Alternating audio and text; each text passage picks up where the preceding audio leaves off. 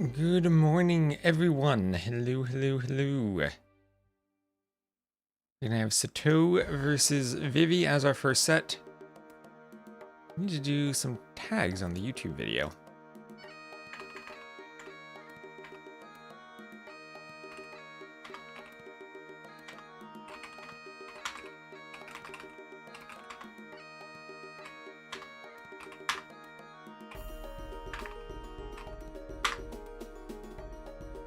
So it's Sitaux Vivi. And what did I put in my title? Then it's FreakinAndy versus Sebastian. And finally, dogao versus MBL.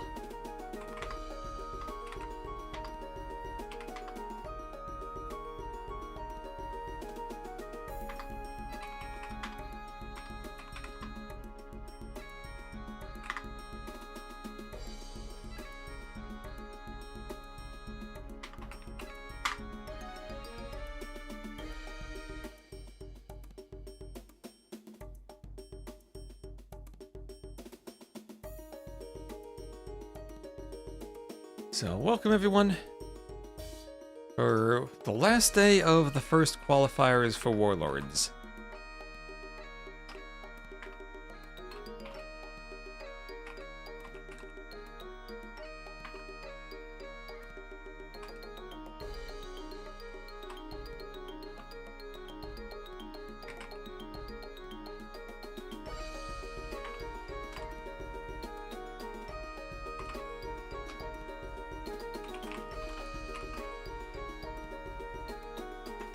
Let's see, I have my YouTube link ready to go. The copy and paste, I don't.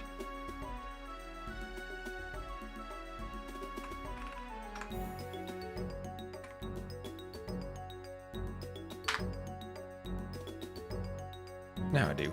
Alright, so OBS just updated itself right before I went live. And Bro Baron, hello!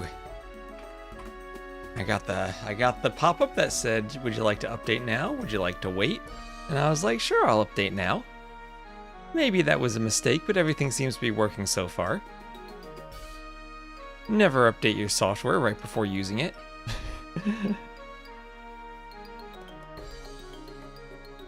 OBS is usually pretty good though, about not breaking.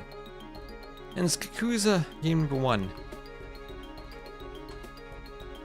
Young Panda's lovely map. How's it going? It's going pretty well. I did some map scripting overnight. That's what... I went to bed at like 9 and I woke up at like midnight and I was like, yeah, I'll just fix some maps. And I made a couple of changes I'm gonna push after the games today. We're gonna add immersion to the map pool. And get rid of seasons. It's 10 p.m. for you. This is when all my Pacific time zone viewers are still online. And then they go to bed and they wake up and they find that I'm still streaming. Happens sometimes.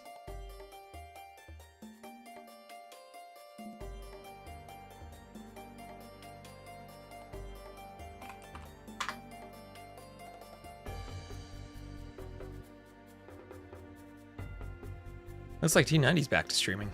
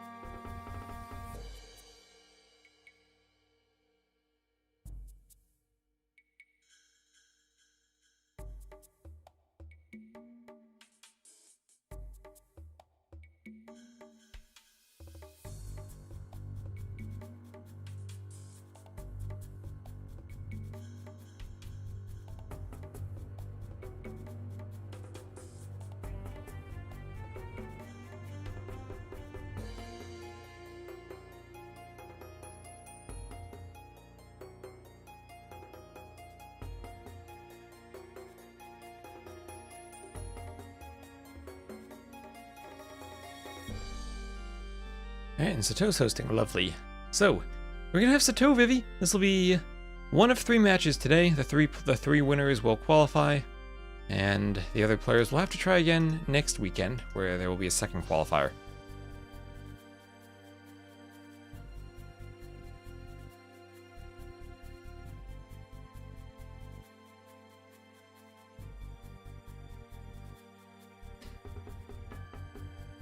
Let's see. Let me check the weather for today. I want to see what the temperature is supposed to be like. 62. Maybe I'll take my hoodie off at some point, but sometimes it just gets really cold here, despite this being my PC room with my PC on. Like the other day I was casting and I felt kind of cold, but it was also a cold day. It's supposed to be 68 outside later today. Right now it's 62, or it feels like. And those are in Fahrenheit. I'm not literally dying of heat. Oh, don't worry, all you Celsius users. And I'll need to be reminded afterwards to go and put timestamps on the video, and I need to do that for my video from yesterday too. Yes. Finally rained after no rains for a few weeks. Oh, nice, nice, nice. That's always a good feeling.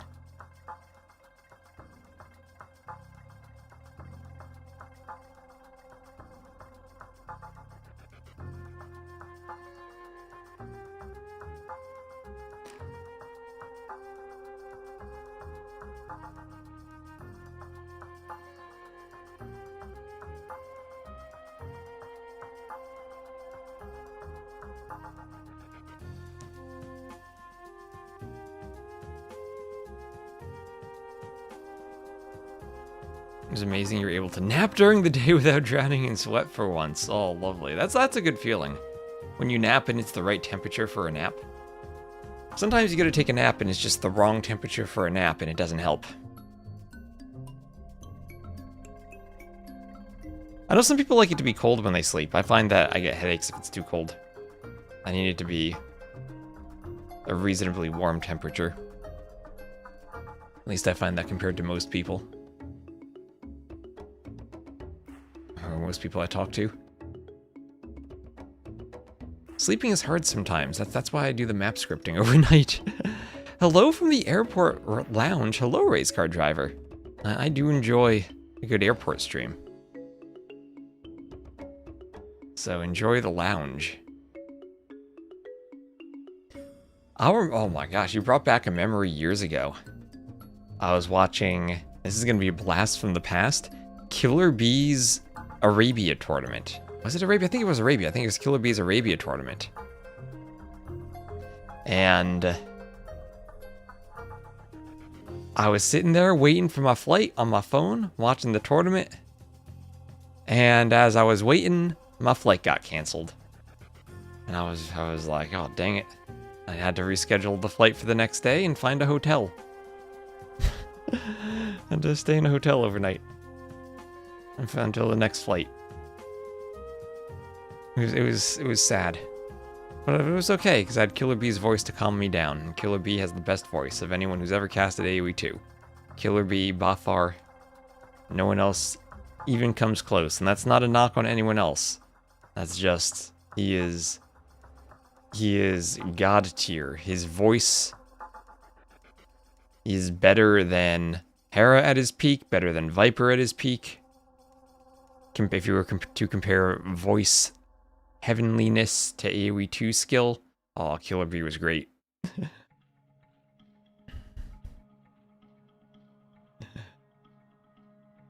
Luckily now all Alaska flights have free Wi-Fi. What? You can get Rage Forest from 30k feet? Oh my gosh. I need free Wi-Fi on my United flight to and from London, or I needed it there. Actually, I need to get a new phone. I need to get a new phone, too. Is it still doing the purple line I think I showed? I was able to show this on chat the other day. No, there's no purple line. Oh, my pharmacy called me. Alright, but looks like we are getting started, so let me just do an ad during the spec delay so we don't have ads during the game. Silly Twitch and all the ads I gotta play. So it'll be Georgians against Burgundians on Skakuza.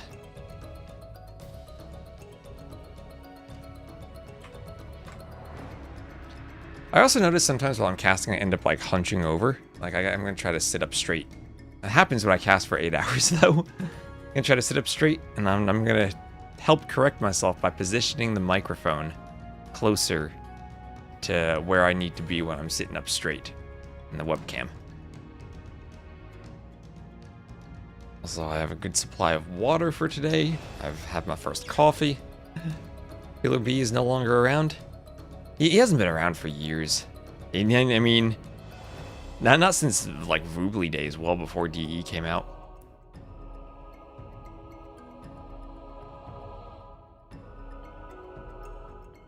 He was by far the best, though.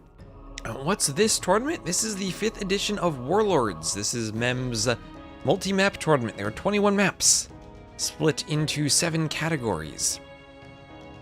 Players pick maps from the categories. And Skakuza, that we're going to have for game number 1, is from the Chaos category, the Chaotic category.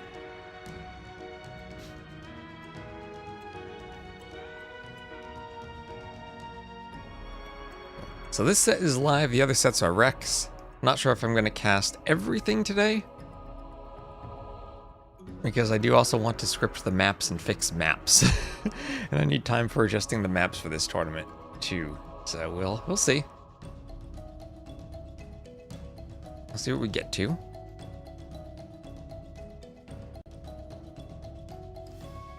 And give me a moment just to set the scoreboard up in game. This will be Vivi against Sitaux on Skakuza. So here we are, Skakuza. I added 1 tile of unbuildable rock terrain around the middle. There were a few differences between rocks and everything here, and there was a version I saw that had tons of big rocks in the middle, but that also meant you could wall between the rocks. So I tried to tone that down and combine it with the original version a bit. And so what players are going to do here with all the zebras and ostriches is push them right to their TC. And then, if you're the Georgians, you're going to take your mule cart, and you're going to go right to the middle, and you're going to take them at the mule cart. So no pushing needed. You can use your scout to scout. You can also use your scout to push. Optional pushing, that's good too. And double bit axe for Vivi, as this zebra comes into the TC. And there he goes. Hunt at the TC for Sitaux. Hunt in the middle for Sitaux. The Georgians with that mule cart have an insane Dark Age. You're not taking sheep. You're just taking zebras. And honestly, Sitaux could probably even be scouting with the sheep more, but he's gonna be luring the zebra. Also, he's chopping wood at the baobab tree. So he then decides what is his second Dark Age building. Is it a mining camp, or is it a barracks? We will need a barracks. I think he will have to fight in feudal, no matter what. Does Mem pay the prize pool? So the prize pool is sponsored by World's Edge. That should be on the floating logo over there. That is the development, or the Microsoft development studio specifically responsible for the Age of Empires franchise. They sponsor various tournaments over the year, or throughout the years. And this is one of them. This is a 70,000 or 75,000, something around that. That's the prize pool. And then I'm sure Mem has other costs in addition to what they provide him in funding that he pays himself. I don't know exactly what his personal budget is.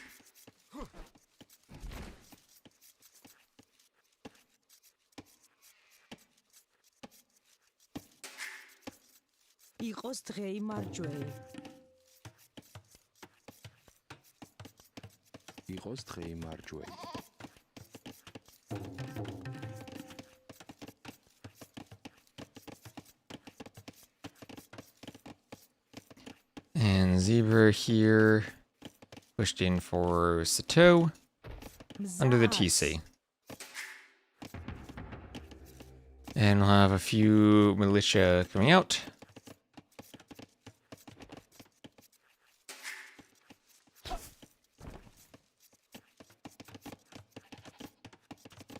You prefer to use your scout as your best man at your wedding. Well, I certainly hope he does not run under an enemy TC on his way to your wedding. That would be quite sad for you. Speaking of scouts, I'll engage in a bit of a scuffle. Why didn't they pick Mongols here? Banned? Likely banned. We can check that on the draft screen. Mongols have been a popular pick here. Aggressive men-at-arms or feudal-age infantry civs, Romans, and Burgundians will be picked here, I anticipate. Skirmisher civs, Vietnamese, Byzantines, maybe even Sicilians or Dravidians could be picked here. Lithuanians.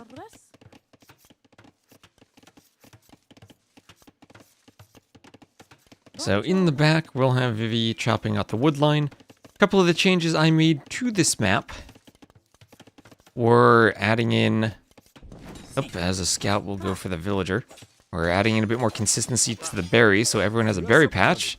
And, well, Vivi may be wishing he had a bit more lumber camp access there, as those vills go down.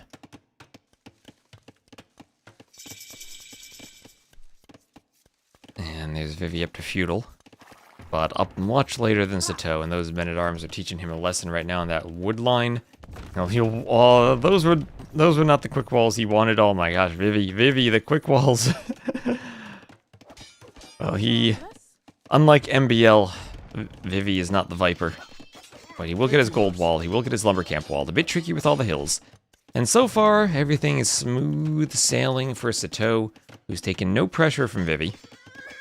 And Smiley, hello Smiley. Hope you're doing well.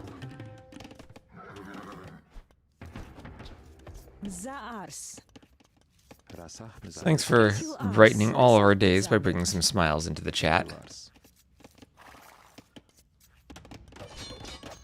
And those men-at-arms will just sit there and attack the wood line for some repairs, as we'll have a tower up for Vivi. Defending the berries, pretty nice tower location for the berries and the wood line. That'll basically protect those vills from the men-at-arms, and once that goes up, Sitaux is going to have to flee. And there it is, he needs to notice it, and he might not notice it. Oh, he does notice it, because at the same time, the Flemish militia, with the Burgundians picked from Vivi, will be attacking him in the middle, trying to force him off of that mule cart. Does he have loom? He does have loom. That vill went down pretty fast.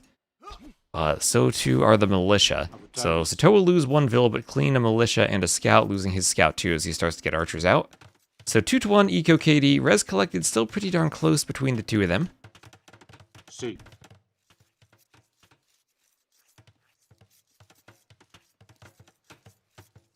And now Sitaux will be doing his tower right in the middle. Now, as the Georgians, he can move the mule carts around his economy. Downside for him, though, is he doesn't really have a stone access where he could do a mule cart on stone and another resource. Could maybe go a bit farther away and take gold and that wood line. Maybe put a couple of vills on stone then to do towers. But now the militia are getting into his eco, and he'll have to be the Viper now, as he has to quick wall everything. A bit tricky sometimes to quick wall around the mule carts. Well, it does get the houses up. Meanwhile, his men-at-arms will help escort the archers back by the gold. That tower, actually, since it hits the gold, helps keep the gold safe still, even though it's not in range, because the men-at-arms can't fight the skirms underneath the towers, so it's hard to position archers on either side outside of the tower range and hit the gold when they're going to be chased by skirms. A couple of archers back for Sitaux defending his wood line. He's got fletching on the way. He's up by a vill. But we already have bow saw for Vivi, so he's been clicking those eco upgrades.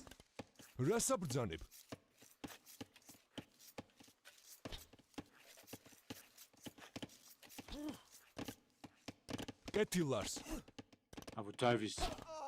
Pozot. Avutavis. See. Pozot. See. Avutavis. Pozot. See. And militia taken by the archers.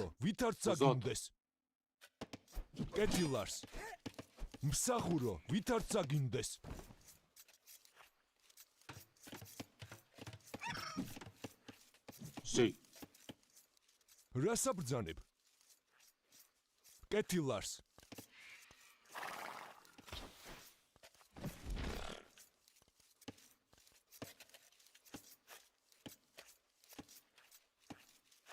There's all the vills down there.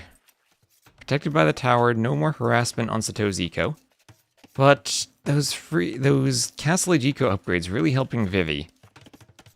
And the fact that he has Bowsaw helps make up for the fact that he's not in the middle. There'll be an outpost from Sitaux, no town watch for him yet. But does have the outpost up.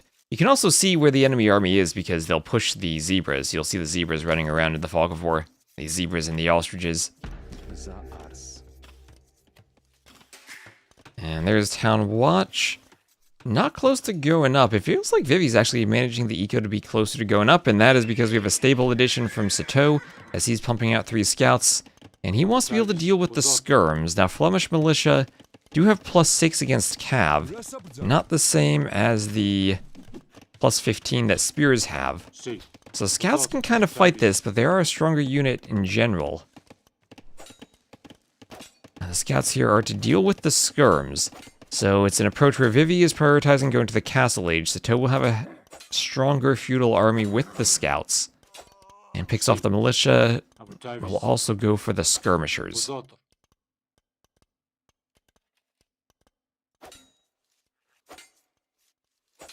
Skirms here will be fleeing as a militia comes over.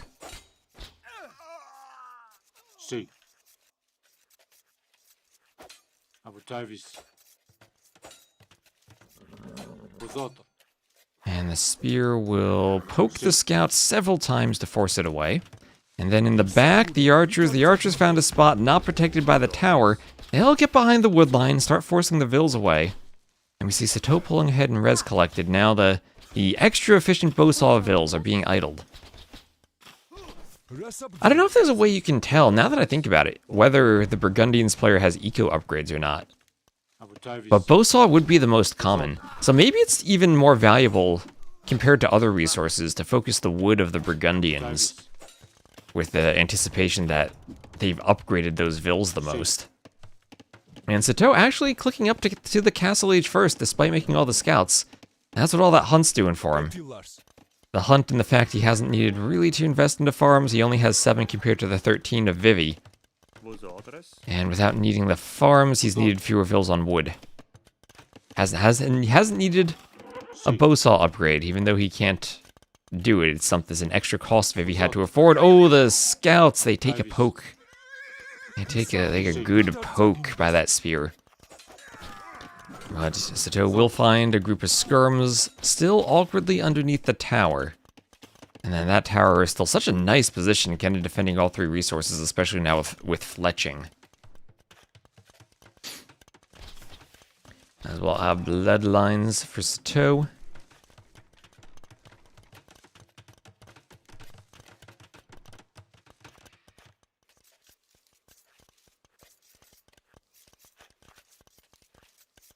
And scale barding armor also.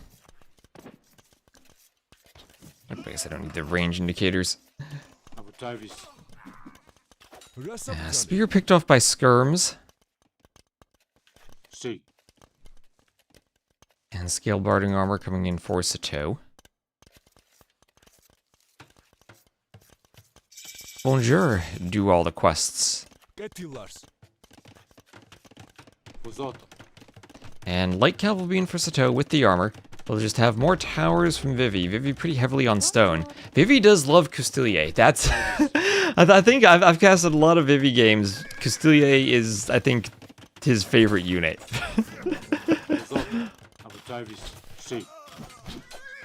Oh, now Sitaux gonna engage under 2 towers to fight the skirms. He'll lose all of the archers, but we're just gonna run the light cav in.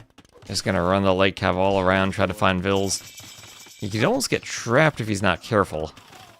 But he'll take a lot of losses there, being a bit greedy trying to find vills. That'll be a lot of idle time, at least for Vivi, trying to quick wall.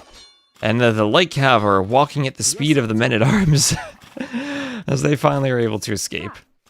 And you'll be looking for weak vills over on the farms. Everything pretty close to the TC or a tower for Vivi. And oh, some weak vills. That's what Sitaux was looking for. Now he'll get some value when he dives. That's 2 vills down. That third die or did it hop in the tower? I didn't even see. I think it died. There's no low HP vill in the tower. As the scouts pick another Ville, and there we go. There is the castle from Vivi. There's the castle from Vivi. Sitaux adding in knights.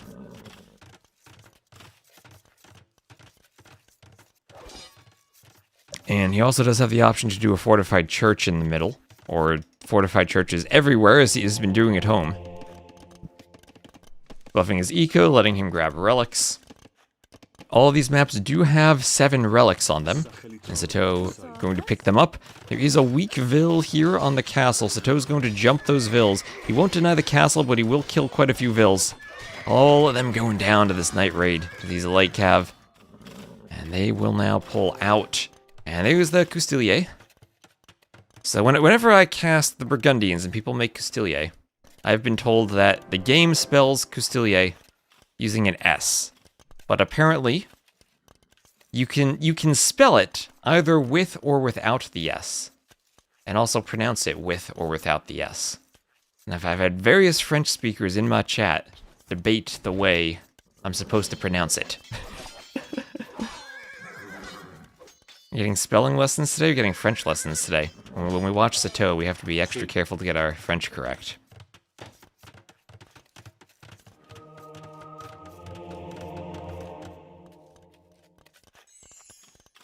So, husbandry for Sitaux.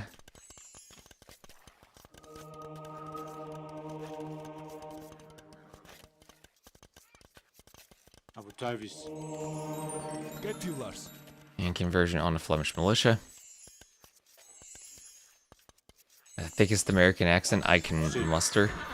I can't really muster any American accent other than my Jersey natural accent.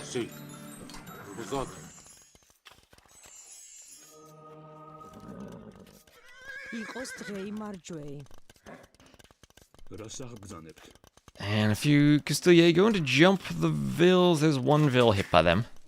And the monk would like to get a conversion, but will force the Coustilier away. Mule carts will be running. I always love seeing the mule carts run. Here's Sitaux. He'll be going for maybe a castle in Manaspas himself. Risky to run back out to the stone, but he wanted to get enough for the castle. The monk finally does get a conversion. Now Coustilier will help defend the Villes after swapping sides. A lot of knights in the front, enough that even with some monk, or that along with some monk healing, they'll win the fight. And a stable will go up for Vivi.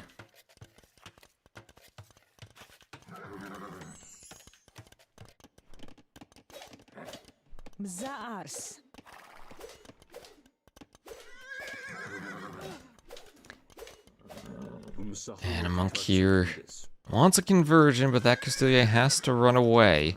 And one over here, very low in HP too. And finally sniped off. And at this point, we have basically the same number, almost 6, there we go, 6 to 4 Coustilier, with all the conversions. Vivi just producing them to hand them over to Sitaux. The mule carts will go forward, because why not? And this will be a castle drop from Sitaux right on Vivi's face. That's a get out of this game castle.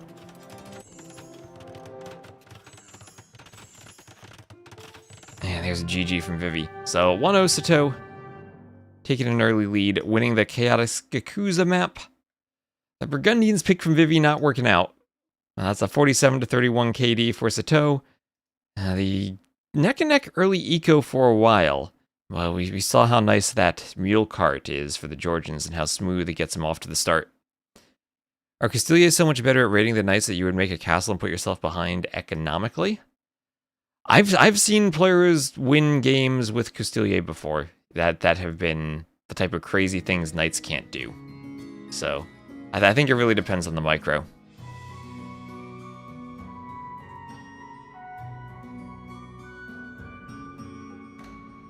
And there we are. Georgians over Burgundians. Now we might venture onto Vivi's home maps of Crownwood and Ring Nomad. Yeah, that's a good point. They can handle pikes better. They can also handle monks a bit better, too. If they want to get one good snipe on the monk before getting converted.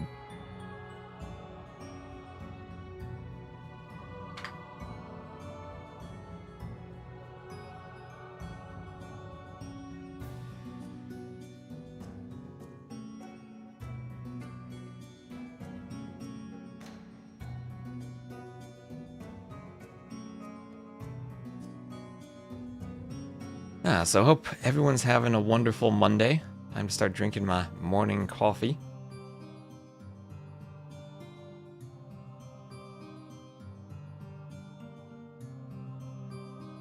It's Addictive Me. Hello, hello. Are they faster or slower or same speed as knights? I think they're the same speed. See, Crownwood will be next. This will be Jurchens versus Vietnamese.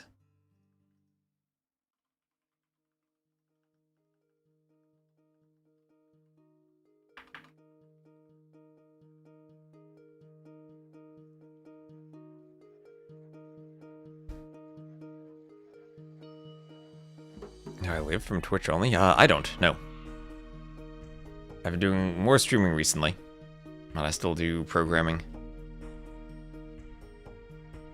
Twitch is still mostly for fun. We would need a quite significant growth through Twitch and YouTube. You repeat? I had to break. No, I still do programming. I'm still a programmer. I've been adjusting my time to spend more time on Twitch recently because I've been enjoying it. We need to grow quite a lot on Twitch to hit that point.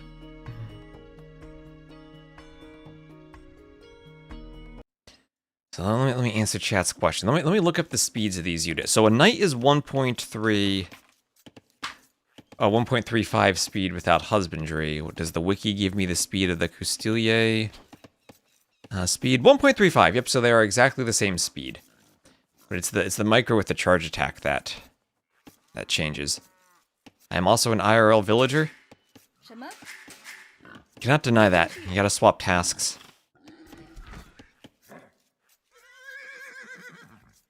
You can check my Instagram for all my villager adventures. So, Scout here from Vivi still wandering around.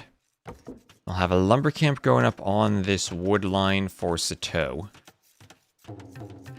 And a few houses going up. We'll have a line of houses over to the wood line. So the one thing, or we made a couple of changes to Crownwood. As Vivi's very far forward trying to lame. Since it's supposed to be an open map, there are all these little small forests that are scattered throughout the map. We removed them from being located directly next to the player bases, so they can't simply wall the map fully. They can't wall the map fully. It's going to be a lot harder to wall. Overlay is acting a little goofy. Oh, I wrote Jurchens instead of Crownwood. It's not acting goofy. It's I typed the wrong thing into the text box. That's what happened.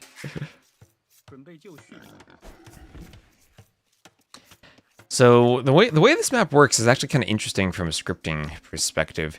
There are player lands, and on the circle at the same radius of the player lands, there are 6 additional hills placed. So we have a circle of lands here.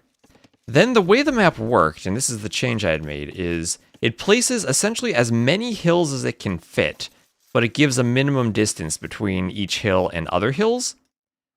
But this was giving us a very wide variety in the number of hills that could appear. And I saw hills between each of these little hills with trees, between 11 and 18 different hills. So I standardized it a bit. There's always going to be one hill in the middle. And then there's going to be one hill roughly in each corner of the map. So it should be pretty fair. Every player has the same hill access. And then there are these extra hills encircling the middle. That 3 building for age up bug is getting common now. That is true. And Sitau's not showing up there. Now that is weird.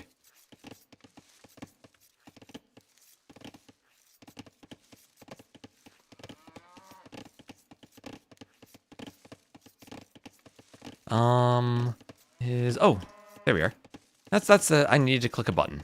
I accidentally clicked a button in OBS that removed that. Thank you for pointing that out. Each of these are images in OBS, and I accidentally unchecked the image. There's just a misclick when I alt-tabbed to click on OBS, and I clicked the button that turned that off accidentally.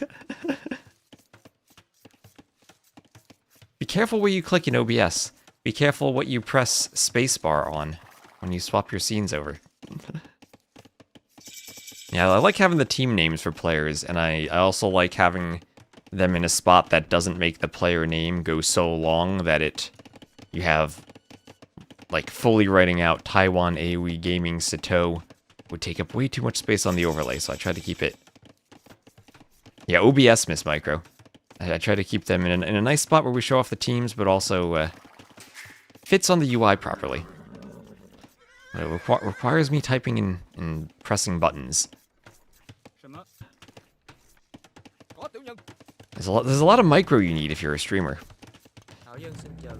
So here's the archery range from Vivi. He's going for an archer approach.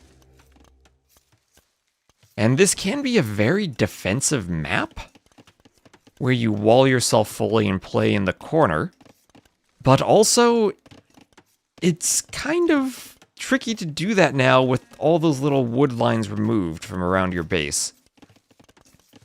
You won't have as much area where you have free walls with the wood lines, and you have to do all the walls yourself. Now, this is AoE 2, and players certainly will do that themselves, but we already see Sitaux adapting to the map a bit, and instead of trying to wall all the way in front, which players probably had been doing with the wood lines, he's going to make one of those, what Phosphoro calls a cut, and wall directly from the wood line to the TC. And when you're against archers, this type of walling is pretty effective, because archers won't want to dive the TC. When you're against scouts, scouts are a bit more willing to dive the TC. They have a bit more HP, and they're faster, so they'll dodge the arrows, they'll get through. And with all the farms, it's hard to quick wall right by the TC. Your farms block your walling spots. You can try to delete a farm. I once did that and deleted my TC, so maybe you want safe delete turned on.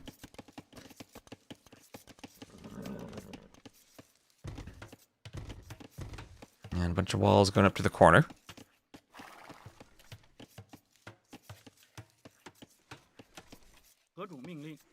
Oh, Vil, where's that Vil going? That Vil is pathing. that Vil, oh my gosh. Not deciding to build the wall. But the wall won't go up in time, and this is what we wanted to see, an open map. So all the walls won't necessarily be up right away, and you actually gotta focus a bit. You gotta try a bit to keep yourself safe and secured.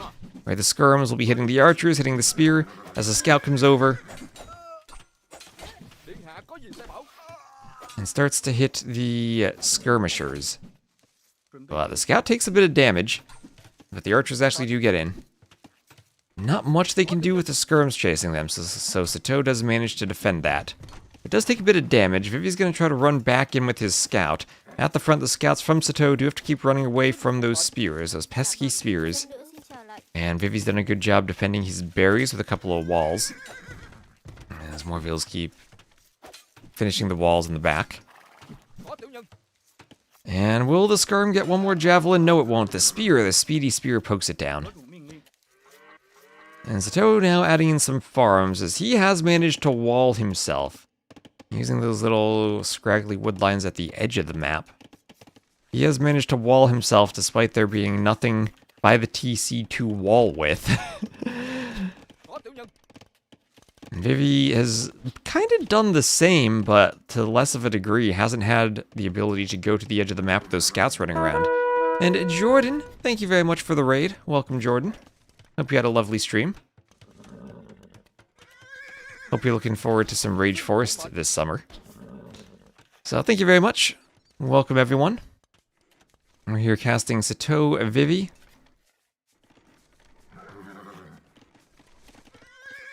And Sitaux right now with a 1-0 lead.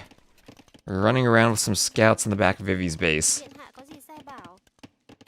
Vivi has deleted one of the palisades on his wall, and quick walls just in time. As the archers come over, and we'll get a couple of nice shots on the scouts, manage to pick one off. And meanwhile, very low HP units for Vivi in the back of Sitau's base. He'll try to kill the scout with his Vils and does succeed there. not much more Vivi can do with being chased by a skirm. Sitaux able to get 1 gold pile in his base. And a castle age now on the way for him, as the skirms will come over and try to pick off the rest of this army. They will. And Sitaux did finish those walls after the army got in early. And both players up to the castle age. Sitaux just a bit faster. And he'll add in a second range.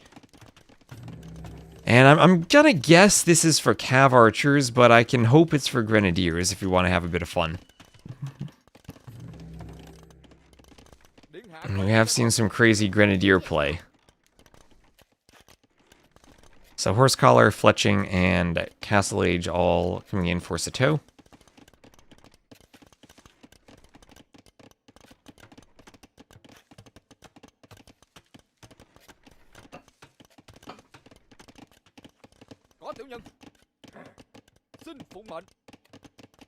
Dạ bẩm, có dân nữ.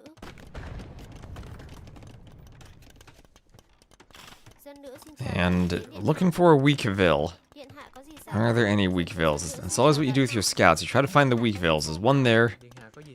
Weak vills on the farm. So that's the right position to have the vill on a farm, though. Right next to the TC. Not one of those double-layered farms or the corner farms. Yeah, they're hoovering. They're hoovering. And nice quick wall again. Managing to keep that woodline safe. Dạ bẩm, có dân nữ. Dân nữ xin chào. And the archers will fend off the scouts there. Very low HP, and the spear will take down a scout. Sitaux now up to castle. And the archer's not going to find a way in for Vivi. But the palisade won't keep them out for long if crossbow and bodkin come in. So skirms forward for Sitaux. That could cause him a problem at home if Vivi's able to get in. There is a wheelbarrow in bodkin. Those cheap eco upgrades of the Vietnamese. Now Vivi does have... Let's see, he does have 2 golds in the back. He could move to if he abandons the main gold. But he does want to run before elite skirm and bodkin come in and the skirms actually get threatening. Skirms with those upgrades go from 3 attack to 5 attack. And that means the vills with 2 pierce armor go from taking 1 damage to 3 damage, so the elite skirms get much deadlier. And here are the crossbows going to hit the woodline. Sitaux going to be disrupted a bit, but won't lose a vill. No ballistics. And a couple of skirms there, now elite skirms. That's probably enough with the army coming back to keep the crossbows away. But Vivi, by being forward, will alleviate all that pressure from the front of his base and force Sitaux back with the skirms. And now you can just kind of run. We'll probably lose a couple of crossbows as the pathing does its thing, running around the edge of the map. But he'll be able to, for the most part, get away. He doesn't have a cav swap. He does have a stable, actually. Never mind. He does have a couple of knights. The knights don't have any armor.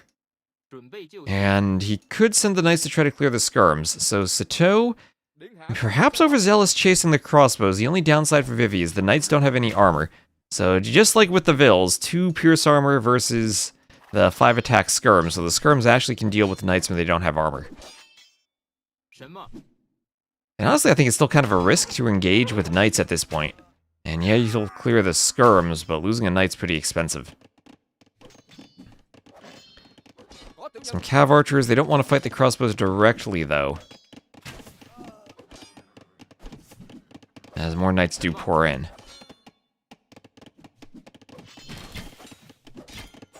And knights will pick the skirms. Skirms also hit the crossbows.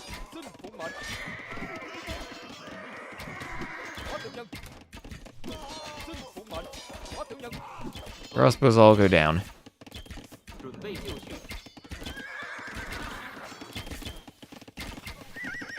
And knights cleaned up. So Sitaux cleaning all the army. Both players on 2 TCs. And both players do have another woodline in the back of their base. Now Vivi maybe missed an opportunity when he saw Sitau's army had come back to clean the crossbows, where he could have sent a vill out to the side to wall. But yeah, I think that is a good trade for Sitaux, as we'll have, forward TC for Vivi, but just as the cav archers get in, he wants to defend that main gold. Maybe a bit risky going forward, though. He does still have options for safe gold in the back. And we'll have bloodlines for Sitaux. As a cav archer will pop out of the range and avoid the TC. And we'll have a third TC at the front for Sitaux. And a university going up for him too. He'll be looking for ballistics for the cav archers. He's doing bloodlines and wants to upgrade them. But that TC is denied. I would still love Sitaux to send a Vil forward. Palisade that straggler and then get in. I think it's walled by those houses. A bit awkward with the hill, but I think that's walled. And Vivi now abandoning the front lumber camps to go to the rear. Still does have wood. And he's getting a few more Vils forward. Get a bit more percentage done to that TZ, but it's still only 36%. And there will be a quick house wall and a few skirms for Sitaux to defend against the cav archers. Still no ballistics for them for Vivi. A very tempting straggler tree. Man, now I'm seeing the blue on the minimap overlapping the TC foundation. I'm thinking Sitaux is going for a forward TC. Oh, look at all that blue, those cav archers, those skirms covering the TC. And now Sitaux should start pulling ahead in Vils. He did manage to TC his forward gold. Had been taking a back gold for a while and adding in ballistics. And it feels like now he's just a couple of small steps ahead of Vivi. And if he can garrison the Vils and not lose many Vils, then he'll look to turn those small leads into a larger lead. As Vivi will now go for the safe TC on the back gold. Is wanting to protect the front gold, but perhaps a bit greedy. And he's on stone again as the Vietnamese may be looking for Rattan archers. Vivi does love his unique units. He absolutely does. And, well, I guess Sitaux didn't need the straggler tree. He's in anyway. It's only a couple of scorpions around. Bái kiến điện hạ.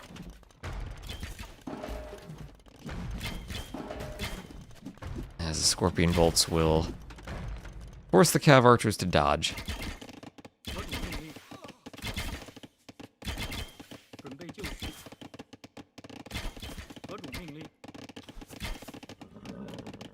Couple of villagers picked off by the cav archers.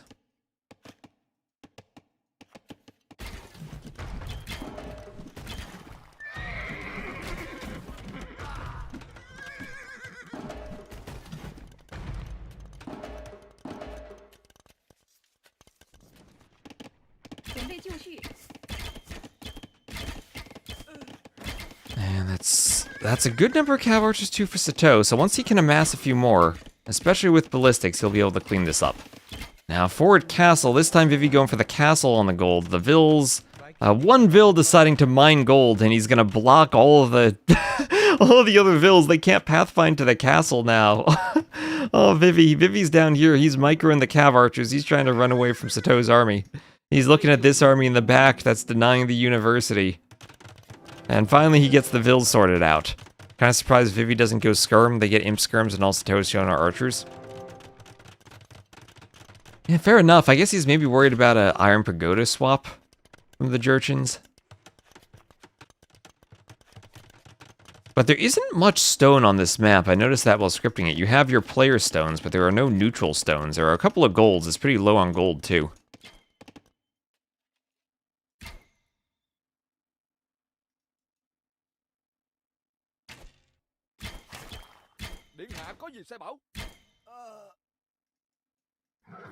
A wolf chasing cav archers. We'll have elite skirm for Vivi.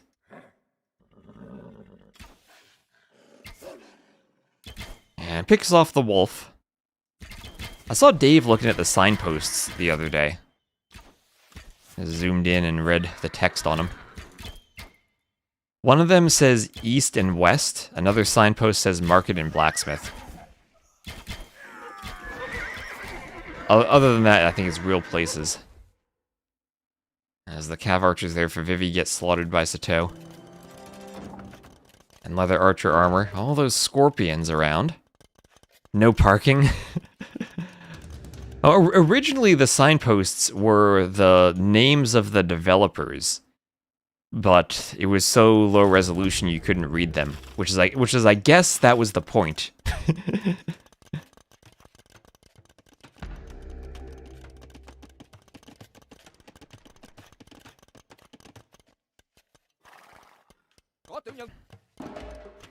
Skirms and scorpions coming over. I think this is walled.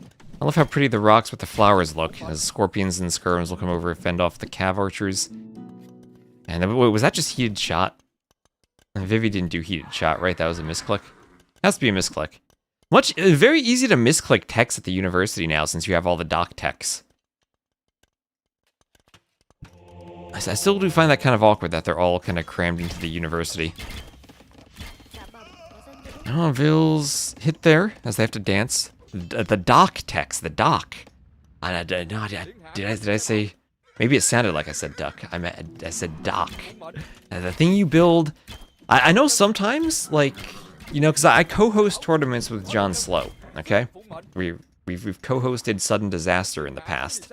I understand there are probably many people out there who have never played a water map and probably don't have a hotkey for the dock building. But it is a building in Age of Empires 2. When there's some water, it's the blue terrain. There's a blue terrain, the same color as Sitau's units on the map. You can build this building called a dock that lets you construct boats. Arabia players in shambles? Now, Arabia has ponds, but not everyone plays Arabia. Not everyone plays Arabia. In docks, you can recruit ducks. That'd be cool.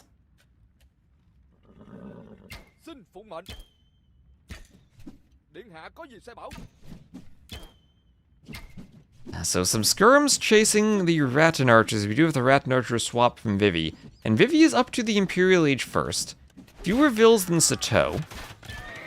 And Vivi's going for a forward castle. Will this be a doubt castle? Will this be a doubt castle? He's going to lose a couple of Vils to those Cav Archers. Can Sitaux deny this? There are quite a few skirms coming forward. I don't think he gets denied. But the army not quite forward. The Scorpions are pretty darn slow. Sitaux clicks up to Imp, but he'll be 2 minutes behind.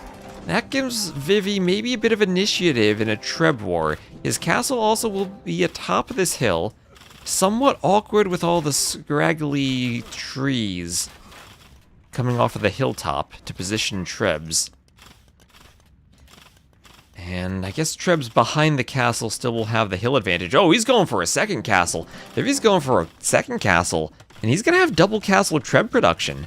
And this is maybe his opportunity to win the game if he can get double castle Treb production, take down this castle, and push Sitaux before Sitaux gets Imp. Where is the Imp TC?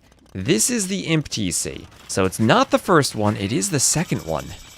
It is the second one. Also, hello, Bazi. Bazi, a wonderful map scripter. Who is very familiar with the docks because he made Aqua Arena.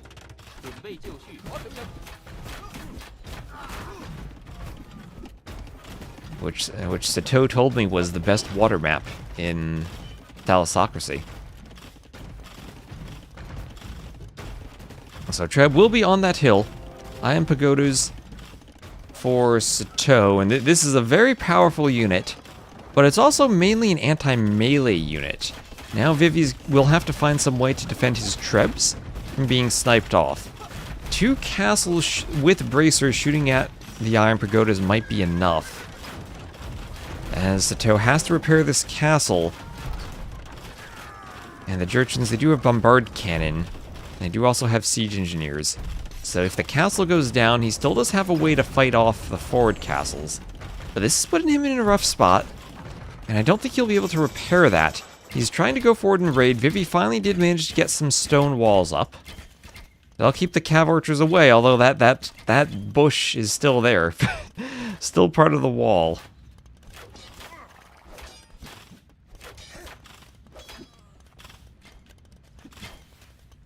So long ago. Well, we need more Bazi maps. Bazi maps make the world a better place.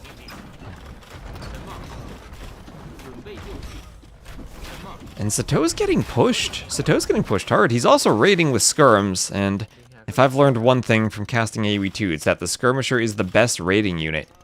Once you get the armor, it says TC fire. I don't care about TC fire. Let's go kill some Vils. These are bracer skirms. They got 6 attack. They got 7 attack once chemistry finishes. That's almost done. And those Vils have to flee the stone. And now we have Imp Skirm for Vivi, but he still will need enough numbers to clean this. We'll need his final armor. These vills on the wood line, they are getting raided as Sitaux is pushing forward with his army. Vivi might need to send his vills to the center of the map. He's got 3 castles here. Sitaux trying to do a castle on the side. Both of them can't stop each other's push. Both of them can't stop each other's push. I think Vivi might need to go forward. He's trying to steal Sitau's farm. Sitaux... Oh, no, that's a mining camp. That's a mine. He's stealing Sitau's gold. I thought that was a mill for a second. I was like, Sitau's got to delete his farms. Elephant sighting. Where is the elephant? I missed it, chat. You see more than I do. There's enough of you. You see more stuff than I do. Here's the light cav and plate barding armor for Sitaux. And he's still in the back. Oh, there's the elephant. I see the dead elephant. Rip elephant. I missed it. Eventually, there should be enough imp skirms to clean this, I think. Eventually, Vivi cleans that. I don't see how Sitaux stops this. I mean, maybe the answer is just skirm. And skirm and more skirm. There's plate barding armor for Sitaux. And with this aggressive castle dropping and imp timing, Vivi was behind but managed to find himself a way to claw some map control back. With how little gold there is. Once the gold starts running out, the Vietnamese are insane with the imp skirms.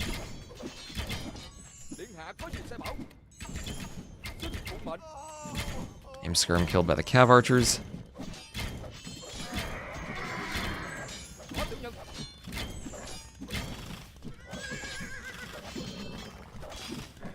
Monk goes down. And then chemistry for Vivi.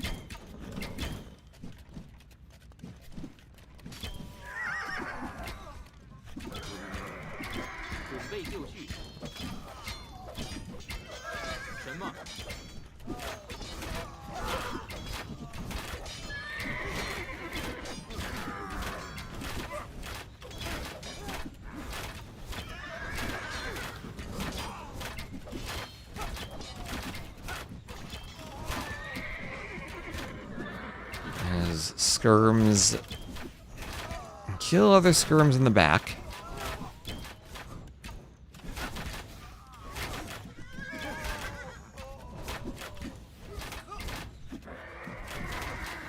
And finally this is cleaned. And now Sitaux has to resort to the cannon. Has to go cannon. And Vivi will lose 1 castle, but he'll also destroy one of Sitau's castles in the process.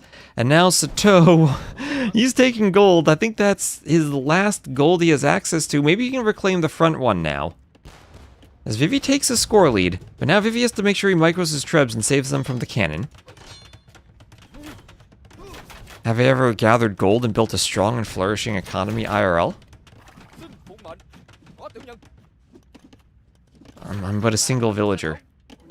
I do have a pickaxe, but I was not mining gold, I was mining stone. The Bloodlines, Cavalier, and Chain Barding armor. I have Hussar Siege Engineers and Iron Casting for Sitaux. And more cav upgrades for Vivi, so Vivi gonna make a cav swap. Sitaux had tried to sneak some vills to the middle for gold. But they'll be picked up by the Rattan Archers. And Sitaux now with his hilltop, trying to take down the castle from Vivi.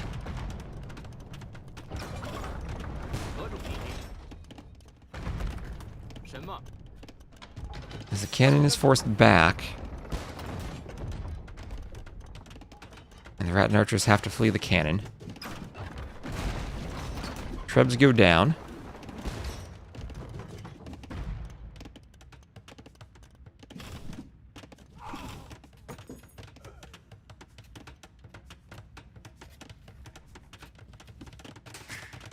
And we'll have another town. Sitaux sending his entire village over. That's 47 villagers building 1 town center. Well, looking like he's trying to win a wonder race here, but does not want the Rattan Archers able to raid that gold. But to be fair, the Rattan Archers, they have 8 Pierce armor. They could sit under the TC and just kill vills, and Vivi might be going for that.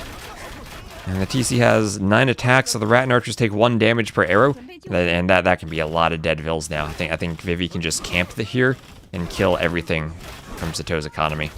He'll lose a few Rattan Archers, but Sitau's not going to have gold access. I think that Vivi, in a crazy Imperial Age push, is actually going to win this game. Sitaux doesn't have gold access, and he's going to be against Vietnamese late game as the vills start going down.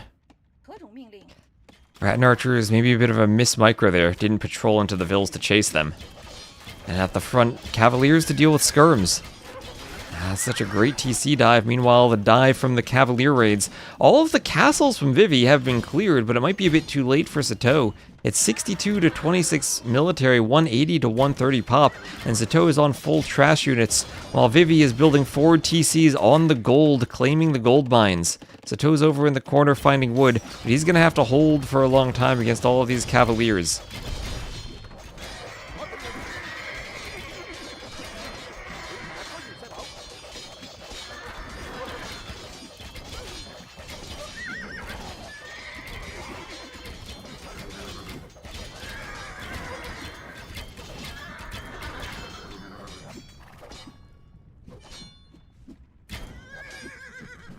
Have archers killing some Cavaliers.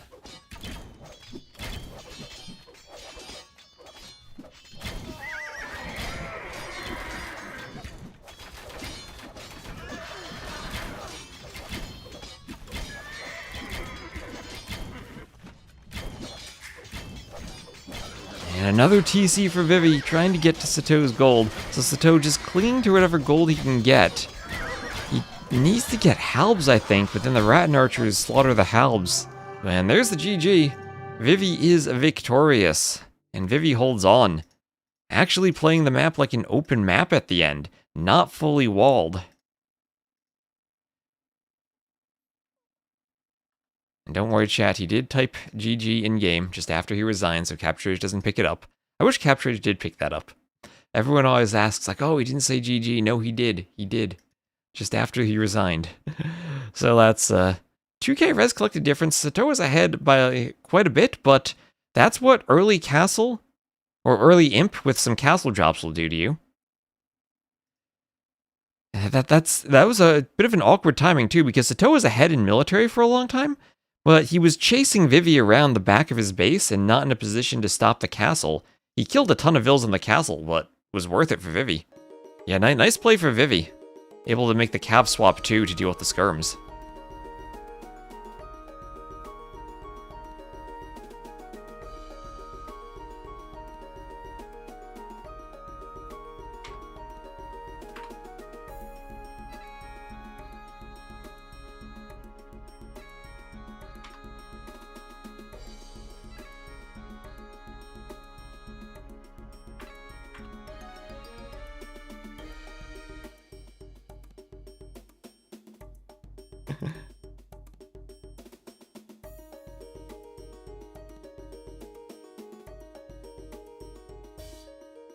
Alright, so we're gonna open this Crownwood. Win for Vivi. Maybe we see Black Forest now.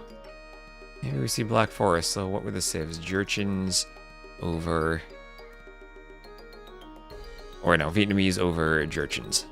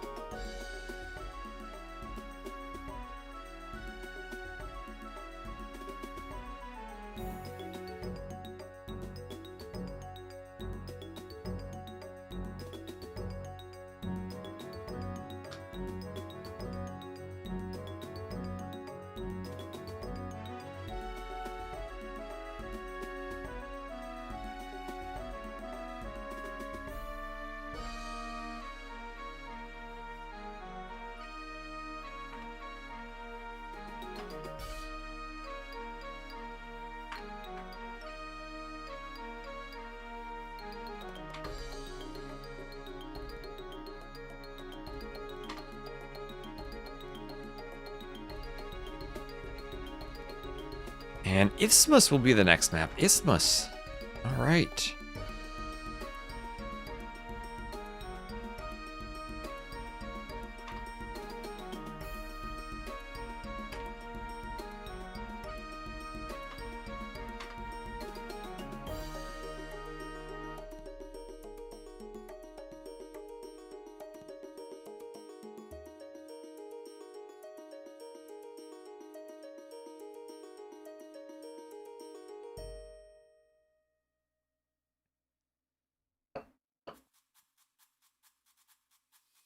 So that ties it up 1-1. And I honestly, I never know what to think of Vivi in tournaments. He's a really good player, but I don't think he has the same consistency that a lot of other players have. And I could see him qualifying and winning. I could also see him Titanicking. And I never know what type of Vivi we're gonna get. He has absolutely crazy gameplay sometimes, and he is amazing. One of the things I really like is just seeing the crazy maps from Vivi. The tower rushes, the Vil fighting. Kind of like Licks, but in his own different way. This will then be Italians versus Japanese. Sitaux being the Japanese, Vivi the Italians. Looks like they swapped colors, so I'm going to keep Sitaux blue and Vivi red.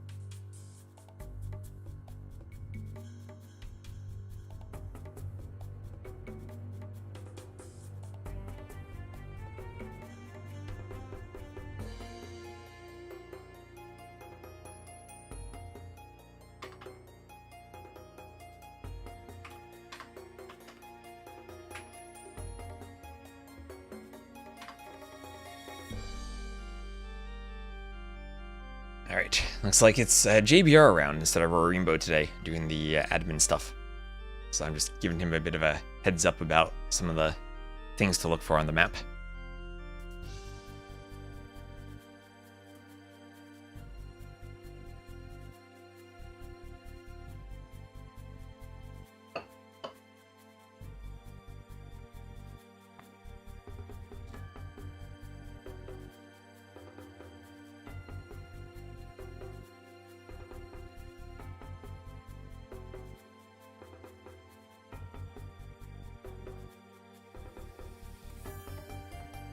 And here we go. And let's see, they swapped their colors. I need to mentally get myself in the zone to see who's where, and I think we're good. I think we are good. All right, so tied 1-1. Sitaux will be the blue Japanese to the northwest. Vivi, the red Italians to the southeast. And let's see. Okay, they both have... Let's see, those are the deep fish. Where are the whales? I gotta find the whales. Whales out here. Always, okay, those whales look pretty fair. And these whales look okay over here. It's definitely a bit closer to Vivi. And it's always hard for me to tell because the whales don't show up on the mini-map.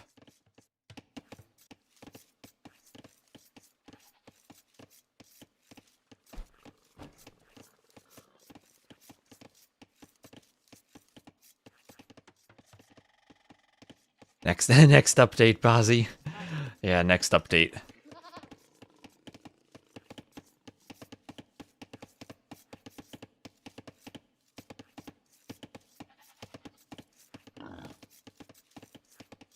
And Vil out here to hunt the boar.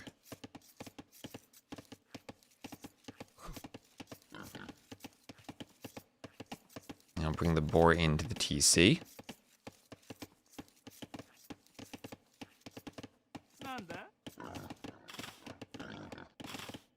And shot there by the TC. So very beautifully lured by Sitaux. I know he's 2k9, but I will still compliment him on the boar positioning. I mean, we did see some lost boars during Rage Forest, so it's you gotta pay attention to it. Also, lots of leopards in the middle of the map. Wait, leopards? These are just jaguars that are renamed, aren't they? The leopard isn't actually a unit, right? Wait, what? Wait, this isn't actually a thing, right? Because there are snow leopards. Oh, wait, now I gotta... Bazzi, is this actually a thing? Bazzi. I gotta go open up the Advanced Genie Editor and check this now. Leopards? Alright, this isn't actually... This can't be true. No, it's snow leopards and then there are jaguars. I didn't know that the leopard was actually a string in the game, though, by itself. Maybe it is. So you can replace names of animals. This is the type of thing, I'll look at the map in the editor and I won't notice this because I have to actually go in-game and click on the predator unless I actually see the part of the map script that does this. But since this was an existing map that was already working, I'm not going to look through all 10,000 lines of code to find the leopard. This feels wrong. This does feel wrong. Those are actually jaguars, but they're named leopards. But if you rename something, you can take any existing string from the game and replace it with another string. You can't write custom names, but you can reuse other things in the game. So if I wanted to name this Joan of Arc, I could. Or William Wallace. That's why I'm surprised, because I didn't know that just leopard without snow leopard was actually in the game. And maybe it is. Now I need to... Now I need to figure out ways to rename things. Yeah, there's a singleton goat out there.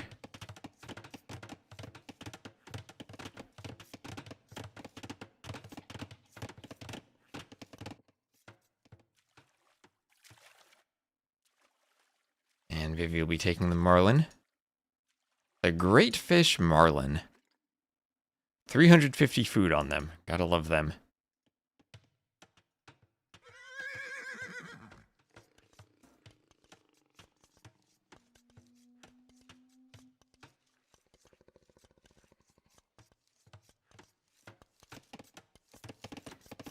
Feudal age for Sitaux as the militia come forward. You gotta be careful though, Sitaux. Don't run through the middle. Don't run into the leopards, Sitaux. Don't run into the leopards. No, we found the leopard. Oh, Sitaux, this was your home map pick. You should know there are leopards in the middle. the leopards. Oh, men-at-arms. He'll have to fight a second one. That's ugly. He's stealing a goat.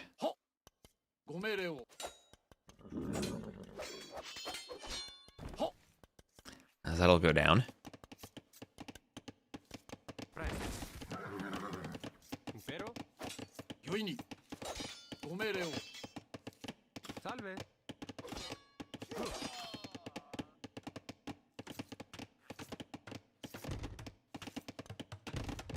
And I'll have a couple of palisade walls going up for Vivi. And a house for him too as he works towards the middle of the TC. I'll have another house on the back of the map. And that's a low HP house foundation. The men-at-arms almost break through there. Vivi builds it just in time. And Sitaux's going to dive the TC. There are not many vills under the TC. Since Vivi is out fishing, he didn't build farms. He doesn't have the vills to garrison the TC. He didn't even have vills on the mill. And now the men-at-arms are in, and Sitaux will be looking to block a villager, stop it from getting back to the TC, and successful block and villager kill. Barracks up at the front for Vivi. Is a leopard. I think it's exactly the same. It should be exactly the same. It should just be the jaguar stats. I mean, that's clearly a jaguar, right? Unless it's in the game and just didn't show up when I searched in the Advanced Genie editor, because searching for leopard only turned up snow leopard. The YouTube shows Hera versus Sebastian. Did I pick the wrong thumbnail? Thank you for pointing that out. As that scout will stand in the middle of nowhere. Oh, it does. It does, thank you. I forgot to change the thumbnail. I saw that it said Warlords, and I changed the title without changing the thumbnail. Thank you. Where do we go? As we'll have there, the men-at-arms will try to break out over there. Our enemies, the British, are out in force, as their Burgundian allies are thick as rats. Discretion is the better part of valor. Warlords 5. Qualifier 1. There we are. Thank you very much.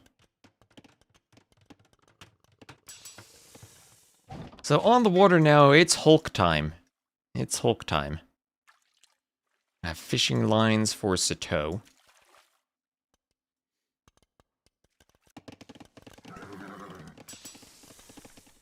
Fletching in the blacksmith. The Vils will go fight the scout.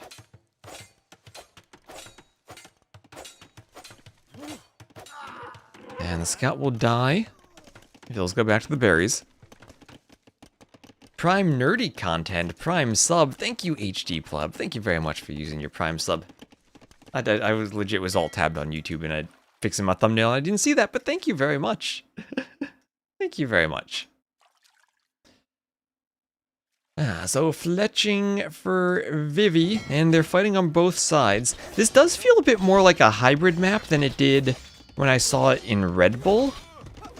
Or I think you could pretty much ignore the water if you wanted to. In Empire Wars. But with the whales also do make the water maybe a bit more valuable for gold. Oh, and the men-at-arms now out the woodline as the archers are in. Pretty devastating for Vivi to lose that. Res collected. He's actually ahead in res collected. So maybe he can lose that and still win water. But it's so hard to stop the fish boom now with only hulks.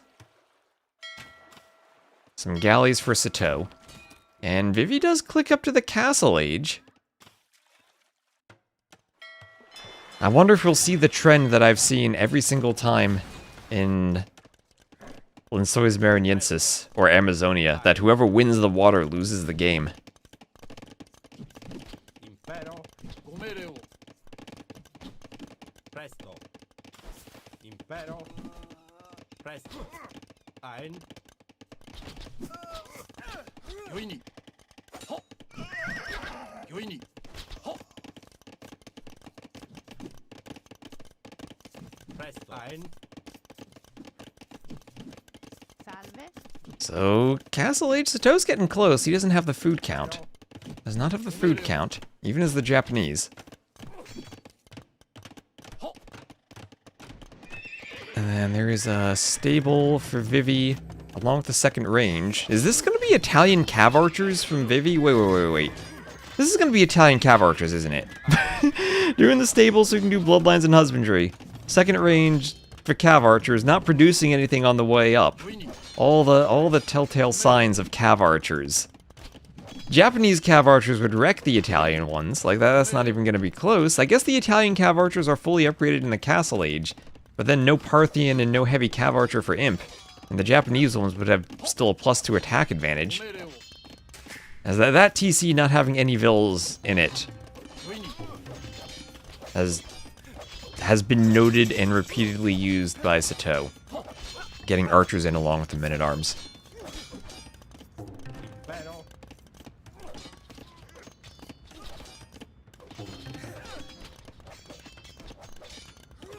As the men-at-arms will take down the house. And archers in. Did they just come in newly? Is there a hole somewhere? Oh, there is a hole. There we go. That palisade isn't up. As the cav archers come out for Vivi.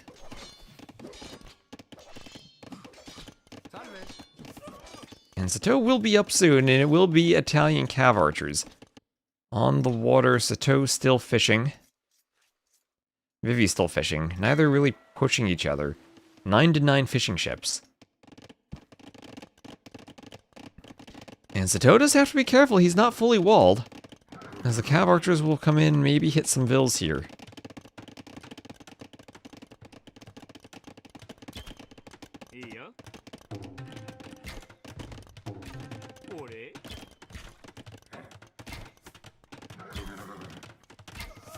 Vil goes down.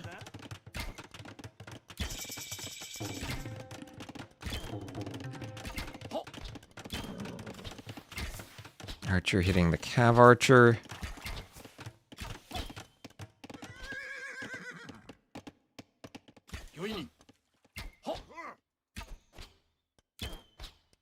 And gill nets for Vivi.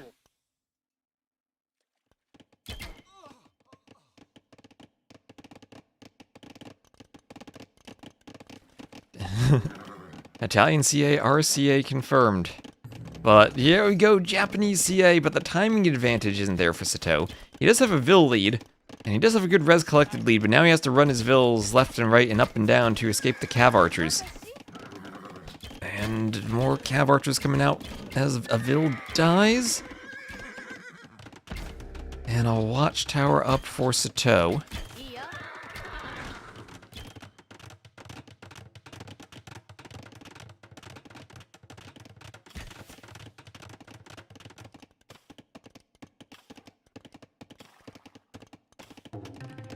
And a house up for him too. So another TC forward as more Vils go to the front of the wood line. And they'll construct a TC. And on the northern water and the southern water, Sitaux winning both, what do I even call them? Seas? Both lakes, both ponds? I don't even know what type of body of water this is. I'll say both seas, I think.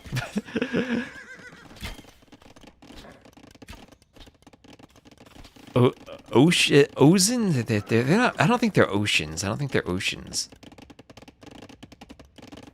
Is there a specific name for a body of water that's on either side of an isthmus? I'll just call them seas. They're pretty large. But also took some damage from the Cav Archers on land. In actual Vils, it's 42 to 40, so he's been disrupting Vivi enough that he hasn't fallen behind in the Vil count. But he's with a score lead, looking to be in a strong commanding position, as all the leopards in the middle have been killed. And we'll have Bowsaw for Vivi now.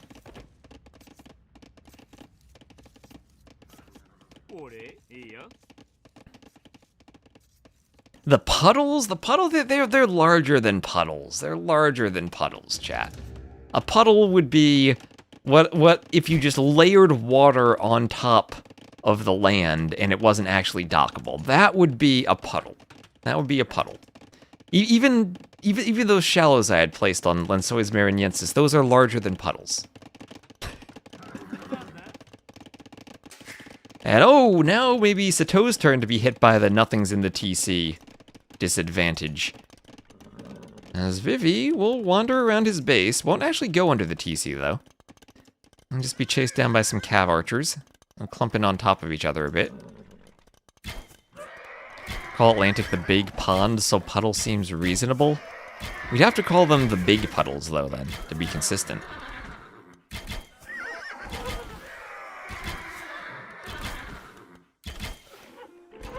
And there's a GG from Vivi. And Sitaux goes up 2 to 1 as he finishes off those Cav Archers. I'll check out some stats now. 50 to 25 KD for Sitaux. Much better eco. And you can see the military count on land skyrocketed for him. Where Japanese going men-at-arms in a hybrid map, who would have thought?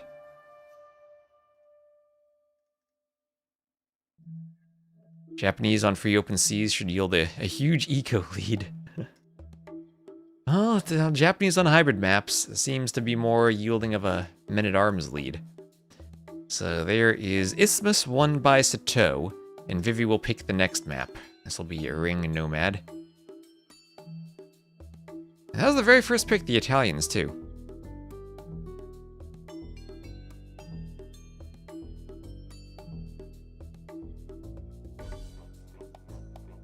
The splishy splashies, ooh. Famous Marvel catchphrase, it's Hulk time.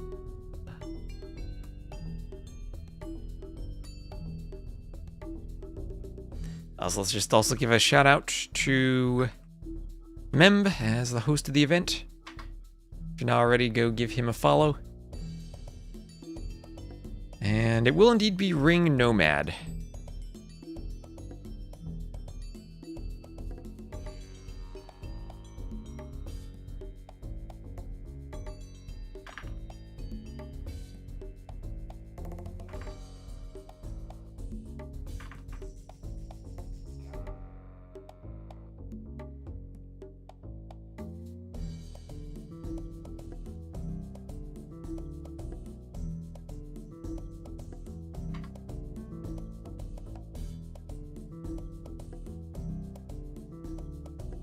if you, like me, are having a wonderful Monday morning, I hope you're enjoying your coffee. I need to get a coffee sponsorship. So this will be Persians against Portuguese.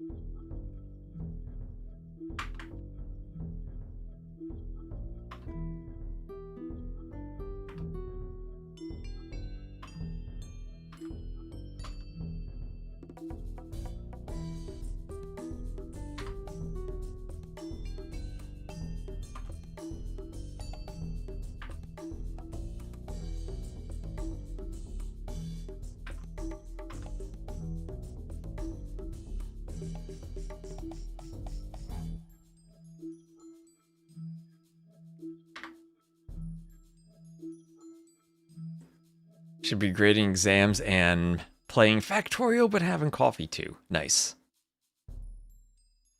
Oh man, I miss the days of exam grading. We had, since I taught introductory computer science, we had a huge effort to grade exams. We had like 40 people all in a room grading exams. We assign specific questions to specific people, pass the exams around, try not to lose anything. Eventually, we had gotten the technology. The computer science department got the technology that all the exams were staples pulled out and scanned. And then we had this program where we would view all the exams on a computer screen. Alright. So, here we are, Ring Nomad. Vivi will be the red Portuguese to the north, Sitaux the blue Persians to the south. And looks like they both should be able to find a decent TC spot. Sitaux will be just a bit faster to find a wood line. It's a Nomad map, so that happens. And there is Vivi, he'll find a TC spot. Immediately plops it down, so Sitaux will be a bit faster to the TC.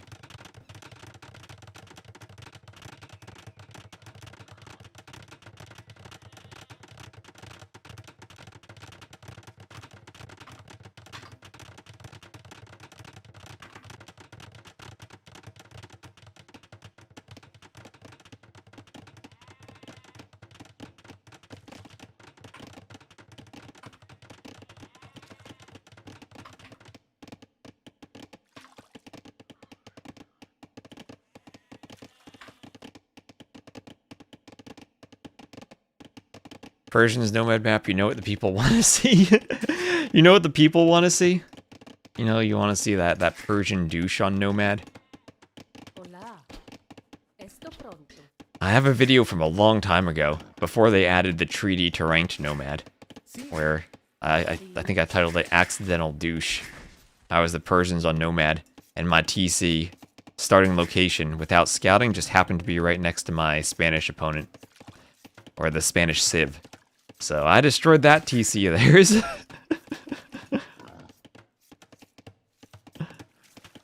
So there's a transport from Sitaux. You gotta be careful, fishing ships can garrison the dock and fend off the transport if you try to be fancy like this. And block the fishing. Maybe fishing ships should have, like, one attack versus transport ships. Well, look at how threatening this transport is, too, with those crossed swords on the sail. Yeah. I don't know if this is new or not, but there's this animation for ships that when they're sailing versus not sailing, the sails will deflate. Let's see if we can catch that. Yeah, there they go. They deflate. Inflate and deflate. Is that the right word for sails? I don't know. There's probably some nautical term that describes that more properly.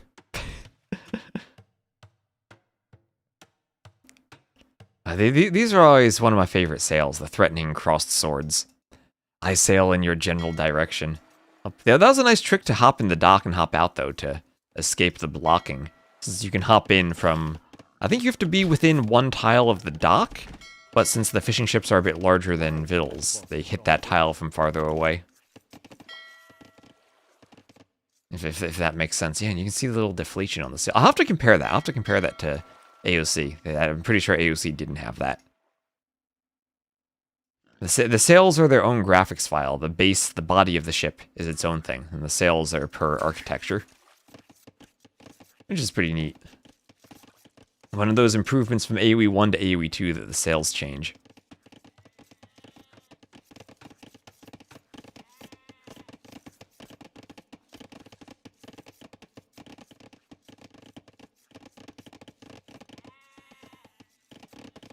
Yeah, something else I could do on the map too is give it a bit more variety in the forests. They're all just the same old forest tree.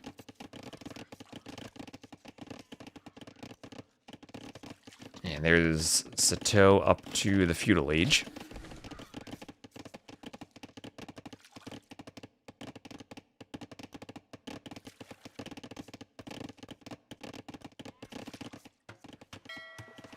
Quais são as afares? Estou pronto. Sim. There'll be a boar lure here. Oh, the transport's gonna block the Vil luring the boar. Oh, Sitaux with the lame, the transport ship lame. Oh, I've never seen this before, but the starting transport laming a boar luring Vil. Oh, that's nasty. You can't build the palisade to de-aggro the boar when you're on the shallows. Oh, that is sick. And Sitaux up to feudal doing the forward docks. Vivi wants the fast castle and then go organ guns. This is Vivi. But Sitaux will be forward, and he has to go... I think this is a fire opening. Double dock fires. Fires are most effective at destroying the dock. So there we go. Yeah, I'm used to seeing blocking the fishing ships, but I've never seen a boar lame like that. Oh, is he going to go back for it? Oh, Vivi, don't do this again. The sheep is there for Sitaux, so the Vil might steal... Okay, he's not going for it. He's not going for it. If the Vil still steals the sheep, then Sitaux knows the Vil's out there. Now fire galleys from Sitaux.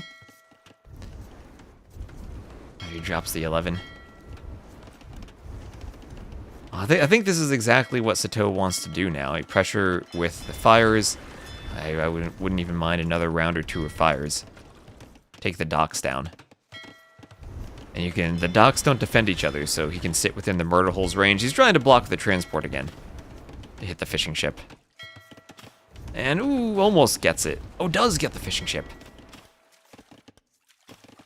Oh, even has a third fire from home. So 3 fires, probably enough to pressure the dock. You sit in murder hole's range and wait for the hulks.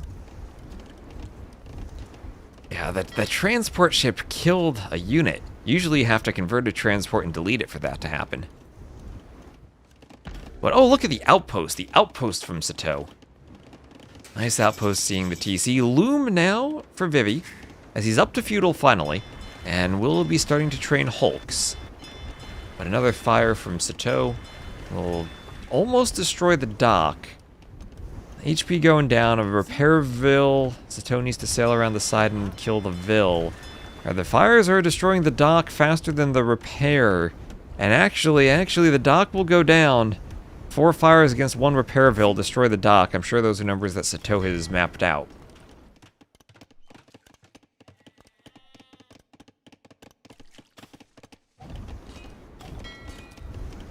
Attacking the Hulk.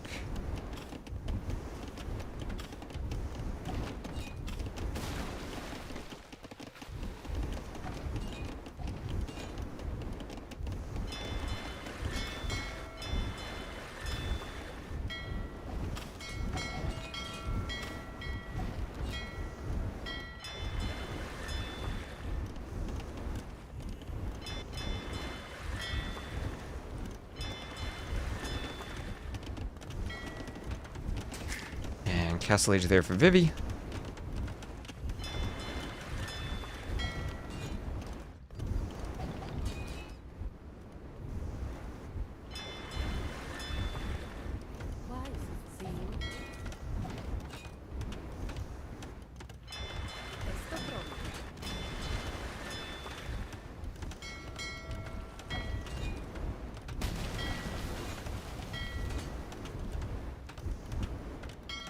As fires take down the Hulk.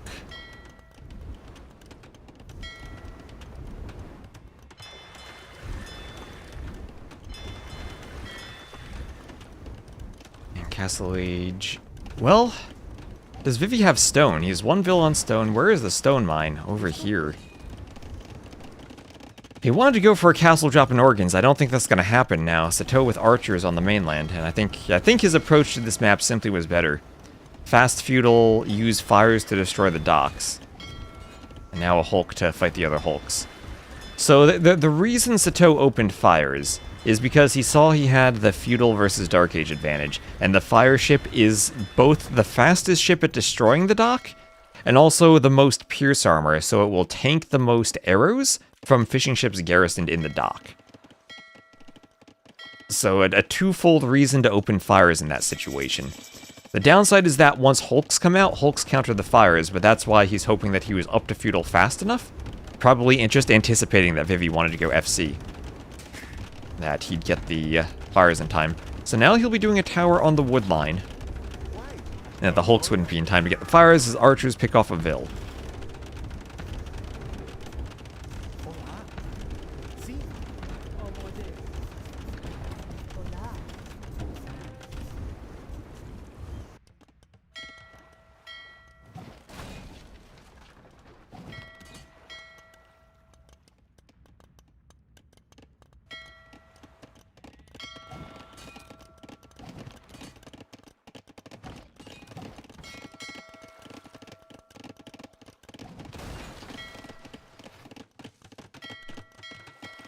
So, transport and fishing ship going down. And, oh, nice mangonel shot on the archers. Sitaux not paying attention there.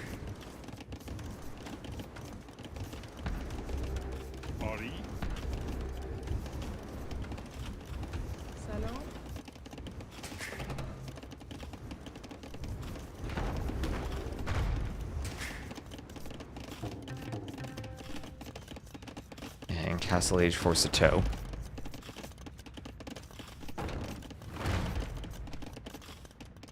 You saw your video for AoE 2. You're struggling to do the achievement on console on PS5. What achievement are you trying to do?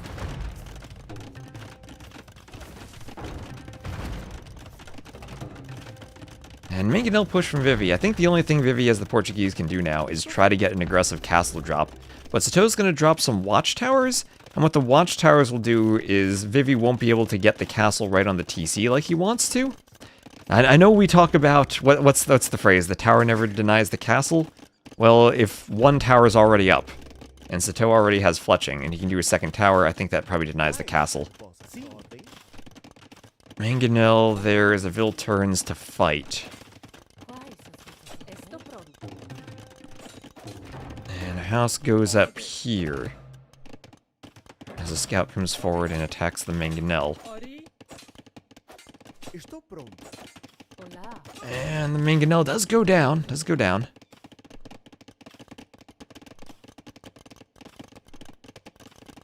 He won't be back. I need to remember what that one is.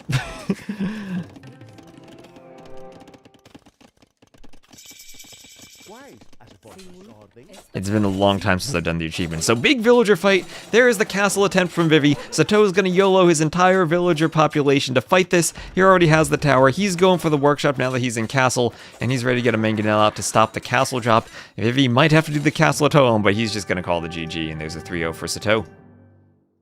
So there we go. Look at the stats. Military 18-7 KD for Sitaux. Better eco for him too. And GG. So congrats to Sitaux. He will qualify for Warlords. Vivi can play again next weekend to try to qualify again. And let's give Sitaux the win on a ring Nomad. That is Persians over the Portuguese. And playing the Dark Age bonus of the Portuguese. I mean, of the Persians there. Against the fast castle timing of the Portuguese. So the next set we have coming up will be FreakinAndy versus Sebastian. Again, congrats to Sitaux.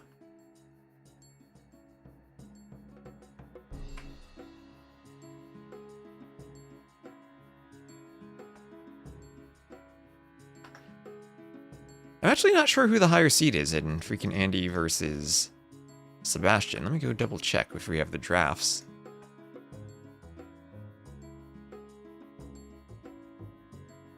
Don't see the drafts yet, but these are recs, so.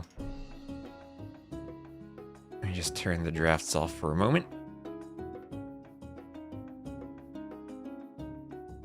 And as we wait between the sets, I will be right back. And FreakinAndy Sebastian will be next.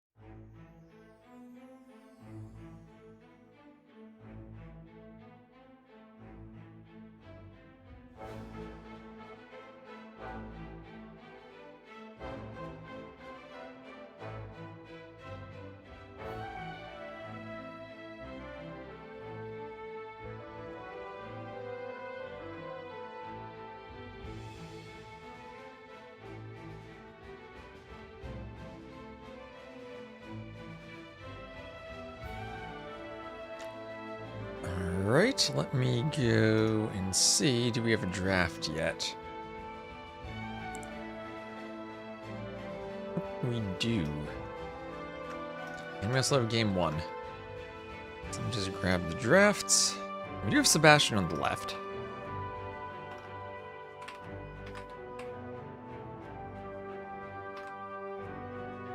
And it'll be Skakuza again.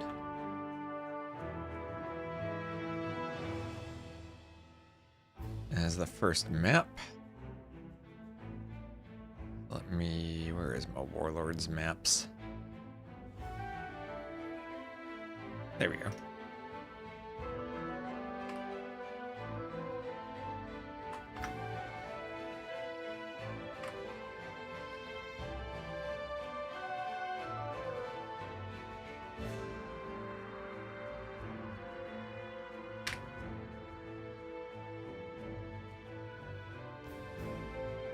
There we go. So Skakuza game number 1. We'll have a couple of new maps. Shorelines and Kilimanjaro for Sebastian.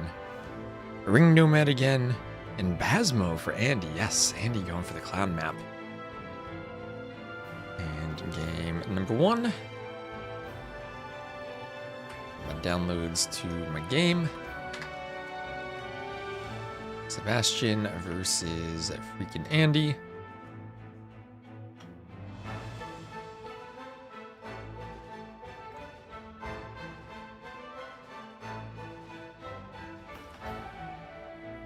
Mongols versus Goths. So here we are. We'll have FreakinAndy. People were asking about the Mongols earlier. Well, here they are. Mongols for Andy against Sebastian as the Goths.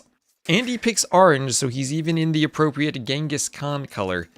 Hello, Vanilla Donut. Rumel, an Andy fan. Andy. Rex are available. Yes, Rex were posted faster than I grabbed more water and ran to the bathroom. Do I have more coffee? I do have more coffee. Yeah, getting cold at this point, but that's always a good feeling when you look at your coffee and it's not empty and you have more coffee to drink. So, deer pushes, Mongols gather the hunt faster, Goths their hunt lasts longer. To be fair, with all the hunt on this map, I don't know how valuable longer lasting hunt actually is.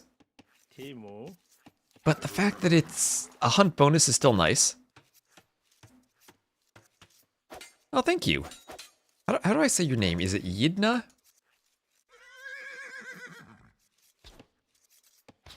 That almost makes sense to my mind. Saying names is hard. So it looks like Sebastian's scout a bit lower on HP by a hit, so Andy has a slight advantage. And Andy will be trying to take the deer back to his TC. It's Andy in reverse. It's Andy in reverse. Oh my gosh. That's another Andy. Oh, the Andy's everywhere. Andy's everywhere. Loom for Andy forwards, as he will throw up a barracks, and barracks will probably be the second Dark Age building. Oh, the second Dark Age building for him. He has a lumber camp in the back.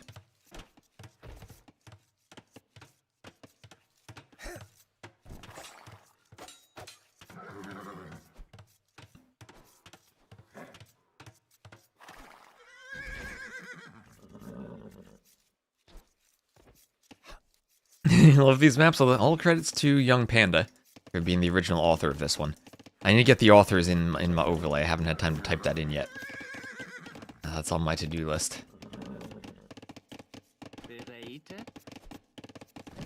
Bill will take the zebra.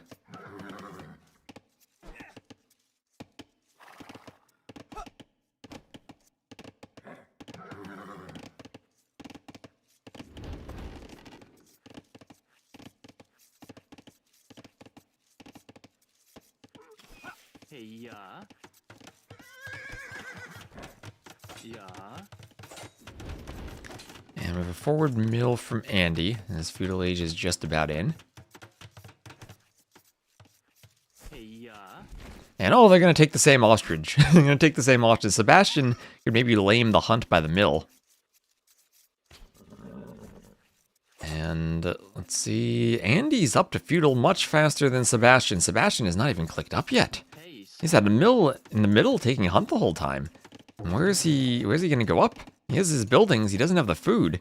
Is this just a poor build from Sebastian, or is this like a fast... They can't fast castle on this map, surely. What, 23 vills in the Dark Age?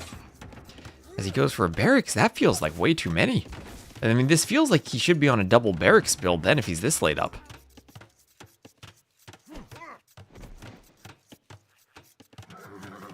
Yeah, I do like having more ability to give credits to the map scripters and stuff, so I think it's nice to have it there.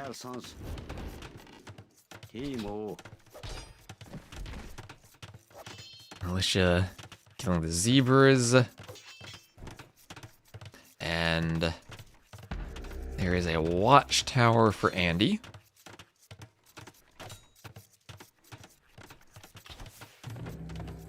And an archery range 2.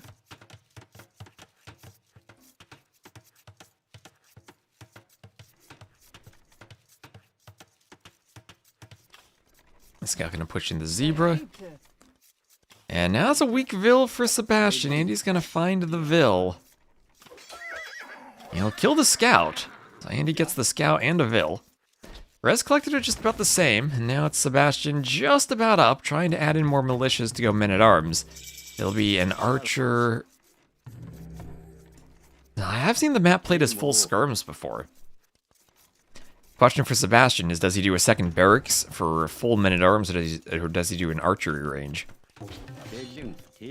Part of me wants to see full men-at-arms from the Goths. With all this hunt. And there we go, men-at-arms to teach that militia a lesson. The men-at-arms will be a bit faster than the militia. I'm glad you're as confused as I am. I was trying to figure out this Goths opening. Consider me confused. I mean, I think the point of the Goths would be for men-at-arms. We have more men-at-arms from Sebastian. And he's gonna rush the tower with vills. And right now, Andy, does he have the archer numbers out? In the fight, it's going to be a huge vill fight. Men-at-arms are there, though, from the Goths. There aren't enough militia from Andy. Andy didn't do the men-at-arms upgrade. And Sebastian wants to rush down the tower, but he's fighting underneath the tower now. A few vills inside the tower as the archers come out. And I think Andy's winning that fight 1-to-1 on the Eco KD. How is it there was only one vill killed in that fight?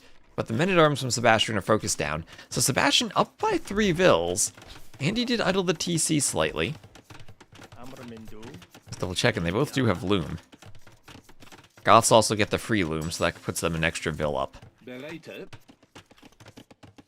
Everything here walled in the back for Andy. At the front archers hitting vills in the gold mine as they run to the TC. And fletching clicked for Andy. Could he lame the hunt with the tower? He could shoot hunt with the tower, yes. It still does have food on it that decays like normal. But he could shoot it. Yeah.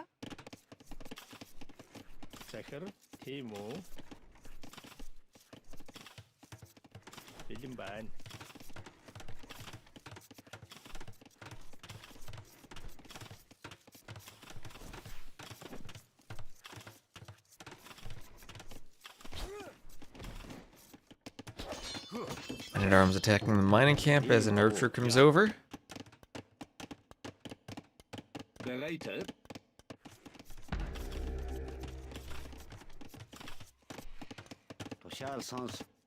As skirms go chase the archers.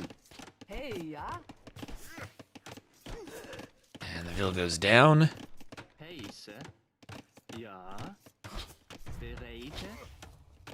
Oh, nice raid from Andy with the archers. 2 vills down. Armor for Sebastian's skirms now. As that vill count now is evened up. The men-at-arms not able to break through and do damage for Sebastian.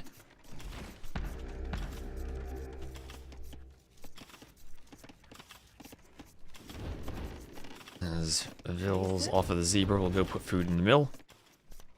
Skirms chase the archers.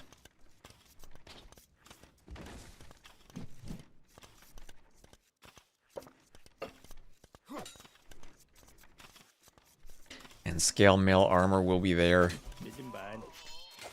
Now for Sebastian. So he's going to do armor and go for more men-at-arms. He has 6 men-at-arms still.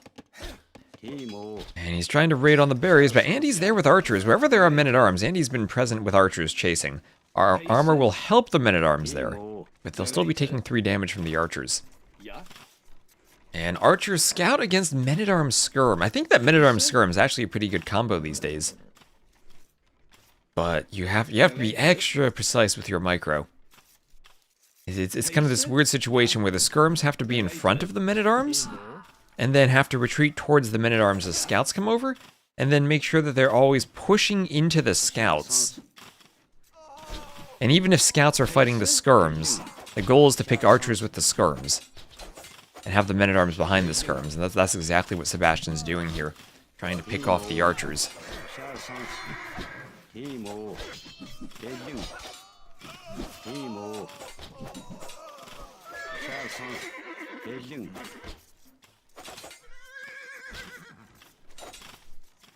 But at the same time, the skirms, they're flimsy. Under the tower, they do go down. This is now both players underneath each other's towers. Men-at-arms dying to some tower fire. Right now, the scouts don't have bloodlines for Andy, so they're not their full form. Are these live or Rex? These are Rex. These are Rex. I'm slightly behind other casters. It's because I started the Rex slightly later.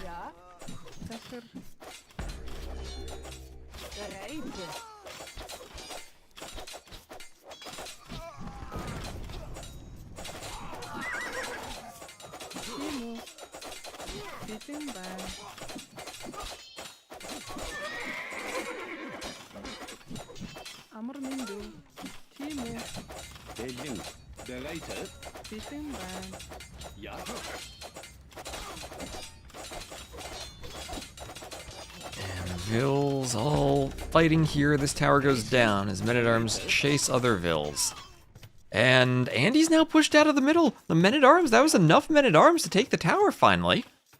And I thought Andy had taken a great fight right before that, but now Sebastian, he's kept adding men-at-arms. They're less food, so in some ways not as expensive as the scouts. Andy wants to pick on a low HP Vill, and he's still up by 2 Vills, but now he's out of the middle. Sebastian still has all of the hunt, and also with men-at-arms he could think about destroying the archery range. Alright, Gothvil's our military unit.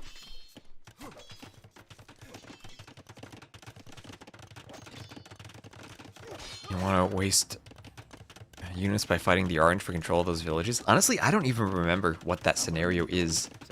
If it's not one of the original AOK scenarios, or AOC scenarios, I probably played it once or twice, and I don't remember it. That's what the video is for, so I don't have to remember. But if you're on PlayStation, you should be able to use pauses and saves to do the achievements if you're trying to go for them. So you can turn the difficulty down, pause every now and then, and reload saves. So that can help if you're just trying to achievement hunt. That's just kind of general advice, though. So scouts hitting the skirms, archers still trying to fend them off. And the skirms will push the archers back. Again, we're going to see that men-at-arms skirm versus scout archer micro, where it's always the skirms charging the archers with the men-at-arms behind them. Spears coming out to poke the scouts. I love these all-in feudals. So, I mean, Gothvil's, yeah, they get the instant loom. Other than that, they don't really have a bonus. It's not like they have the Inca blacksmith upgrades from many years ago. Goth men-at-arms certainly are a military unit. Now I'll try to attack the tower.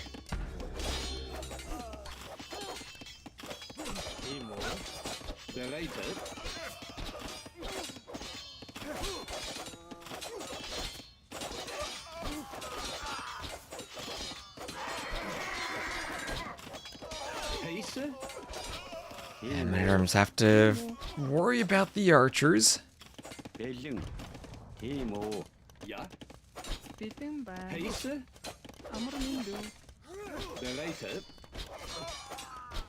And oh, that's a low HP scout, but not finished off. Second stable from Andy. It looks like he wanted to go double stable scouts, but denied from Sebastian.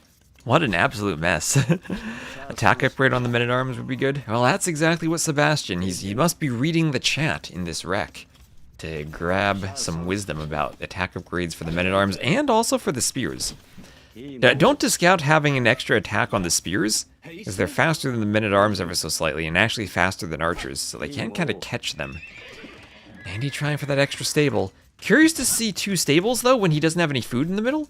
He's already pushed off of the fast food for the Mongols and has to resort to farms. I don't think he can sustain double stable scouts. He has berries, yes. But berries are actually slower than farms. So when you see 17 on food, that's... Yeah, I don't think that's quite enough for 2 stables if that were 17 farmers. And his eco should be a bit more inefficient than that. And now Sebastian with the Goths. They have an attack bonus against buildings. Those men-at-arms will tear down that stable. Tear that down. And Andy, the first stable, under the TC, under the protection of the TC, but that does block farming space. Men-at-arms won't be able to tear that one down. He's already going to be losing the range in the middle, trying to fight Vils with his scouts, but he still does not have bloodlines on the scouts. Double stable scouts, but no bloodlines. And Sebastian, I thought things were looking bad for him in the middle under the tower when he lost a lot of men-at-arms, but he very quickly came back from that with more men-at-arms production. And with all these men-at-arms taking down the stable, the scouts plus archers army isn't enough to deal with this. It's just, the skirms there are so effective at zoning off the archers from the men-at-arms. Andy has not had eco upgrades. He hasn't had double bit axe. Sebastian has had that. He's up by about 2k res collected. And the Goths, well, maybe their eco bonus might not be as good early on as that of the Mongols. Maybe the up timing was a bit awkward. 23 pop up. But double barracks in the middle of the map. There was no more hunt in the middle. They've taken all of the hunt from the middle. Scouts will run in. There's a house going up on the mining camp. And town watch. Town watch for Sebastian. As a couple of palisades are up on the gold. Scouts will turn to fight the Vils. Vils go down.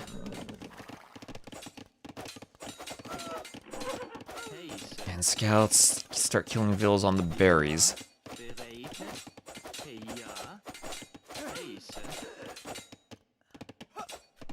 Spears come to poke the scouts away. Still more chaos. At least Sebastian taking a bit of damage there. It's only a 2 Vil difference. Andy mismicroing the scouts as they get poked. And more chaos here. Vils going down. 10 Vils in the TC. Yeah, such a nice scout raid there. A nice man-at-arms raid here, trying to push through. Now, as archers can get in behind the stone walls to keep the men-at-arms out, but the skirms still make it awkward. Men-at-arms skirms, legit, with a couple of spears mixed in, is a good combo these days. I think it just has a pretty high startup cost to being able to get enough men-at-arms production. And Castle Age for Sebastian. The fact that you need to secure basically enough wood for farms, while also a gold mine and the lumber camp and the farming space, means you have to commit a bit more to the eco than if you're going pure scouts and just have a lot of farms.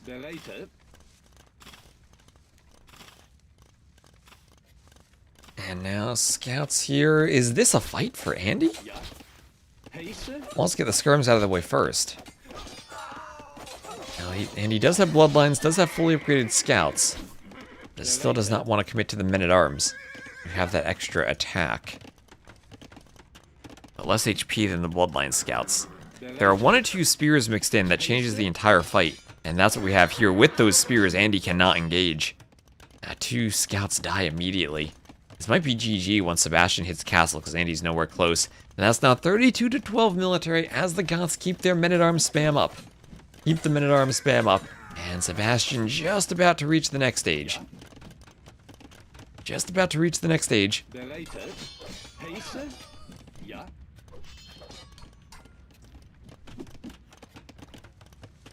CAGG? You mean you think he hits Castle Age and then makes a Cav Archer? Is that what you mean by CA? I don't know, this is probably Castle Age. GG, exactly.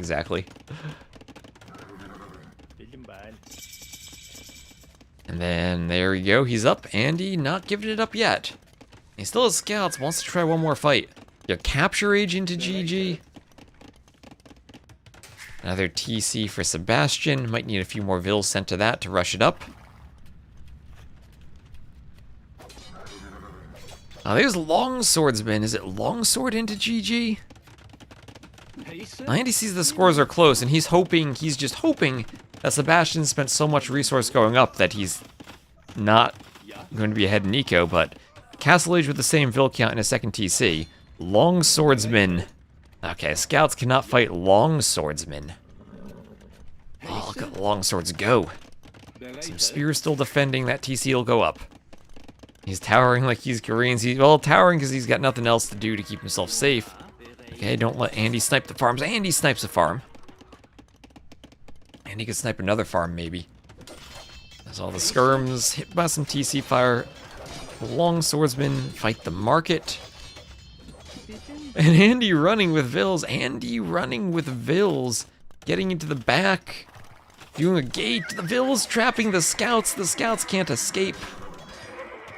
And there he'll call the GG, as he is way too far behind, and Sebastian will win game number 1. So congrats to Sebastian there, taking a 1-0 lead. And that's a 102 to 71 KD for Andy. Nico looks good for Sebastian. And neck and neck for a long time until Sebastian starts winning the fights. Same with the military count. The cheap men-at-arms for the Goths suddenly skyrocketed his military count, where they were close for a while. And it felt even, and then suddenly he wins a fight and puts his foot on the gas for the production at the same time. GG. And let's see, Skakuza won then by Sebastian. I very nearly clicked X on OBS accidentally. Let's not do that. Let's not close the stream. I think it gives me a warning pop-up, so hopefully that doesn't happen. And let's find game number 2. So I'm around 5 minutes behind there. They've been posting these games real fast.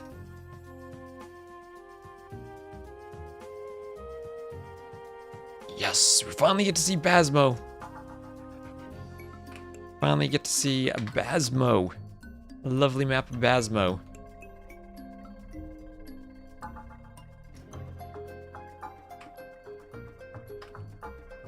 Okay, are you ready for these civs? You ready for these civs? Here we go. We got FreakinAndy to the west as the orange Muisca. Sebastian to the east is the blue Spanish. The Muisca are a monk civ. And where is Andy going with those vills? He's going to do a settlement on the wood in the middle. There are also deer patches around there too. A Basmo, yes. So thanks also to Welcome to Rapture and Marintho for giving us the wonderful map of Basmo. Still something I'd like to debug a bit. I'd like players to have double gates instead of only a single gate.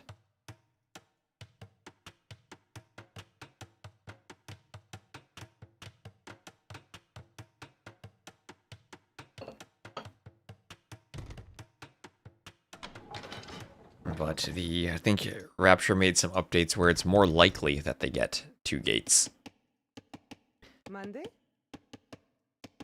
I don't know if this is something where we'd call an admin re. Maybe I'll need to ask players about that. Have to see if we can maybe debug that a bit more. But again, thank you all for tuning in. This is in the closed category. We finally have a bit of a clown map. I'm just gonna alt tab and check where Memb is on his stream. I don't want to go past him, but I'd like to make sure we're keeping pace.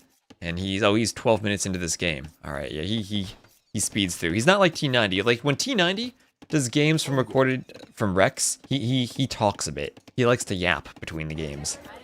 Memb's far more efficient. He just goes. He just goes right ahead, full speed.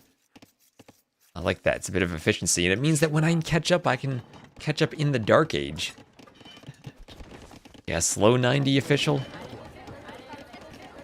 So the Muisca, what are they going to do? Their settlements are going to heal nearby units, and they are a great monk civ. They regain faith faster.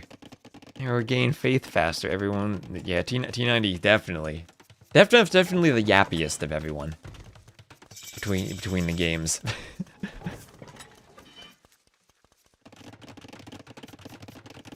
T90 inefficient. T90 inefficient. I don't think official versus efficiency is something we can. I'll just go up until we hit castle that I saw Mem was 12 minutes, like a couple minutes ago, so we'll catch up a bit. And there's the Champy. Oh no, the Champy dying. And it's gonna be, we all know the Spanish, it's gonna be Conk and Donk. And there's the workshop and the monastery for Andy. There we go. So Castle Age, we're good. Sebastian's not gone to stone yet.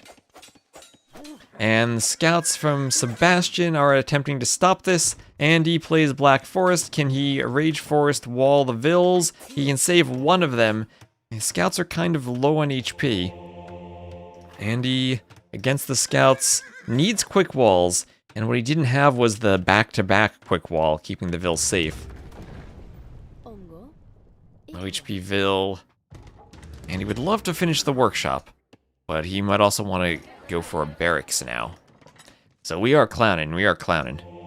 Here's a temple guard. So one temple guard. Well, I guess you don't need the barracks if you go for the temple guard. So that'll keep the villager safe. Finally, some walls. There is Bazi. The walls bring out the Bazi. Bring out the Bazi inside all of us. So temple guards, 12 attack and +3 against Cav. So good anti-scout in some ways, just a beastly unit, honestly. 100 hit points for an infantry unit. These guys are tanky. And you can put them in rams too, I believe, because they're an infantry unit and ram walls effectively. Yeah, oh yeah, Bazi. I don't know if you saw, but Rapture had updated some of the code for how he did the double gates, and I incorporated it into this version of the map. And I posted the map pack in March, and it wasn't until, I think, the day before the qualifiers started, that I finally got the bug report. That when the gates were in this direction, 90 degrees apart they were fine, but in this direction, we had left in an extra second object from the previous way the map had spawned. So when a gate was destroyed, there was a second object gate underneath it. Which was really funny because the gate was destroyed and revealed another gate. It was simple to fix, I just had to delete the extraneous line of code. But I had tested it in single player to check for stuff like that. But since there were two separate create object commands and only one of them was bugged, it just so happened that the 2 or 3 tests I ran had gates in the opposite direction. And I should have made sure that I tested both orientations. I wasn't executing my code coverage.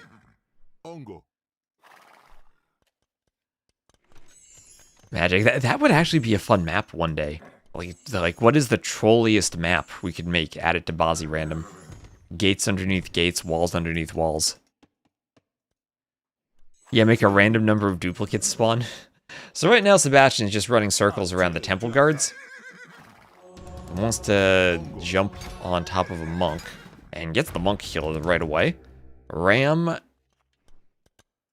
But that won't help against the monks. And we have missionaries now for Sebastian. Remember, for all these maps, we added, or we upped the relic count to 7. So we have 7 relics.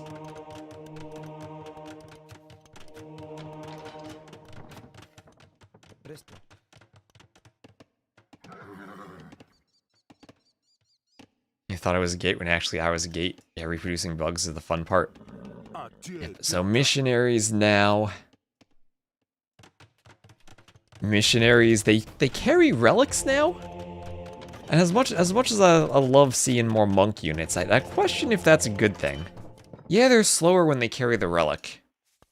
But if they're ever threatened, they just drop the relic and run away. So 0.9 speed to 1.1. And heal the light cab.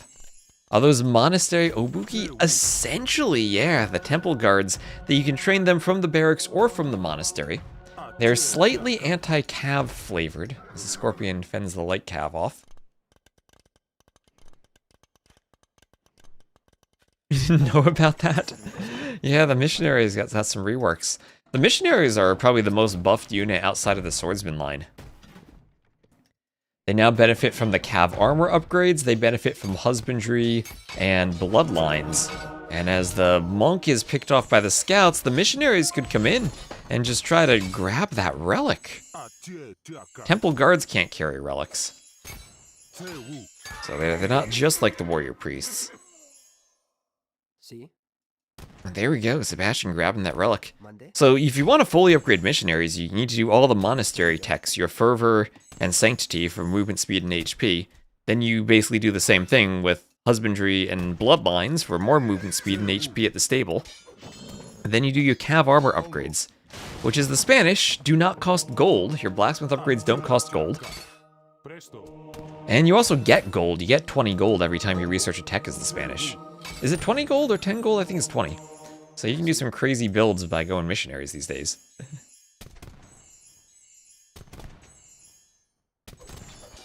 It's hard to keep up with all the changes even if you know they're coming. Now that's what I feel. It's hard to keep up with all the changes even though I cast the game every day.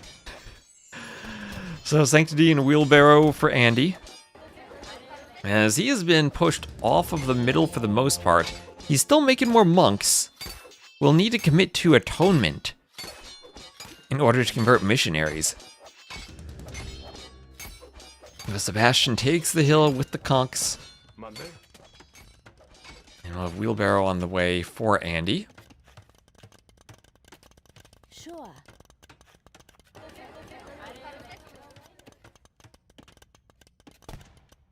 Equa.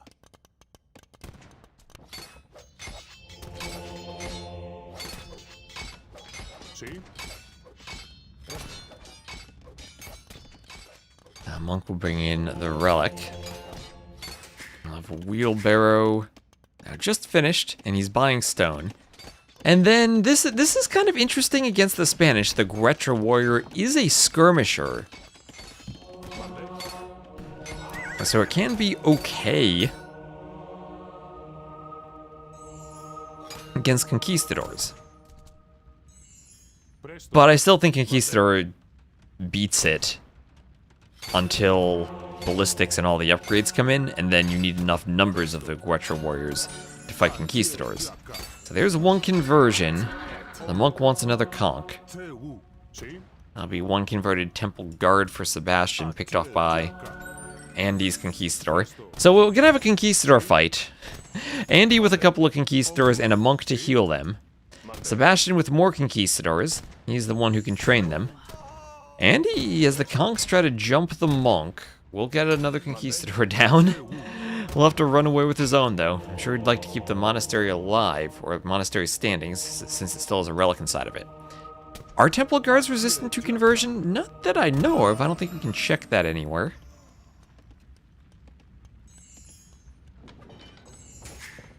I don't think so. Oh, town center for Sebastian right in the middle of the map. Let's go. He is claiming the top of the hill. And he needing a TC at the bottom. Ah, TC at the bottom. As the monastery will crumble.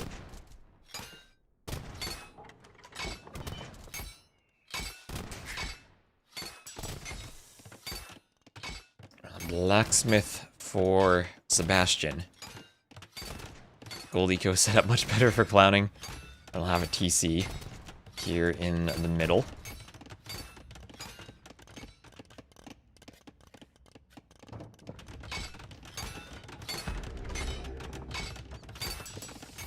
Padded archer armor at the blacksmith still. And oh, Sebastian's gonna pick the relic up from the opposite side of the map. There he goes. Grabbing it with that missionary. The capture age calls it a monk. See? I mean, I guess we're all monks. I guess the missionary with a relic is called a monk. Okay. Wait, I don't think it's like that in game. It should just be missionary with relic. Let me go check that. Yeah, it is missionary with relic in game. Meanwhile, the buildings in the middle from Andy are being cleaned. And Sebastian will add in his own siege workshop. It has 7. This one has 7. We see there are 5 in Sebastian's monastery right now. 1 carried by that missionary right now. And then maybe 1 more somewhere else. If there isn't 1 somewhere else, then I probably need to adjust it if there are only 6. Might have been a bug where there are only 6. Might also be carried somewhere else. So, castle drop from Andy, this time going in the middle. He has a few of his unique skirmishers. Monday?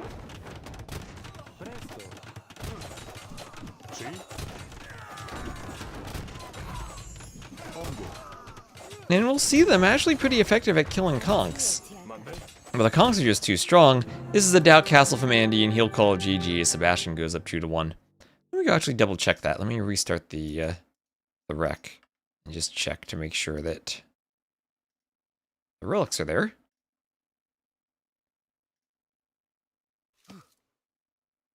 One, two, three, four, five, six. Yep, that is a bugged map where there are only 6 relics. Yep, so adding that to my list of bugs then. Basmo, only 6 relics. Sebastian versus Andy. I didn't get a complaint about that, so the players probably didn't notice, but I noticed. Chat noticed.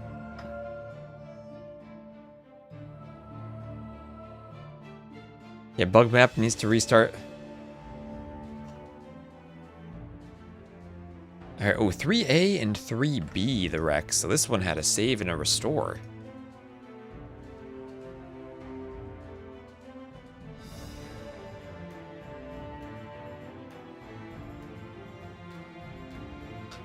And it's on Shorelines, too. Okay, Shorelines.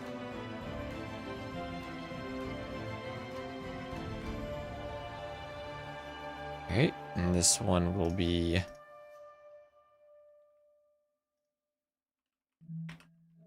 Dravidians against Persians. So here we'll have Andy to the northwest as the orange Persians, Sebastian to the southeast as the blue Dravidians. And on this map, this is one of those I edited quite a bit. The shore here will always be roughly equal for both players. In the past, it was far more random. You can kind of see here, the shore would basically take, for one player, a sharp turn and go to the edge of the map, which meant the player would have a much easier access to water and more fish on their side, versus the map that extended like this, which didn't give you as easy of a dock, but maybe gave you more wood. So there were a bit of trade-offs there, but I did make it more equal now. The map is slightly more fixed, but still will rotate around. And we'll have a dock immediately from Andy as the Persians, 50 extra wood. The soda tab. Oh yeah, I can see that, I can see that.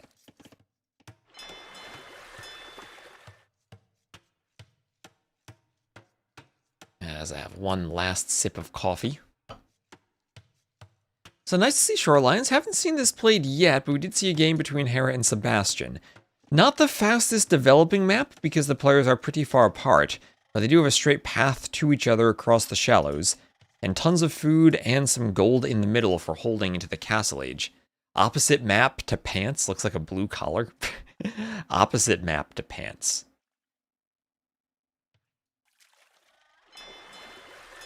So fishing ships now for Sebastian. And this game, when I saw Sebastian versus Hera in the show match, played out as the classic win the water, lose the land, or maybe I shouldn't say classic so much as the kind of the standard from this patch, that over-investing into water doesn't give you the biggest fish boom. It's the top of the overalls, or it's like an apron, like the apron. Okay, I get what you're saying. I get what you're saying with the apron.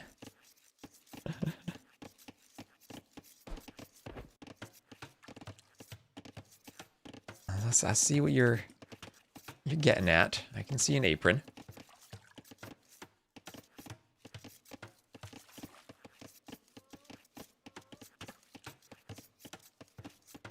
Need a good stretch in the middle of this. Oh, there's some Bastion going on today. I'll have to try to cast the Bastion too. I've not been paying attention to that enough, but I should try to cast it.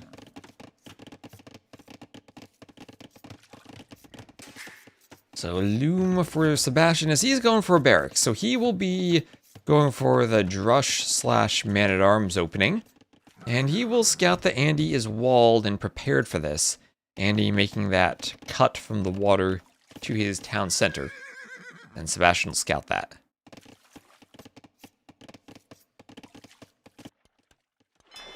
Now, if Sebastian were to be super sneaky, maybe he could do a transport ship. Have the men-at-arms coming from the south over here. Don't think that's going to be the play with fighting on water, but that would be sick. That's what I think pro players need to do more, transport ships. Go for the sneaks. So Andy will be up first. Great Dark Age from the Persians. But more wood for the Dravidians. So Sebastian will be able to build a second building as soon as he's up. And how much do players value water versus land here, we're going to see.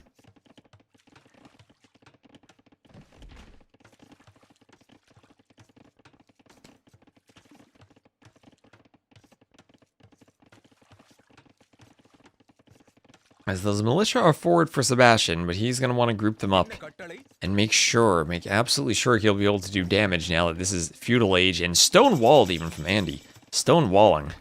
So he's maybe he's seen Sebastian play the map and is aware of his playstyle and he wants to go for the men-at-arms. And he did scout the barracks, so scouting the barracks, this is clearly men-at-arms then, so he's going to wall everything.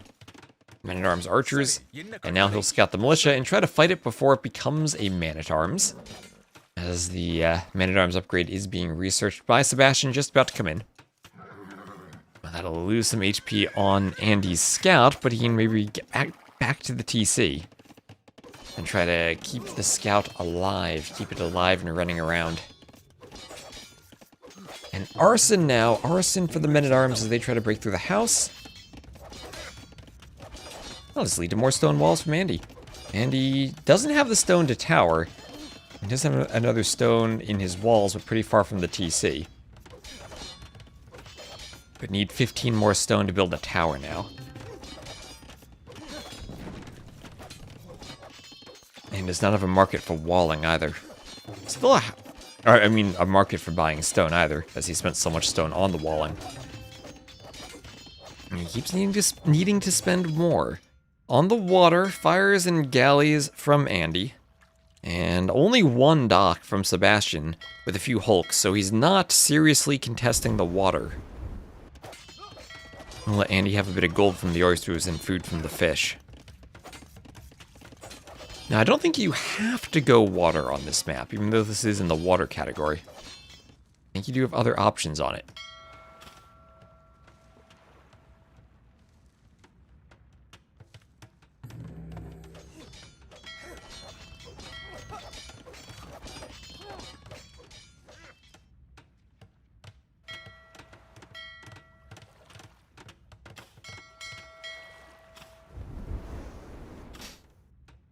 Exactly, a kettlebell is what it reminds me of. Someone called it a dumbbell, but not a dumbbell. It's like a kettlebell. It looks like.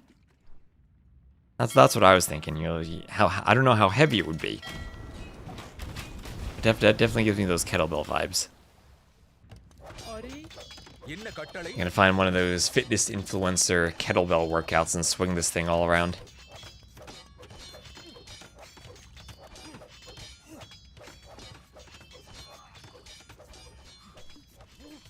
Feel engaging with orange is a waste of time and takes up your units and takes ages to replenish the units you've lost.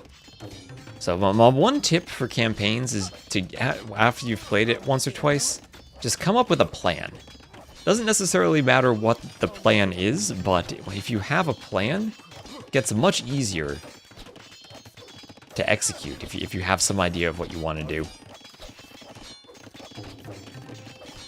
It's amazing how much easier things become once you've learned it a bit and figured out what you want to do.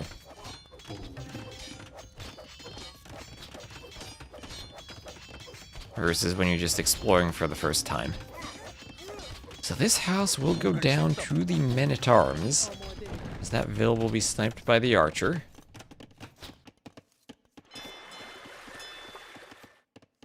And there is fletching for Andy.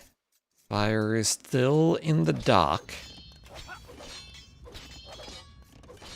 And Sebastian, his fishing ships really aren't working all that much in the front, but he has docked in the back and is going around the top of this river to try to grab more fish.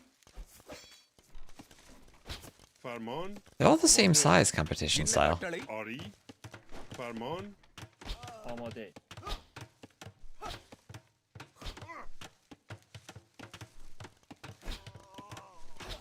Sari. Ungal Sittam. And archers claim the men-at-arms. Mark it for Andy. So if Sebastian wins this game, he qualifies. Andy's going to need to pull off a reverse sweep if he wants to stay alive.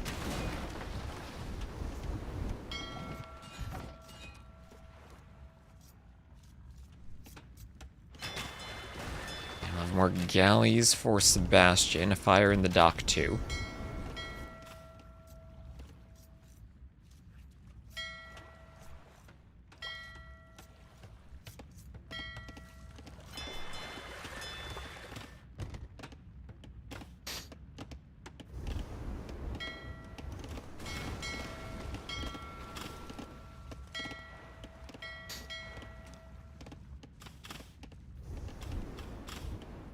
So fires chase the galleys.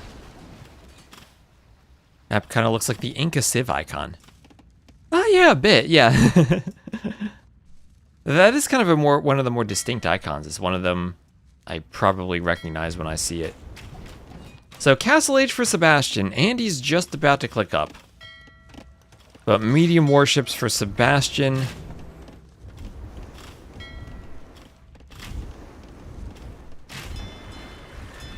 I'm sure that'll be the first thing he clicks once he's up. I forget, and then he gets that Dravidian's Wood, and there he clicks medium warships. I forget, what does medium warships cost these days? I don't think Captrade shows that to me. Sari.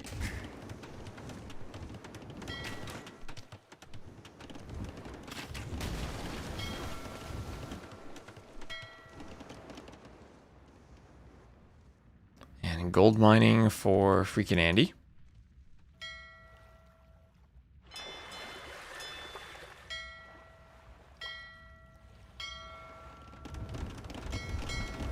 And hello, Lily. Hello, hello.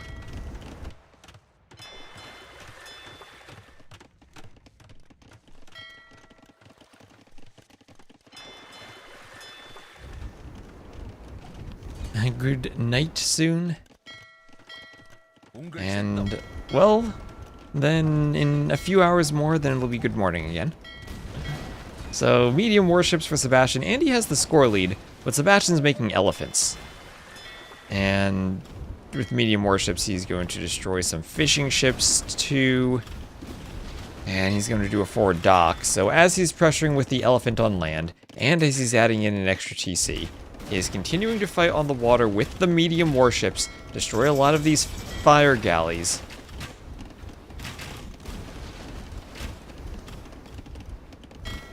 And the fishing ships going into the docks for Andy as these fires keep pursuing the galleys.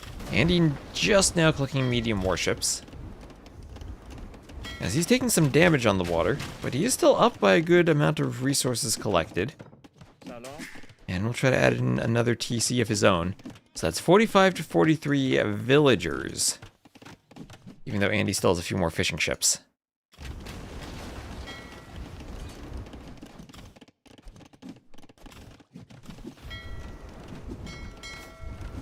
There's the War Hulk. The War Hulk. It's War Hulkin time for Andy. Is he still holding? Here comes the Elephant Archer.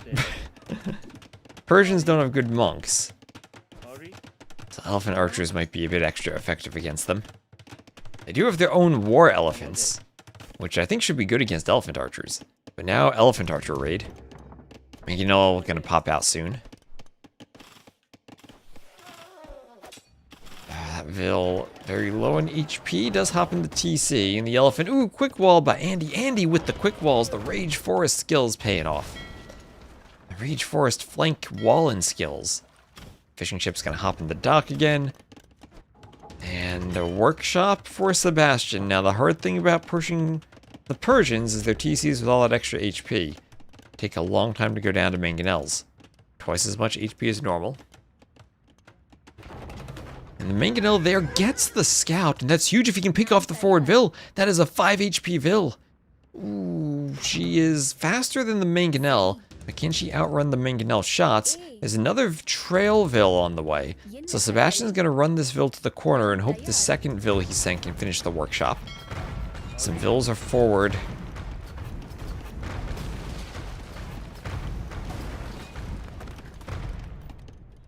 And what are they going to do? Maybe their own workshop. Seri. Sebastian with the full HP Ville, adding a house. I don't think he can finish this.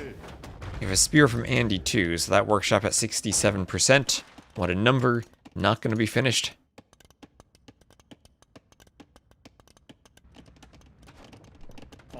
And Andy with the full stone walls stopped the early Castle Age push from Sebastian. And now has some pretty good water control. Sebastian, though, he has the middle. And we've seen on this map he's able to come back when he has the middle. Fishing lines for Andy as the fish are so far and inefficient from the docks.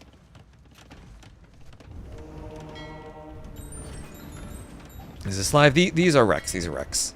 This and the dogao MBL set are going to be wrecks.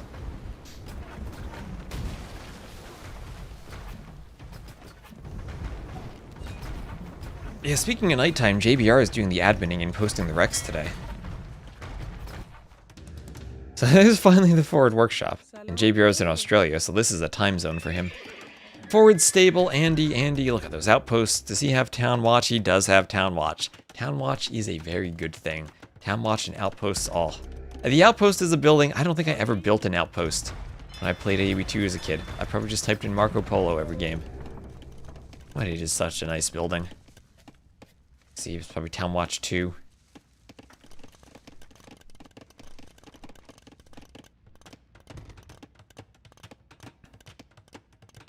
Town Patrol is an interesting tech because Town Watch is only food and Town Patrol is food and gold. The blacksmith techs are like that too, where the additional age techs add an additional resource cost.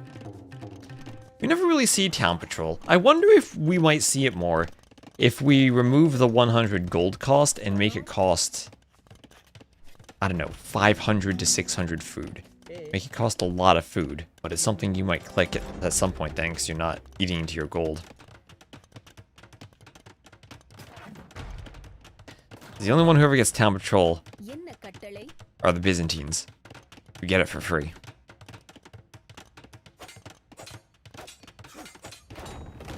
And, oh, nice mangonel from Andy. Close shot on Sebastian's Vills that are Vill fighting.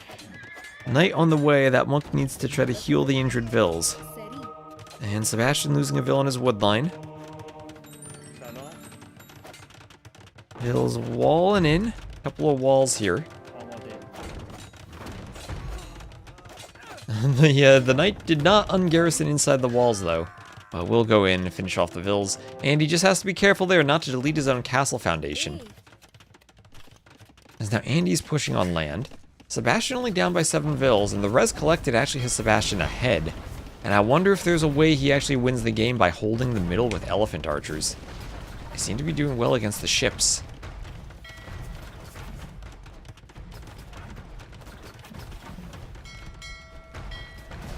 So Sebastian's plan now seems to be sit close to your desk and never go to sea.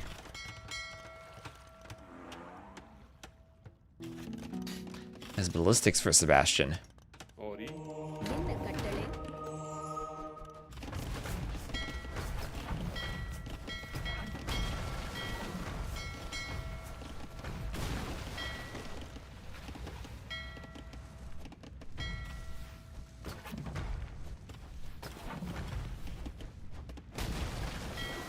And the elephants take down the fires. Imperial Age for Sebastian, so he is up to Imp. And he does retake the score lead. So I genuinely don't know what's happening here, other than it feels like Andy has done the classic, look at all the eco he has on the water that is now completely inefficient. Because he's taken the fish. Look at how far these fishing ships, they're on the shore fish. To get to deep fish, they have to travel the whole map. I feel like Sebastian abandoning water at the right time was the right strategy.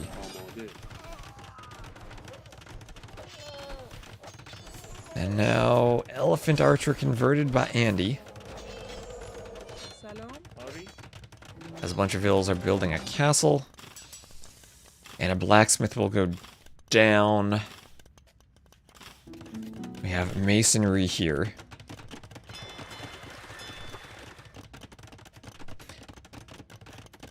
Or just farm transition as the fish deplete? That's a really good question. And I think the problem is you've already invested wood into the fishing ships, that you're leaving the fish out here. And do you further invest wood into fish traps if the water is safe? I think that's better than farms, but it's a bit more expensive because the fish traps are more expensive. So it's hard to make that transition. I don't know, I just feel like, from what I've seen, if you're not going to do 22 fishing ships right from the start, like we'd seen on Coast Arena, you get 15 to 20 fishing ships. And instead you're continuing to fish far from docks. It's not worth it. Maybe if you have a map like... was it like Immersion, where you have lots of space on the outside to keep moving docks, and you have fish on the outside, then sure. Or... I was gonna say Stranded, but even Stranded, I think over-investing into fish can be a problem. So Sebastian losing a few villas trying to go for stone as he finds out the hard way Andy has a castle on the hill overlooking his base.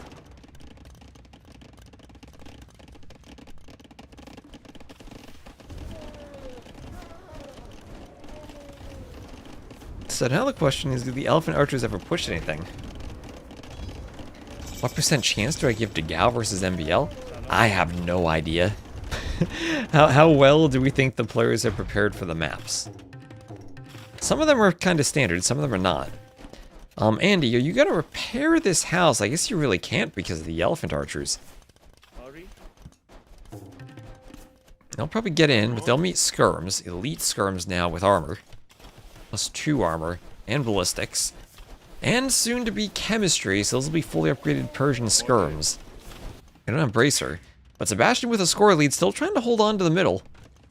And still with almost 1.5k more res collected, he's stonewalling the side. Just then has to worry about transports.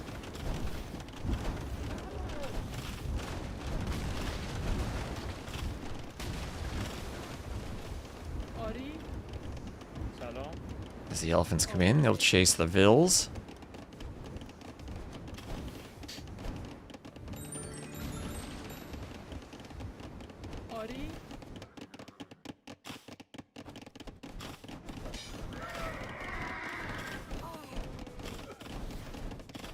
Yes. Vills there. Oh, drop, yes, same. Okay, 14, I couldn't garrison for 10 seconds. XD, yes, me too. Okay, so they had a drop there. And then again, this wreck was in 2 parts, so there might be a part B we need to load soon. Or there is a part B we'll need to load eventually. Might have some lag later. There's handcart for Andy. Elephant archers try to take down vills. And castle.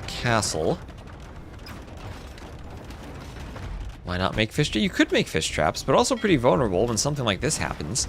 And also they're more expensive than farms, so you might not have the wood for it. I think it's just kind of hard. I think maybe Andy, if he doesn't go, what, 20 plus fishing ships, maybe he stays around 10 or so. I don't know what the sweet spot is in terms of fishing ship numbers versus diminishing returns to adding more. And that university just about destroyed.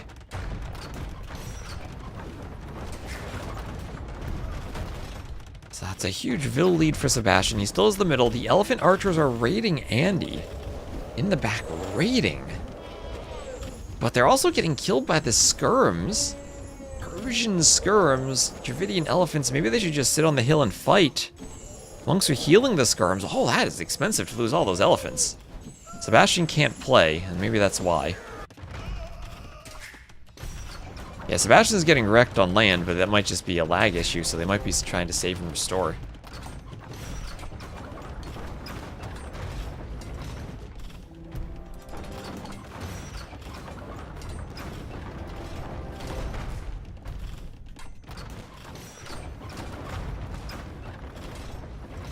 Trib going for the castle. Yeah, no armor for the elephants, it's true. That hurts against the Pierce armor. And Andy is victorious, but that's a debate because I think there's a second part to the wreck. Part B, and we're going to keep watching more of this game. Right into the next part. No delay, look at that, boom.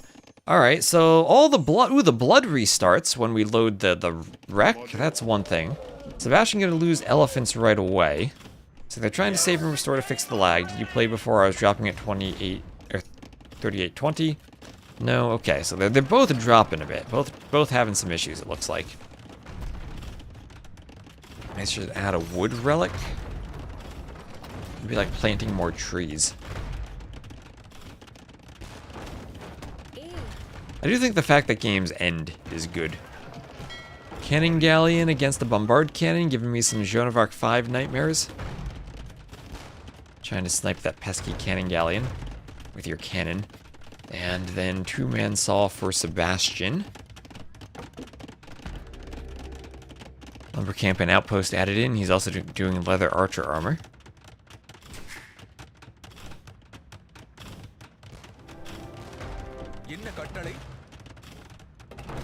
So the cannon trying to hit the mangonel. They do get it. They do get the mangonel.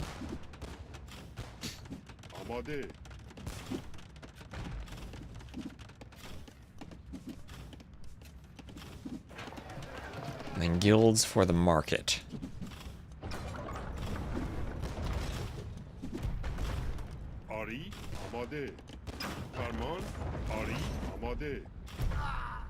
Pick off the skirm. So two-man saw, gold shaft mining, everything being researched. And another TC from Andy. So Sebastian's still with a score lead. And it feels like Sebastian has the water control. Does Sebastian lose now because he has the water control? Is the water control now the mistake from Sebastian? More bombard cannon for Andy.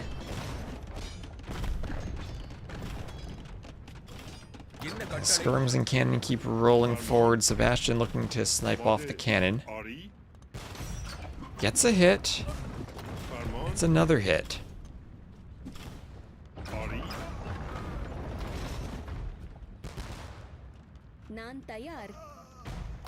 Two cannon over here. Hit that. And Andy's still pushing. I mean, Andy might even push into Sebastian's base. I mean, he has destroyed Sebastian's starting TC. I guess Sebastian maybe just needs more skirms, more of those Dravidian skirms before fighting. Get enough, and then you can perhaps out-micro the cannon. Persian cannon are pretty nice. Canton garrison. Now there are repair vills. Treb goes down. And if Andy ever stops microing, he loses everything, and I think that's what's happening there. As he's losing the cannon, and as he loses that, the push stalls out. Has another cannon behind. Has a TC so we can keep training repair vills. He keeps training more cannon, and Sebastian losing all the skirms underneath the castle. All of them going down. Maybe elephant archers could be reamassed and used to push the cannon.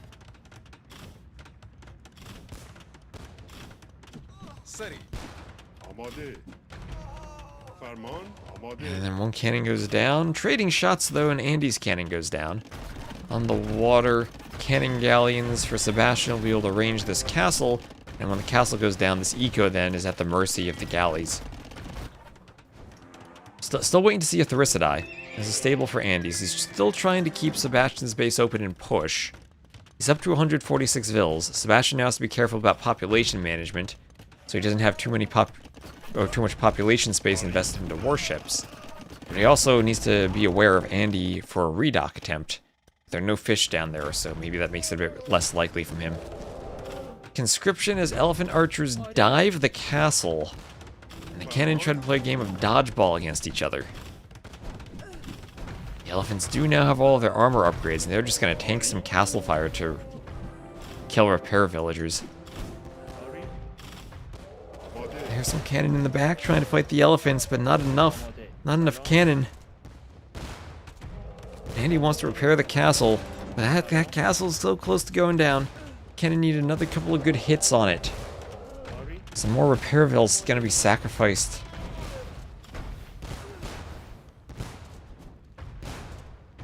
And now with 4 cannon, there'll be nothing for them to push, as this castle will be down. Now Andy's surrounding eco starting to be hit. Still has a vill down at that TC somehow. And he's trying to redock to get back on water. Hoping that now Sebastian doesn't have much eco population there. Enough citadels. Rename the castles to be citadels once it's in. Would be a good way to tell which is which, to be honest. Kind of like docks were named harbors.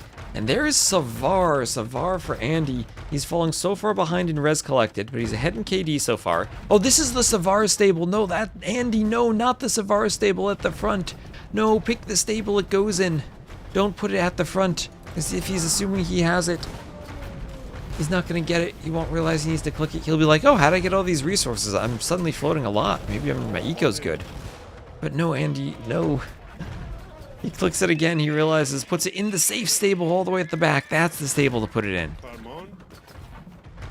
Stable at the front is where you want to create your units anyway.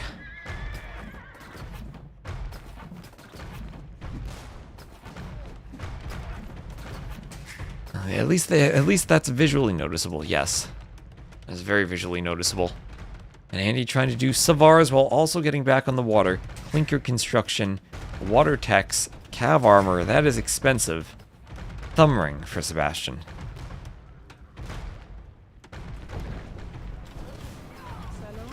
Elephant's killing some vills. But Andy, 156 vills. Here come the Cavaliers. 40 seconds away from Savar. The bombard cannon on the hill attacking the castle. Elephants will get back and try to body block to keep the cannon safe. Cavaliers are going to pick off some of the cannon, but it's hard to actually kill elephant archers. They have so much HP. Also heal a bit. As the Dravidians, they get the unique tech. Let's see, medical core not in yet.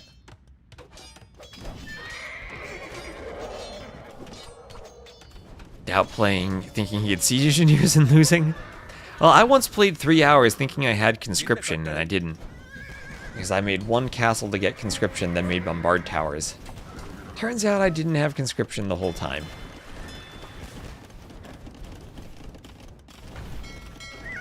Hey, Savaras don't care about arrow fire.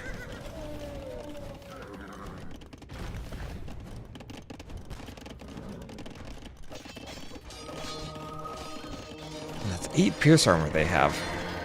Andy trying to raid the middle now as Andy takes a score lead. We'll have iron casting for Andy, as now the Savars are in and maybe some Dravidian halbs are needed, some Woot steel. Cannon galleons playing a game of dodgeball with bombard cannon again.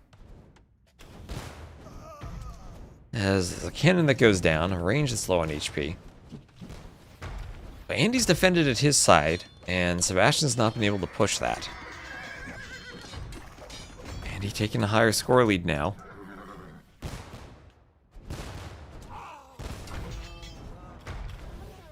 I believe it applies against plumed archers. Not entirely sure though.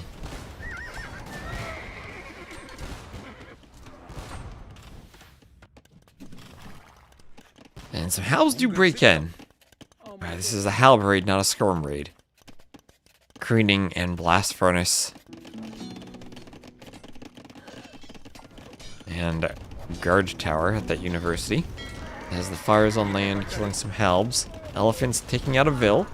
And now elephants pushing back. Elephants pushing back over here. Sebastian still has an insane res collected lead, but the Savars from the Persians are pushing into his base. He needs some halbs. Where are the halbs? He doesn't really have halb numbers yet, only 7 halbs. He's going to be raided. He's actually down to 103 vills, but that gives him more military pop. Andy on 155 vills. I don't know which approach is better. There is no score victory. There is no time limit. This is a good old online tournament. We don't need to worry about the venue closing. Memb is the host. He's going to cast 25 hours a day. He's got that youthful 25-year-old energy for it. So at the moment now, still with the cannon galleon on the water. Sebastian pushing into this castle again, waiting for Andy to do a war elephant to counter the elephant archers, but he is happy to make Savars and idle all of these farmers. Sebastian's vill count is dropping as the halb count increases.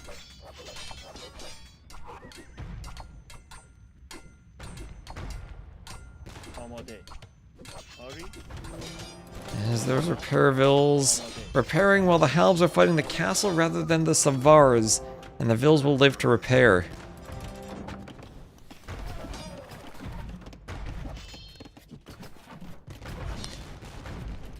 Savar is so tanky.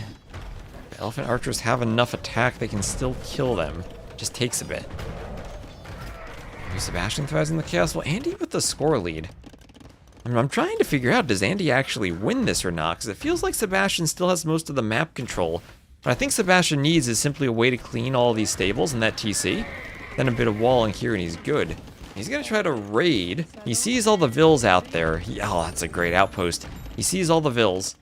I think his goal is to get some elephants here and then spread out a couple on these two resources. On the wood and the gold that are over here.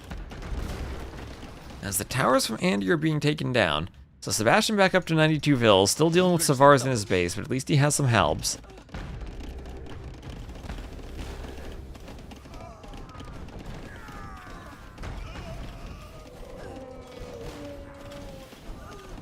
And retreating back to the mining camp, now Andy has to worry about gold. As Sebastian has had the middle of the map, and maybe more gold there, but now Andy getting back on water with some cannon galleons. Remember, Dravidians should be the better water sieve. Persians don't have Bracer. Could we see some Thericidae? We have Carracks, Fast Fires, and a Galleon.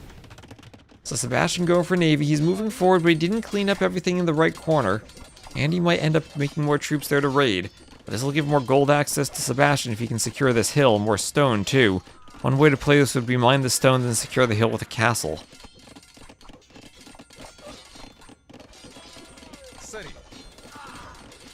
And halbs pick off vills. There's siphons for Andy, improving his fire ships. As Sebastian is really close in the score, about to flip the score around. And he has quite a few cannon galleons there. Long range, shooting into the middle of the ships. And even doing some damage to that fire. Maybe they need to focus the docks, but the elephant archers are moving in. Those scores are still so close. Raids here from Sebastian on the base that's in his base. That castle's almost down.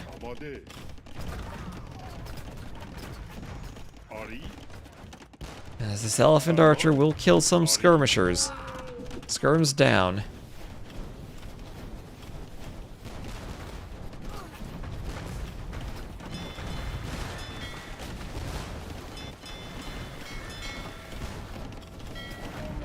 And some galleons here, all being shot by the cannon. Oh, that was a good hit.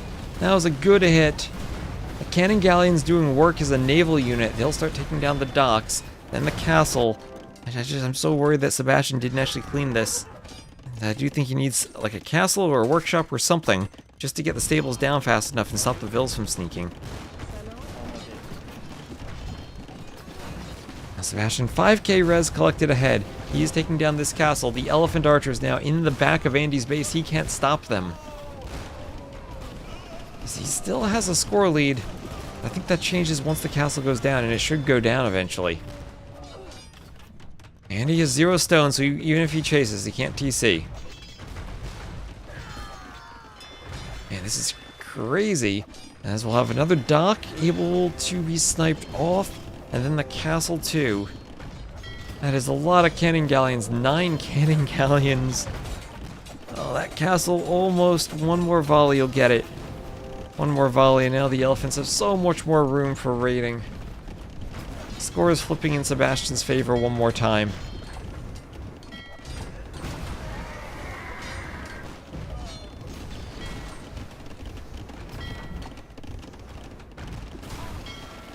Fires there as the cannon galleons go down. Fires go down. TC hit by the cannon galleons in range of the coast. Sebastian's Dravidians, no siege engineers, but he does have elite cannon galleon. Cannon to the left of them, cannon to the right of them, cannon in front of them. Volleyed and thundered on these vills, on the archery range. Thought they were going to splash some vills there. Hard to attack units, and Andy will call the GG. Sebastian gets the 3-0 sweep. But a crazy final game. Shorelines is still a really fun late game map. Yeah, we can't check the stats here because of the wreck.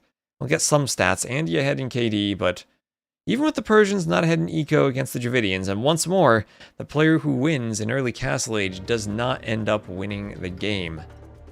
So that'll be the second set of the day. A quick first 2 sets, only 3 hours, but I guess that happens with Rex. Next will be dogao and BL. I'll check if they're posted and take a quick break. And once again, just a shout out to Mem for hosting this. Actually, I'll wait a minute to shout him out just in case we're not in sync with the Rex. Let me just check that he's done. Don't want to spoil that the game ended by giving him a shout out. And okay, yes he is. He's already on to the next set. So I'll give him a shout out, and I'll be right back.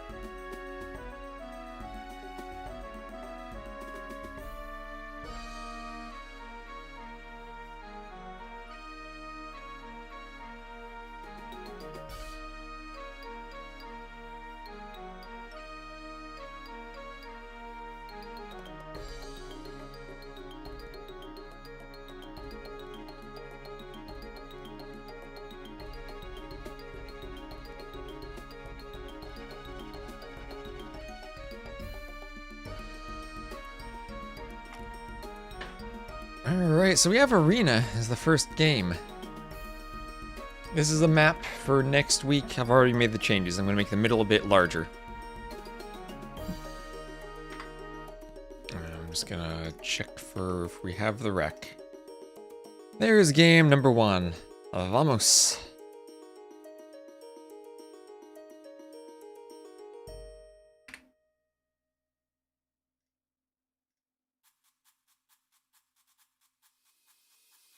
Oh, this is a game of Arena.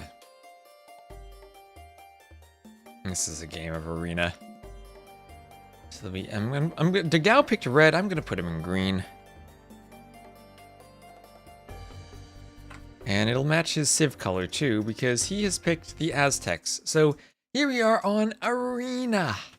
MBL will be the blue Tupi to the west, and dogao the green Aztecs to the east. So, Arena, 7 relics in the middle, Aztecs. We were hoping 7 relics would make these civs like the Aztecs a bit more worthwhile, and perhaps appropriate because it is the South American variant of the map that we did get here.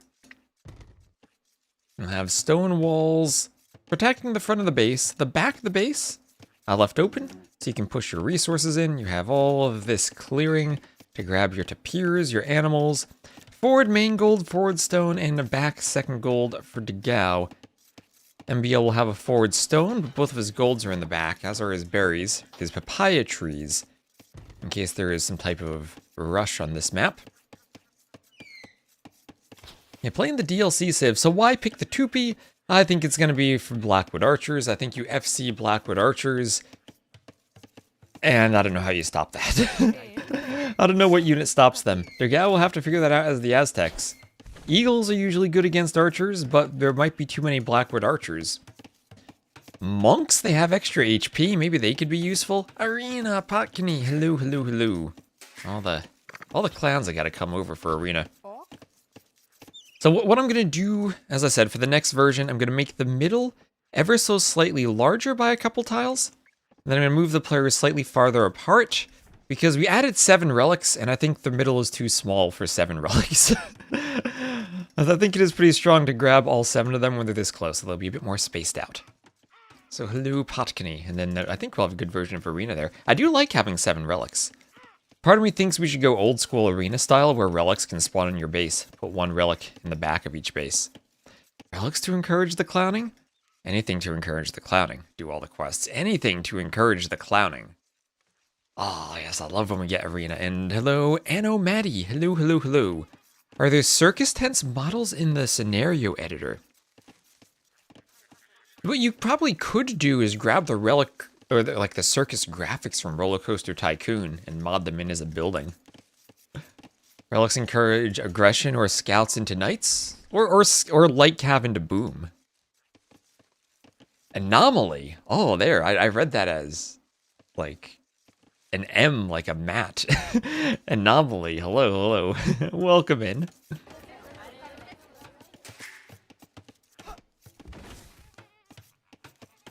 People do that to me if they don't know what AoE is. They're like, Twesto. We don't know what the AoE means. And then T90 just raids the T-West channel instead of the T-West AoE channel. So Feudal Age for dogao. Area of effect. See, Rapture's here for the clown map. Oh, yeah, Rapture. Basmo only had 6 relics earlier. I'll need to fix that. What do we think of these gates, too? The gates have this wooden beam across the top. And they're not even like the same Great Portcullis thing from other civs. It's pretty interesting. The wood obviously not all fashioned in a factory to be the same. Different thicknesses to each of the pillars.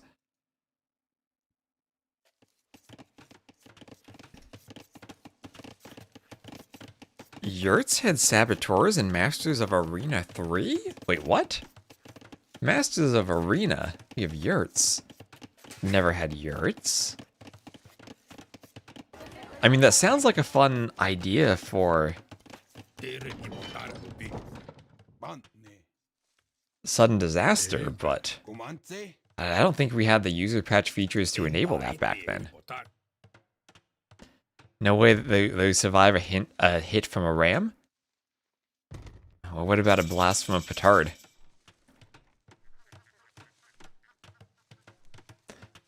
Twest A O umlaut.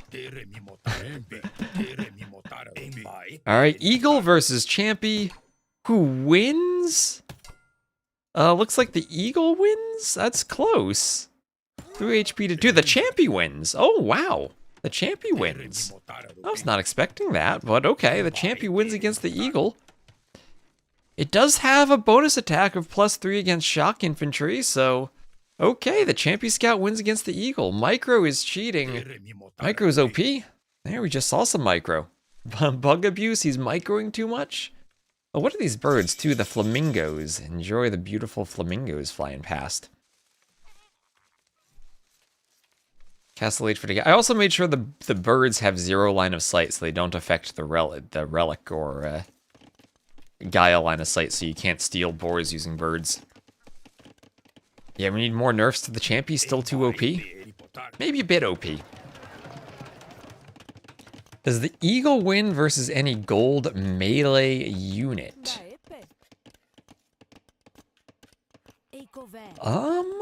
1v1? Maybe... Well, what's like a weak gold melee unit? The Karambits, but Karambits are usually good against Eagles. Maybe, how do they do against Fire Lancers? That's a gold melee unit that isn't necessarily countering the Eagles. I mean, a Karambit maybe, but that's just because Karambits are small. And kind of puny. Would also be a gold melee unit. How does an Eagle 1v1 a Galley? Well, that's not a melee unit. A Hulk. Probably the Hulk wins.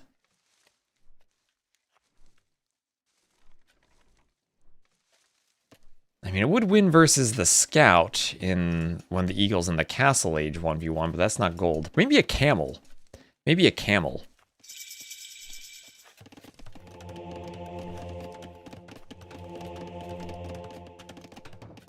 So, Monastery. Yeah, Camels and Magyar Hussars before Magyar Hussars get the tech that makes them only cost food.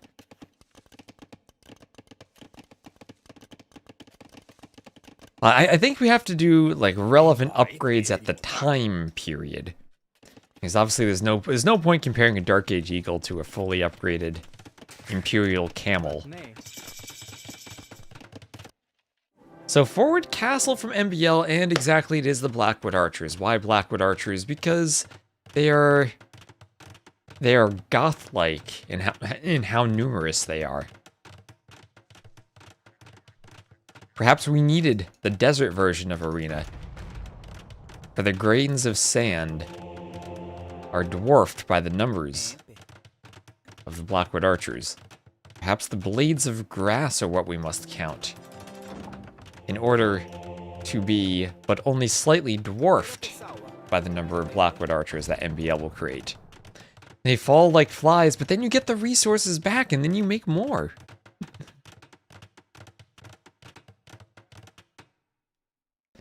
No res spent on upgrading in a Castle Age Eagle Scout versus a militia? That would win. So here are the Blackwood Archers. They're like Karambits if you got Karambits 2 at a time. They're trained in pairs. Winter Arena, that exists, with slippery ice in the middle. I've seen scenarios do slippery ice before. That's a scenario thing, though. So, Monk for dogao, as he adds in a workshop for Scorpions, a second TC, and he's gonna go Monk Scorpion against the Blackwood Archers. I haven't updated the title, thank you. Thank you. dogao versus MBL.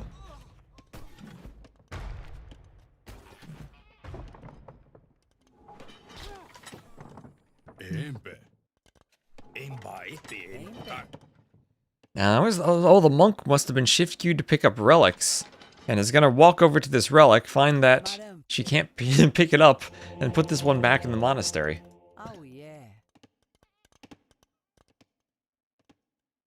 You half pop like a Crambit, only they're trained in pairs. But of all the gimmicks that units have in AoE 2, I think training in pairs is fair.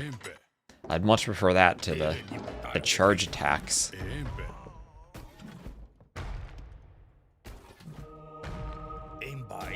And the point is to have enough numbers to win fights, but if you're purely against Scorpion, maybe you don't have the numbers. MBL, is that just a delete? That might just be a delete. MBL has only 3 of these archers, and now he will melt to Scorpion fire, and now he has 0 of the archers.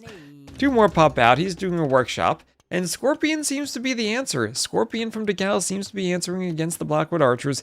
MBL is being aggressive and doing a second TC forward. He wants to pick up as many relics as he can. Dogao, as the Aztecs, wants relics. Aztecs will get more relic gold, and he will have 4. So 4 relics at least for dogao.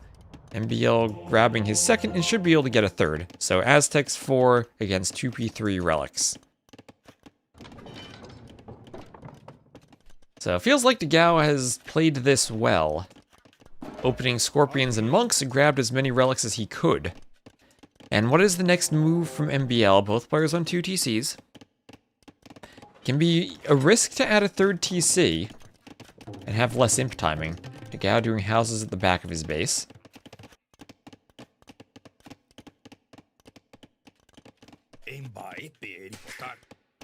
As the monk here will bring in the relic.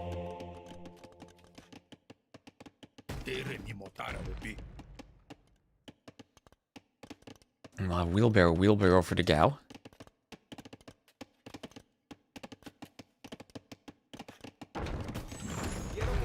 Ooh, nice, Mangonel hit. There's no loom from MBL. He doesn't have loom. He TC'd outside his base and he didn't do loom. MBL.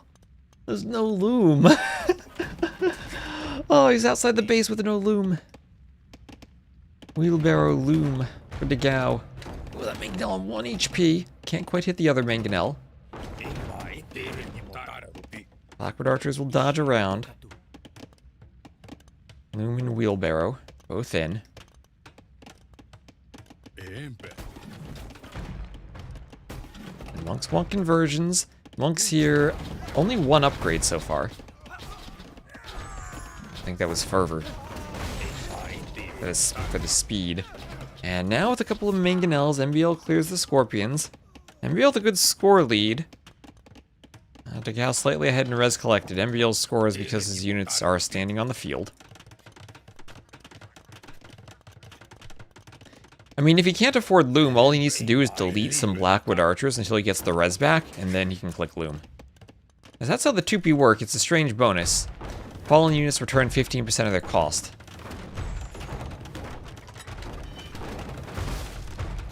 That was the old Saracen's unique tech for the monks, that you'd get gold back when you made, or when you lost monks. Not really the type of design I like, because it encourages you losing your own units, so... kind of a weird one. I'm probably the only person who ever used that Saracen's tech, because it was crucial for the Saladin Pacifist run, and I needed enough gold to keep making monks.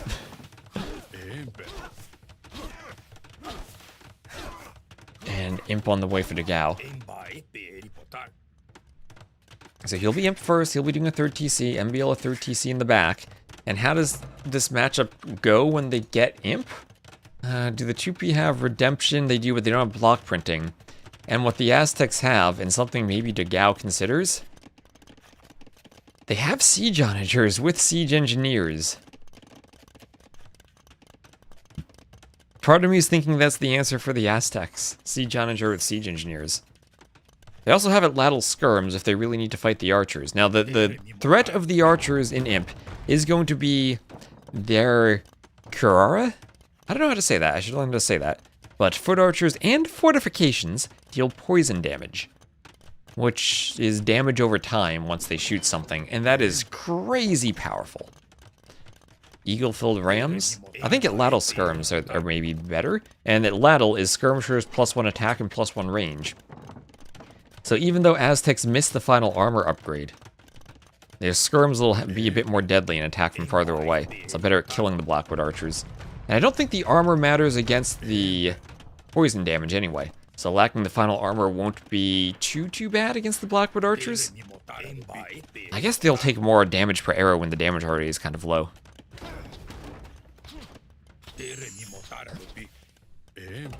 I say it after you type it before you... it's just the natural thing to say, maybe. Before I read it, yeah.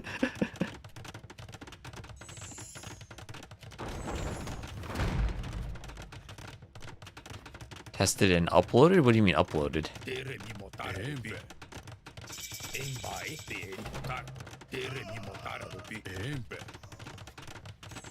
Blackwood archer hit by the castle.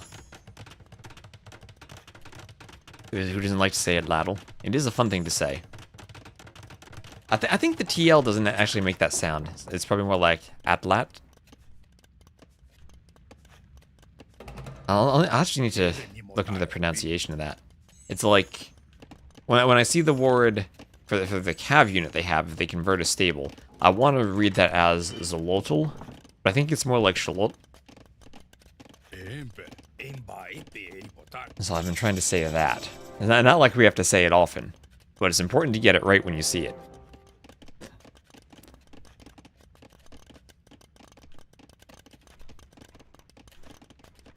So leather archer armor for dogao. MBL selling stone and dogao buying food.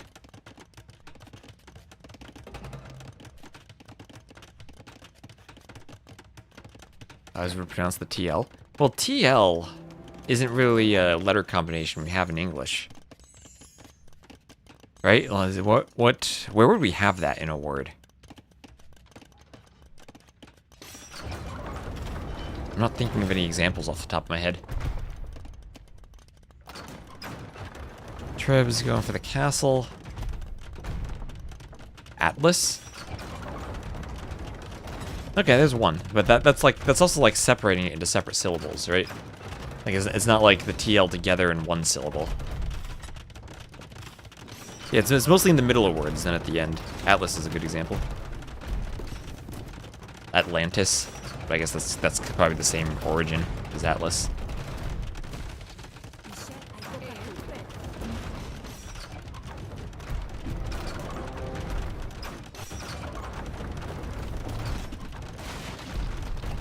Turtle, there we go. That's a good one, mostly.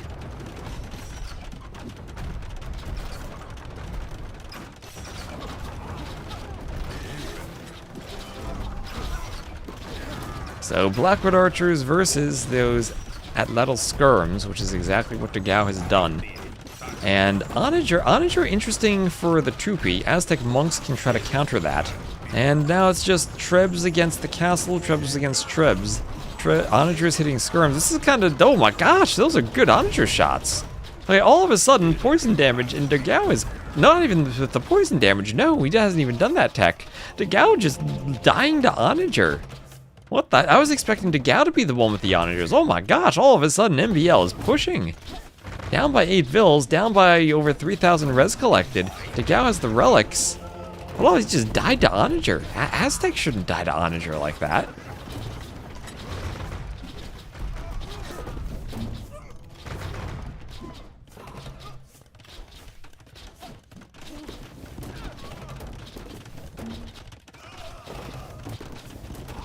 Oh, dogao. Not like this dogao. I was gonna say, I thought dogao had the better position here. All his vills being raided by the Blackwood archers out on the gold. Trying to throw up a panic tower. Trying to do more monks. One of the monks have only 45 HP. I want to convert the Onagers. He needs the Onagers. Alright, so MVL forward doing settlements on the stone and the gold. Dogao now getting wrecked. As he's lost the Vill lead that he had.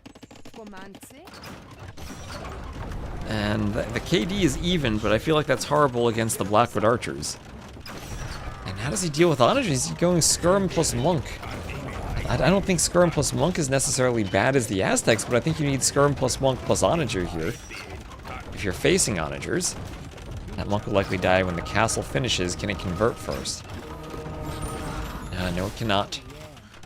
But Monk's there for MVL dying. Theocracy for dogao. Can dogao stabilize if he has enough skirms?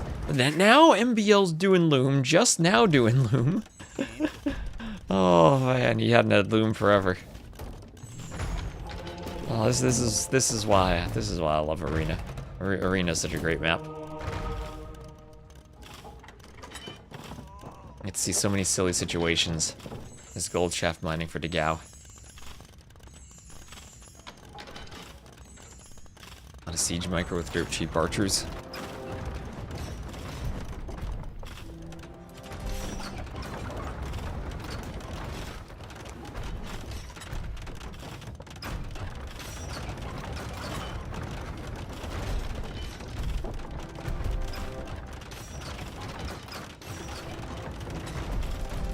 Trib attacking the castle. Lots of hills repairing the castle. The skirms can attack the trebs. Oh, thank you, Jorleaf, for the raid.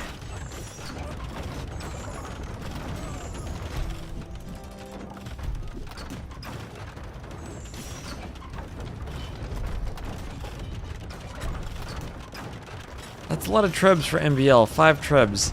And dogao has to repair, and he really needs to push this castle back. He needs monks in the right position to convert onagers. If onagers can destroy the trebs, I think the game might be over. But if he can destroy the castle, he buys himself some space.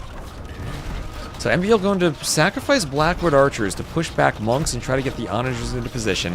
Theocracy is there, but the trebs go down. Can there be a conversion? Yes, a conversion on the onager, but immediately it gets taken out. Chemistry now for MBL, and dogao with no castle, doesn't have trebs right now. That's 7 trebs for MBL. And dogao trying to do a castle in the back to get trebs. He still has 4 relics as the Aztecs. And it is hard to finish off Aztecs when they have lots of relics. You don't have a cav unit to raid them as the 2P. MBL's just going Blackwood archers, but with 3 castles, he's just gonna go burr in Blackwood archer production.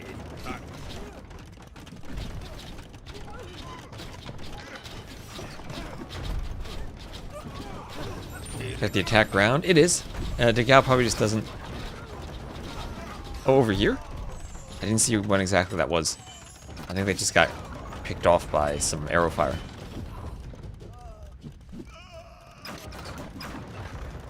I mean, the delete thing was mostly for hills, too, so you...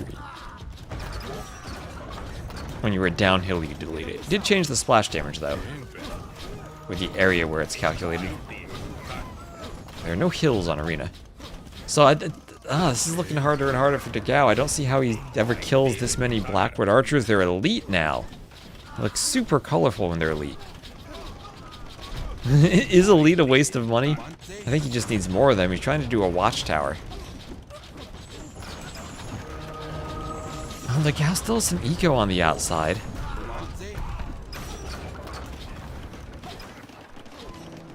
He's gonna need to get trebs and then find some way to get these Blackwood archers out of the front of his base so he can treb that castle. I'd say he could try to sneak the trebs down here, but the market's kind of in the way, and it's kind of valuable to have a market now. Maybe he could delete something. MBL also with the outpost out there, so he'd see if dogao were to try to sneak back to that stone again.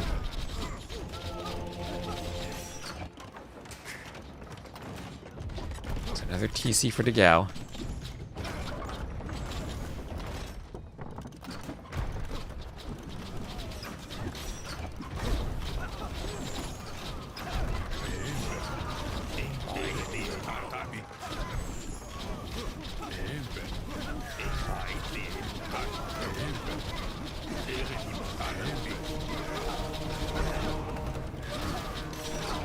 So is there heresy for MBL?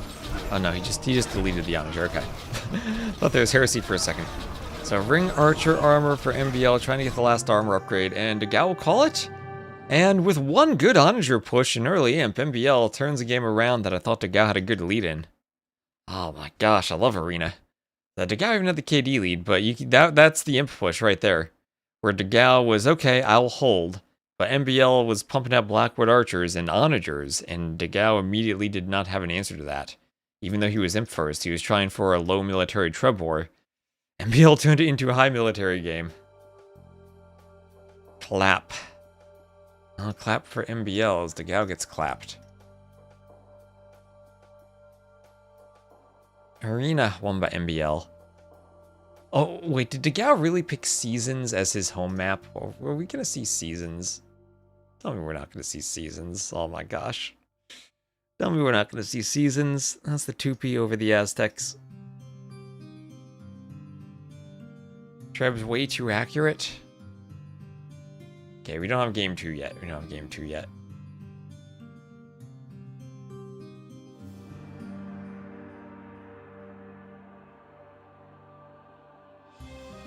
We need the rec for this.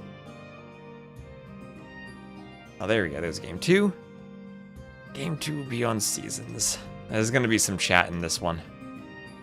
I bet there's going to be some in-game chat.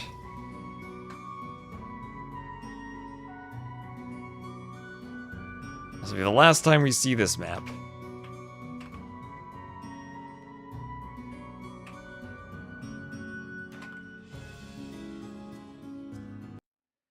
And okay. So. Better, says MBL. Hello, Sitaux.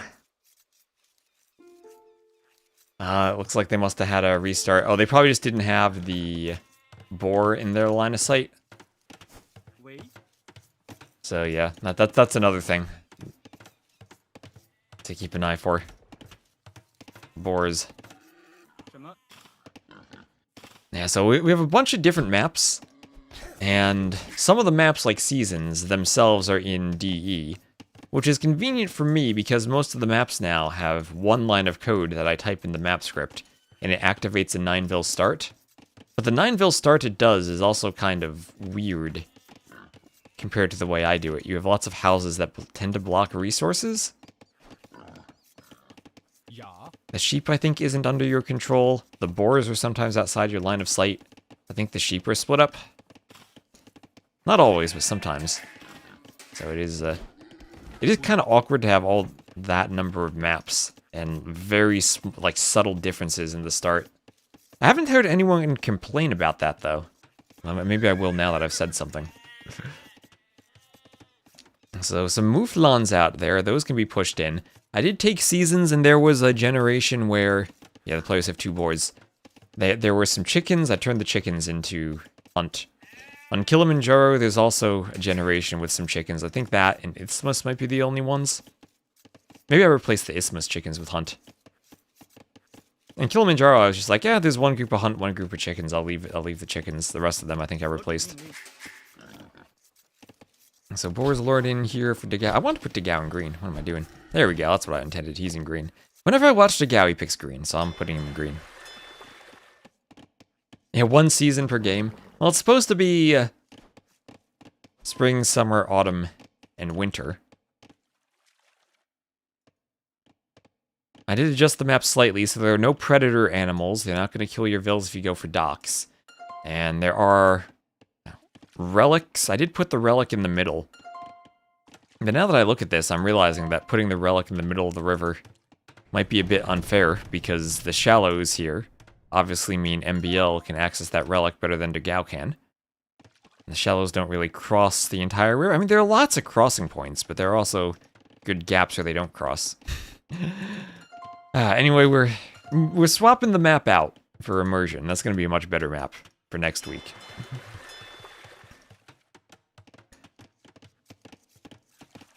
That's going to be a much better map. So how long do we think this map's going to go, chat? Because I'm worried that what's going to happen is MBL is the Vikings. So when he gets longboats, he will win the water. And then we're just going to sit here for a good 2 hours until dogao finally can't win anymore. Unless maybe he can win anymore if the Way are a better late game civ than the Vikings are. Which, I mean, the Vikings don't have a good late game. So how long do we think we're going to be here? What time is it? It's around 2 p.m. for me. At least this is the final set. Oh my god, why am I getting so much spam? How did they find this email?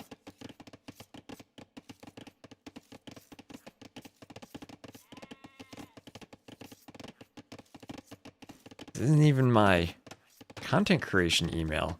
Why did it have an unsubscribe button?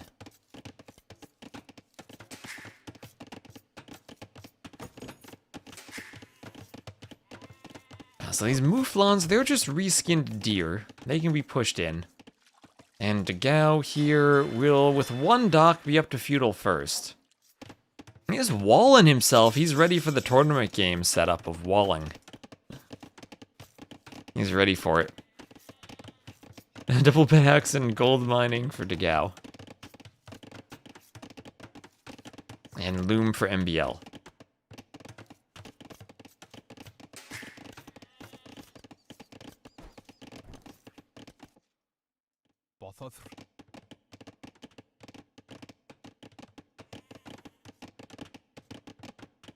And then Feudal Age for MBL just coming in. Now he could fast castle and then go longboats. Doesn't see his sheep by a tile, unfortunately. But he could fast castle and then go longboats. We'll have one dock here for MBL. So that'll be his third. We'll have enough space to garrison all of his fishing ships should dogao open with fires and push the docks, but doesn't look like dogao will do that.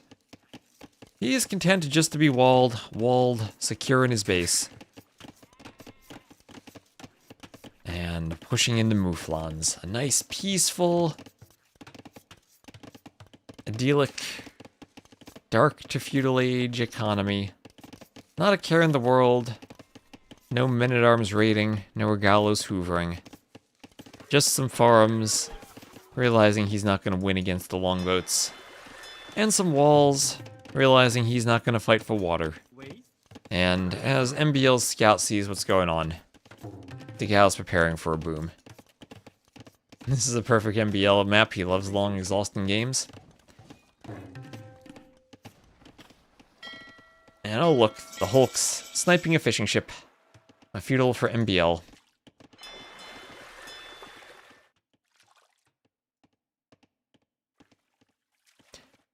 And the fish can run. The Hulks will maybe try to snipe a few fishing ships, maybe idle docks. MBL will open with Hulks himself to put in front and then galleys to put behind. There's a barracks for dogao.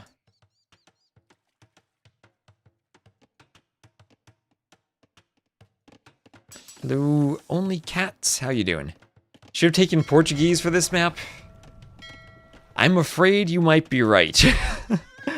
The bad thing is they're a good water/hybrid civ too. But I think Portuguese, you fight for the relics and then do some Pretorias. I was thinking maybe you want Poles or Lithuanians for the winged hussars. Lithuanian's a good hybrid map, so you try to fight for the 4th relic, grab the 3 on your side, win the water, and then just boom for winged hussar. And then you're turning wood into food, and you're getting a good value from the farms. Then raiding. Maybe... What do you think... What do we happens more? The Sicilians do have more food on the farms if you're going to do crop rotation. Versus maybe Magyars or Gajurs who have the food discount, so they have the cheaper scouts. Or Berbers too, they get cheaper scouts. For a super long-lasting game. They'll count, yeah, 41 to 37. Especially now since I think fishing lines will give you an extra vill.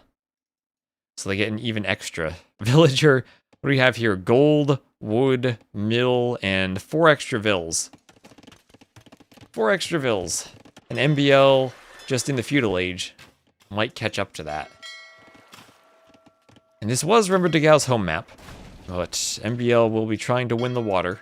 And as is the theme from pretty much every map I've seen, whoever wins the water first ends up losing the game. Other than if you're on islands, that seems to be the way these games play out. Hybrid maps are all about not winning the water. Stone upgrade might be too much. Well, I mean, he's floating resources, why not? He also didn't find a couple of his sheep. Or he did, he just didn't bother with them. So from dogao, I don't think he's going to fight against longboats. He just wants to idle fishing ships with his hulks as long as he can. And I expect him to do a TC, maybe one back here on the stone. Maybe one over here on the gold. Maybe one at the front if he wants to be more defensive and force MBL to push the TC. Maybe one back here on the gold. There is a stable. Could also extend his walls out here. Maybe a bit awkward with the passage down the back.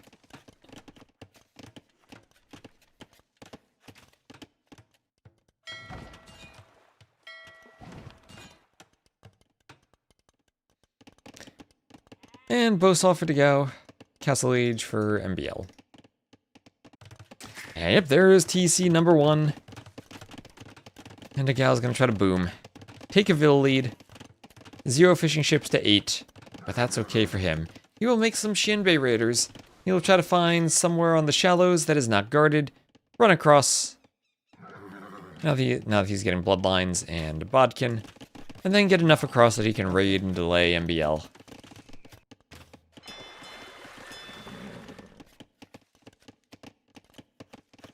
Disrupt the eco. Yeah, and there is the next TC from dogao. Needs a bit more stone, but he's got 6 Vils on stone. And just in case MBL were crossing, the Shinbei Raiders would be in position to protect the TC builders. And now Wheelbarrow, early Wheelbarrow for the extra Vil from dogao. He has Bowsaw. The Civ, the Way, they do have crop rotation for the late game. As do the Vikings. Oh, so we might be here for a very long one.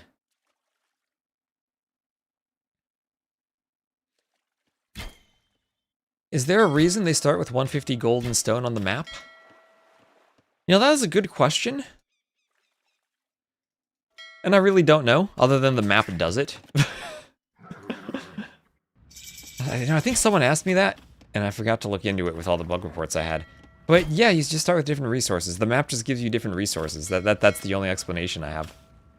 Again, it's one of those DE maps that gives you different resources. I wonder if the original seasons from AOC did that. Probably not. Because it wasn't possible to do that back then. Oh, MBL with archers. Well, goodbye, archers.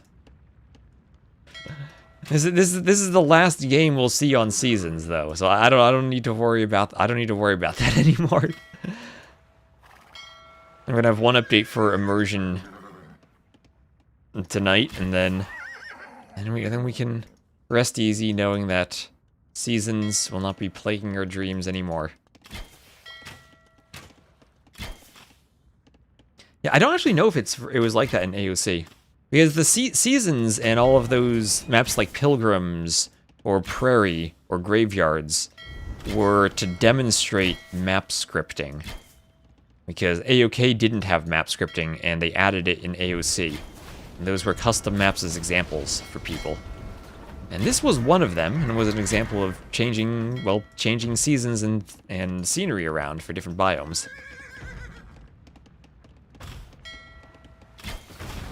So, oh, can Shinbei Raiders snipe fishing ships? Yes, they can. Look at them go. Fishing ships going down. So if they changed the resources there, I don't think they did, though. I don't think that was possible, but I think it's changed in the map in DE itself. I need to go double check that, though.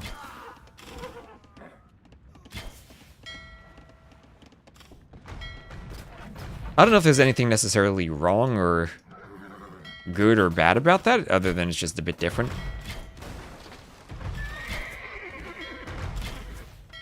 And it's certainly not like the Regicide game mode that swapped your resources around, due to the castle most maps started you with. But it's just its own thing. And speaking of castles, the dogao on Q will be adding one to the middle. That'll give him some area near one of these crossings. If he makes a few Shinbei Raiders more, he could try to raid. Hasn't been able to cross the river yet with all the longboats. And MBL with the score lead with the free wheelbarrow and handcart. I do worry this is a situation MBL will have to be pushing fast. What does the Way stable look like? They missed the final armor upgrade, but they do have Hussar. So not the best at raiding under arrow fire, but at least they have Hussars.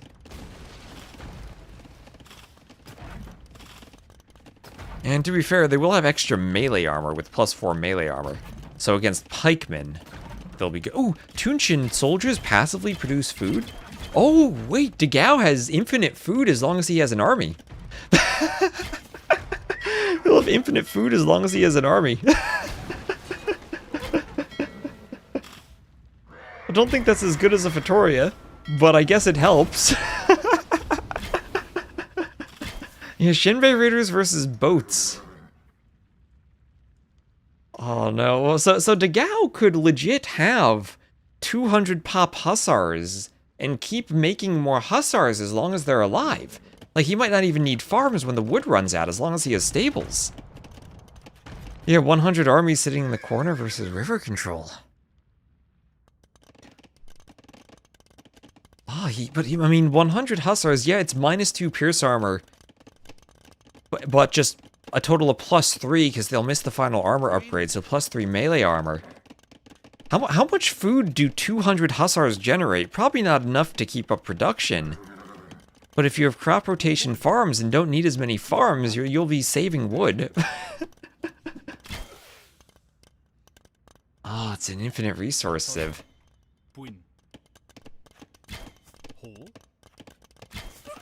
And it's a nice raid on MBL's eco.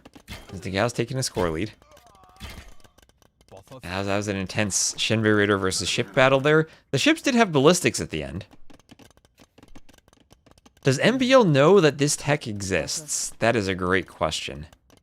Unfortunately, I lack the foresight to look into MBL's mind and answer questions about what he does and does not know.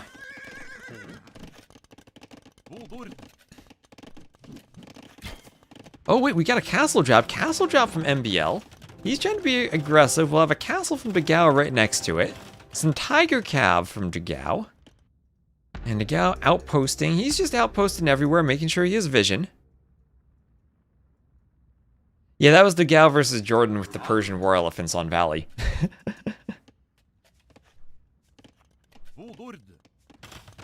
Yeah, something OP without the risk of losing microfights. Well, he will have traction trebs instead of normal trebs, and he has to make sure that he remembers that.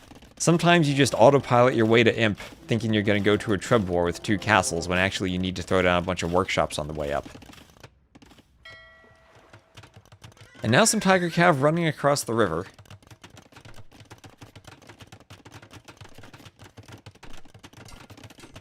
.8 food per minute. So for 100, that would be 180 food per minute.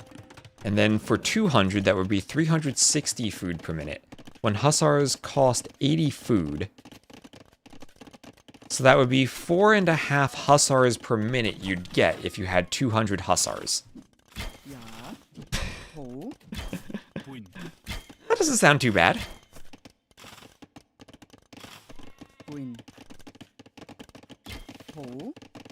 If you're just camping and not fighting, that could be nice. Yeah, then I guess you're just on a quest to defend your stables and keep your numbers up. This is kind of strat you feel like you have a free win if you trained enough. Yeah, I mean, it's again, that someone overinvests into water with all of the shallows on the map. It's hard to then have enough land army to stop this, and now with the Tiger Cav, he's able to pick off the skirms that MBL was using for defense. This unit has 4 base pierce armor, so you get to 6 pierce armor in the castle age, and you take 1 damage per arrow from everything. TCs, skirms, crossbows. And so you're free to pick off the skirms, which would be the defense against the Shinbei Raiders. And now Chemistry Bracer. And then maybe the trick for dogao would be a transport ship and sneak some vills across just for a couple of ranges. Try to get ranges or stables on both sides so he has Shinbei Raider production across the river. And he does have some houses in the north. He's picking up the 3rd relic. MBL's not gone for relics yet. Double castle treb production for MBL. We have double workshop traction treb production as dogao clicks conscription. Is doing chemistry. And probably, let's see. Nope, it's just the discounted cost. No unique tech that affects them. So with the cost discount, he might have wanted a 3rd workshop on the way up. And now his decision is simply shoot trebs or shoot castles. He's going to choose to shoot the castle. Maybe the treb's a bit far forward there for MBL. And no siege engineers for the way. So the only thing that dogao could do for this fight would be masonry. At his workshop, at least. I mean, at his university. Now, he does have hoardings, so hoardings could be nice, but the Tiger Cav will pick off the trebs. They'll save the castle. The Tiger Cav, a couple of conversions came in there for MBL. But with all their pierce armor sitting under the castles that don't have bracer because MBL was prioritizing siege engineers, These castles will go down. The only downside for dogao doing the forward castles is if MBL has the longboats and water control, he could go for cannon galleons.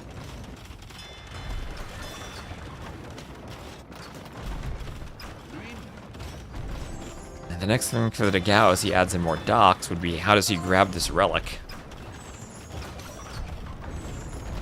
So res collected super far ahead for dogao despite MBL's fish boom. Medium warships for dogao, and with one castle down, we'll have 4 traction trebs attacking the next castle. And some cavs still raiding MBL's base. Medium warships and chemistry.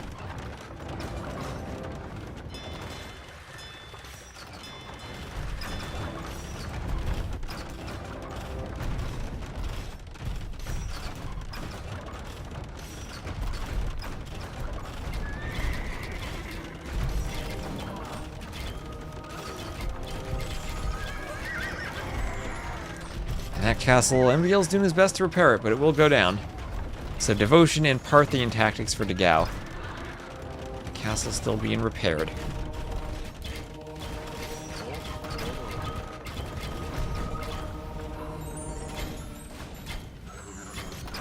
Tiger Cab down. And Monk down. Yeah, MBL want forward for Monks to convert. And, well, destroyed castle for dogao. And he does have to be careful, because cannon galleons could destroy all those castles, and he might need one in the back. As he still does definitely want his unique techs, especially Tunshin on this map. He's most definitely the tech you want on this map. Heated shot, let's go, heated shot for dogao on his castles. And, oh, those are some sheep from dogao. So the Tiger Cav, we're able to get Bracer. Would be a bit less effective in Imp without any more Pierce armor. TC up to 8 attack now since he has chemistry. Skirms would still do 1 damage, however. There is careening extra armor for dogao. He's got Clinker Construction, but MBL will call the GG. And dogao will tie at 1-1 as MBL's push against those castles did not succeed. The traction trebs were enough. The cheap traction trebs, dogao's eco was insane, 146 to 81 vils. And the Woo economy won the game fast enough that we didn't have an hours-long stalemate. So GG's, everyone. Say goodbye to Seasons for us. Say goodbye to Seasons. As we thankfully will not see that map again. As dogao with a win. The first picked Wei against the first picked Vikings.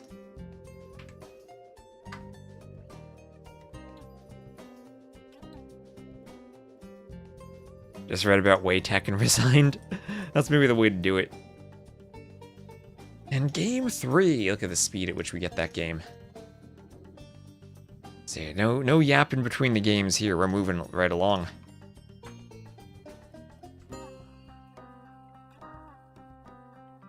It'll be Cenotees, Persians, Vietnamese.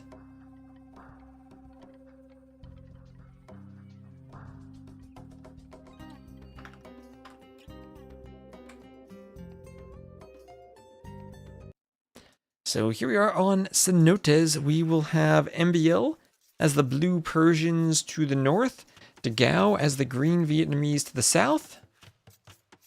And in terms of pond locations, dogao has one down here. MBL has one here. There's basically 3 down the middle, kind of split evenly. Then 1 in the corner a bit closer to dogao and 1 in the corner closer to MBL. So I guess this is kind of fair.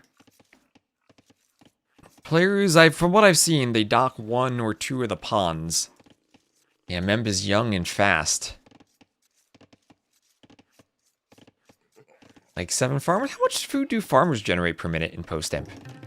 That's a good question once you get handcart. Wheelbarrow and handcart. And at least heavy plow. Heavy plow gives you 1 extra carry capacity, which does slightly affect the farming speed.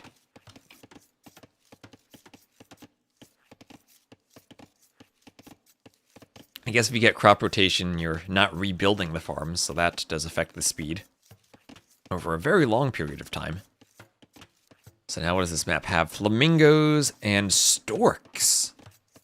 Oh, is the stork native to, I guess, the Yucatan Peninsula? Where Cenotees is, I guess, based? As flamingos were from the last chieftains, that's South America. The stork was from the African kingdoms. Black Panther also from the last chieftains. The Guanacos from the last chieftains. So some South American theme going on here. But I guess you can use that for Mexico too. I'm not actually sure what theme this is supposed to be. I just used the map from DE. This is also one of the new forests. This is the nerding out on woodline portion of the stream, where we look at the forest, which is the palm desert forest, but with grass underneath it. There's now a palm grass forest that you can use. You can throw into as a bit of a mixture for some of these more jungly areas.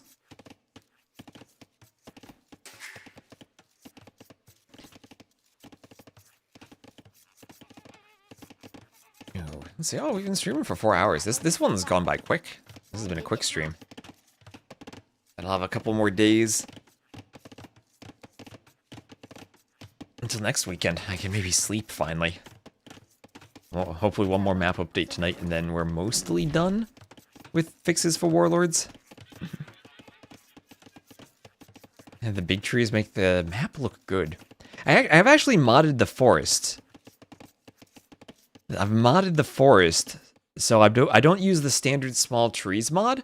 I have my own mod where I copied all the small trees files from the game, then deleted some of them, so the bushes are not small and the bamboo's not small.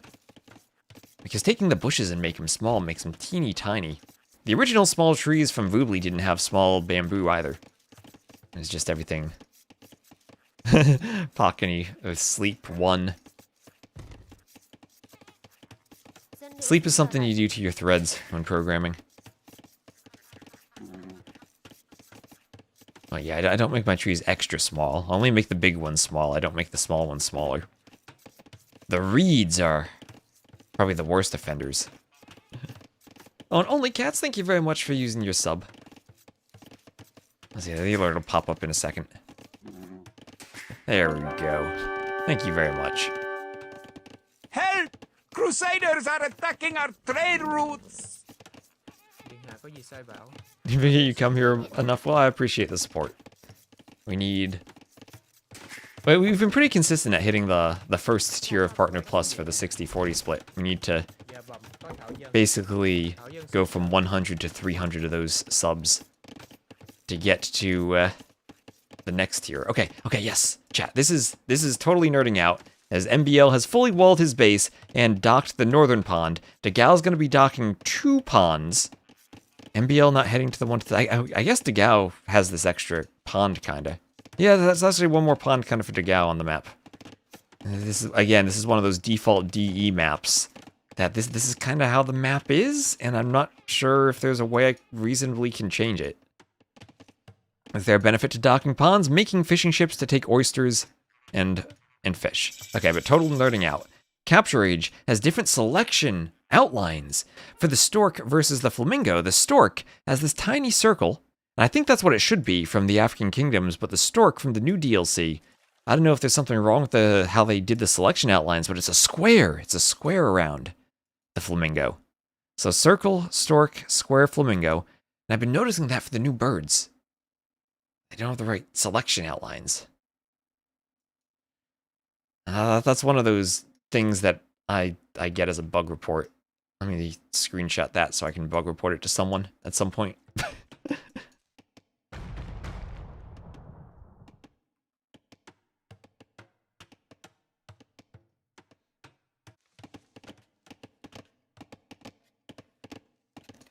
That's just because they're more important. You really got to know where the flamingos are when we click on them. You can't even click on them in-game. That's literally only a Capture Age thing.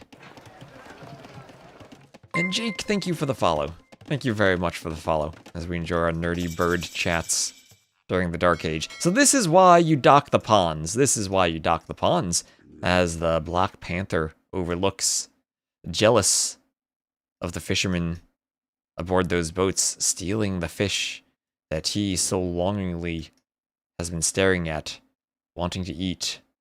But alas, they will no longer be there. Replaced by eventual fish traps.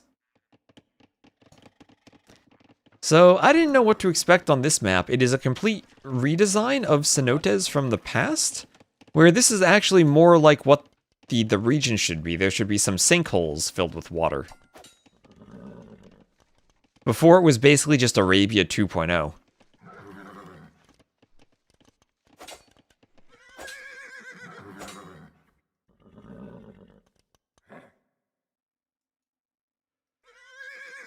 But the sinkholes have some oysters and a couple of shorefish, and that has been enough to encourage lots and lots of docking on the map.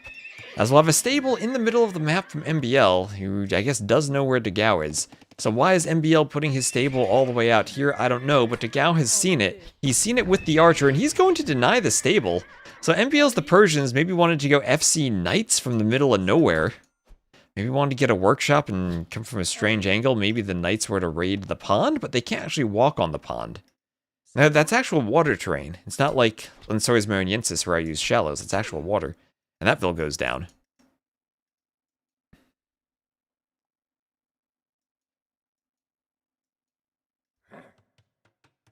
And MBL will be castle first, doing some eco upgrades. dogao, about 90 seconds later, a minute and a half. He'll take his gold.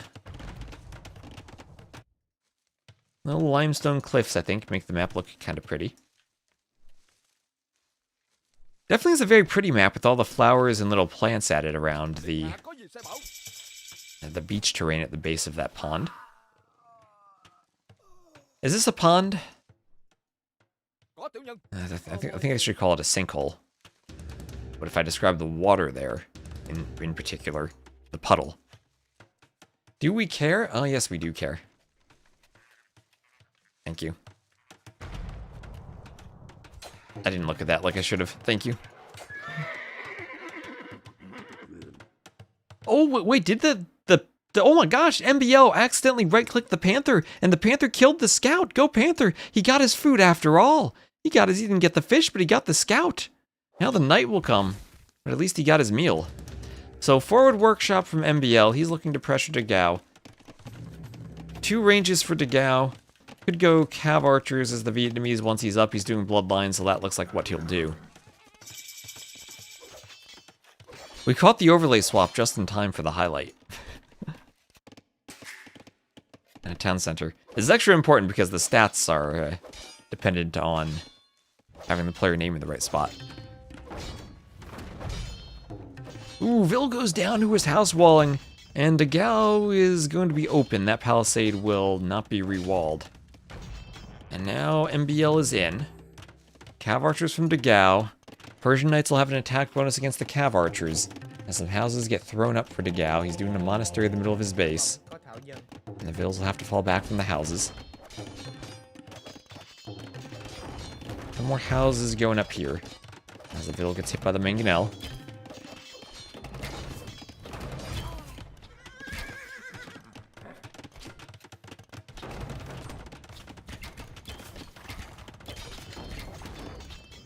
Archers dodge, but there's a knight to pick off the mangonel. Nicely done from dogao.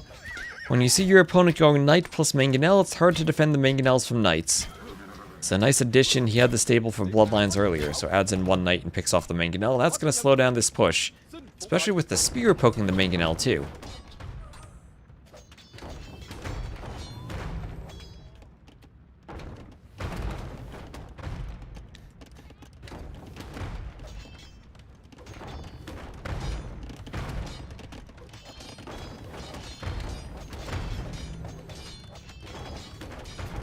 Husbandry for dogao.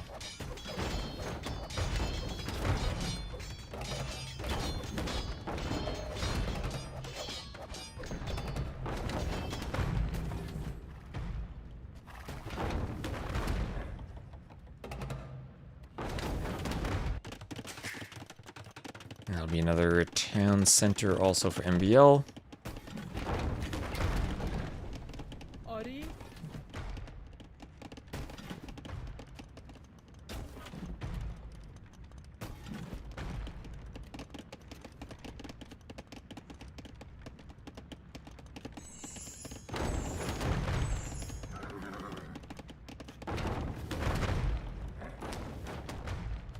The Cav Archers will face a Camel on the edge. And Camel Knight for MBLs. He keeps pushing with Mangonels. And he's on 3 TCs behind this. So 1, 2, 3 TCs for Eco in the push. Those are faster working Persian TCs.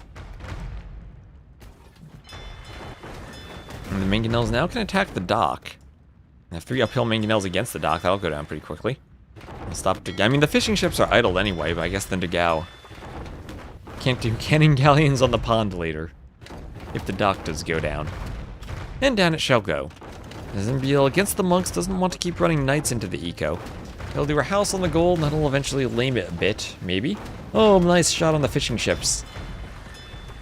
As that dock goes down, Scorpion hits the fishing ships. There's 1 ship down. Ooh, can it get a nice bolt onto the ships? Yes, it can. Yes, it can.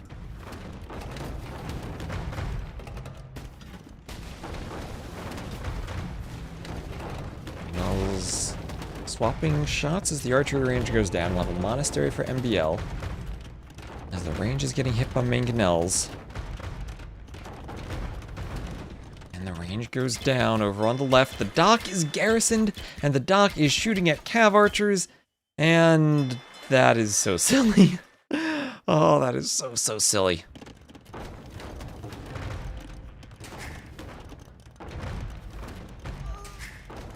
As Mangonels hit the Vills, Mangonels will destroy the TC. And Wheelbarrow is on the way for MBL. As we also have Guard Tower just finished for dogao. Guard Tower out by the TC.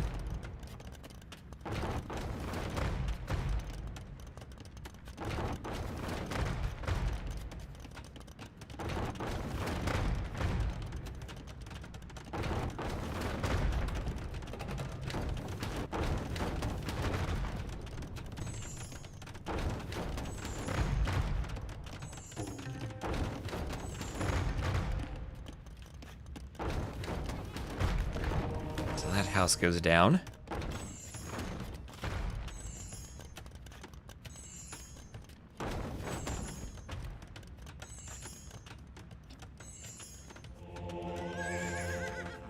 Monk wanted to convert a knight. The Mangonels might exchange some shots.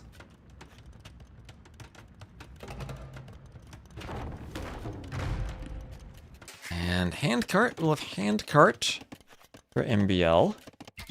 As Cav Archers pick off the fishing ships that were hiding in the dock earlier. And what is that, a fish trap? No, MBL's not going to be fish trapping. dogao's going to get his 3rd TC, but already pretty far behind in villagers at MBL. So I'm liking MBL's position. The question is, do the Vietnamese somehow have a unit composition that's much better than the Persians in the late game, where dogao now has an option to hold on? So dogao getting maybe a bit punished for overextending to the docks, as lots of idle fishing ships. And I still don't know if fishing is worthwhile on this map in more than 1 pond? Maybe it is, maybe it isn't. Let's see, what is my Discord ping here? I just gotta check my pings. It's just Twitch spamming me.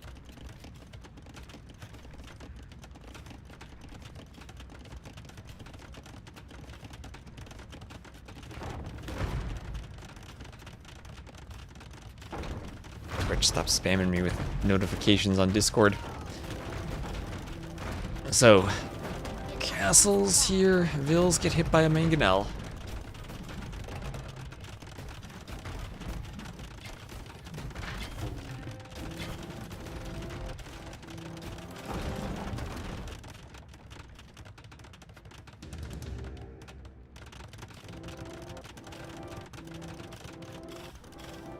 Both castles go up. And Imperial Age for MBL.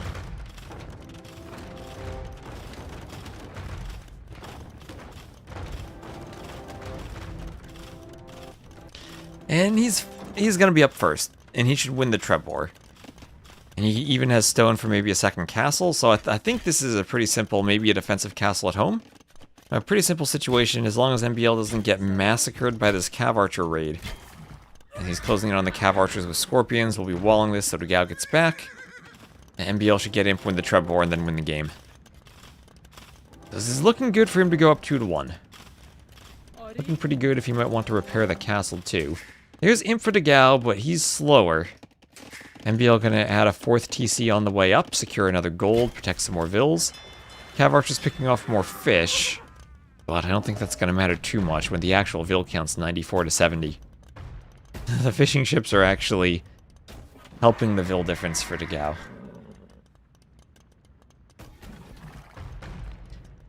Scorpions no ballistics, so they miss. We'll have bloodlines for MBL as a few vills come forward. And that's a lot of mangonels. So many mangonels that the guard tower won't even go up for dogao. It's a lot of vills that could die to the knights. Oh, it does go up.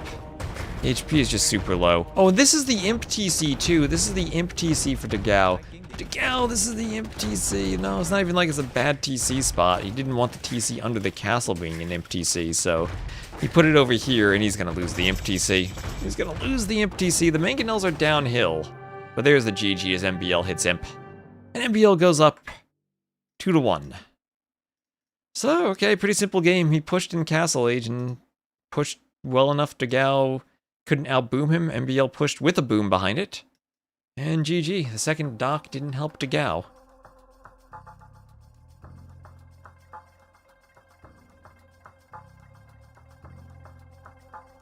And that puts us at 2 to 1, where we still have Tafidi and Crownwood as maps. It's Persians over Vietnamese.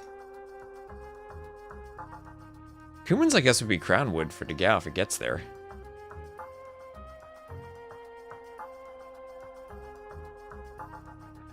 So potentially 2 more games.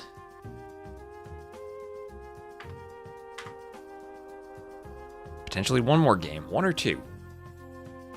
This has been a rather quick day of games, but I guess it does go a bit quicker when we have Rex. Don't have to spend as much time in between the games.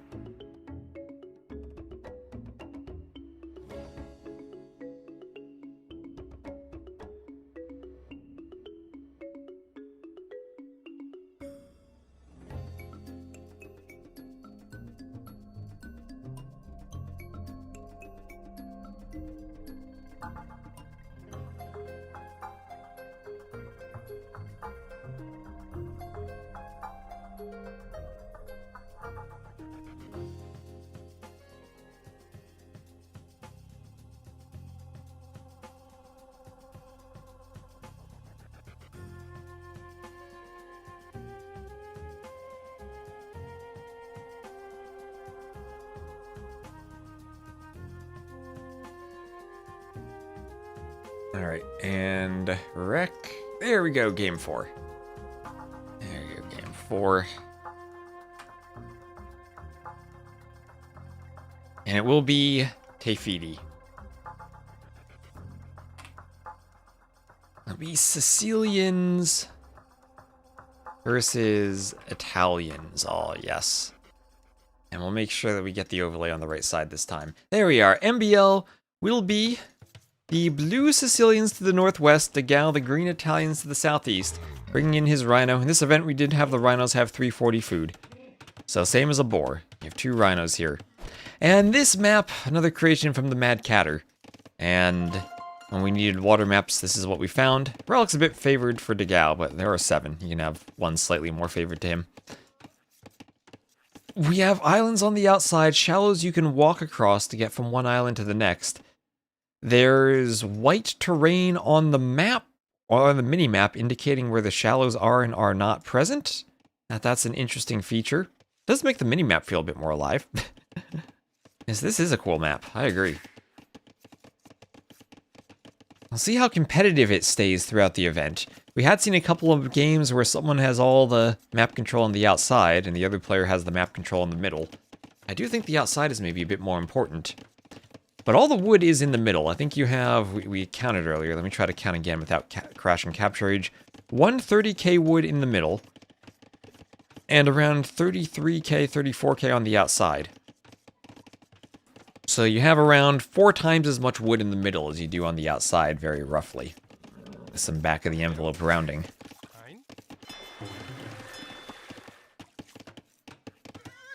And quick wall in there for dogao, keeping the Ville safe.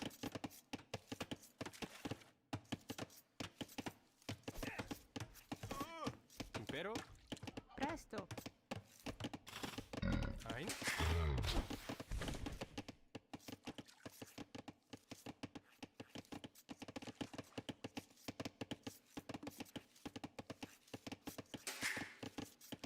Salutamo.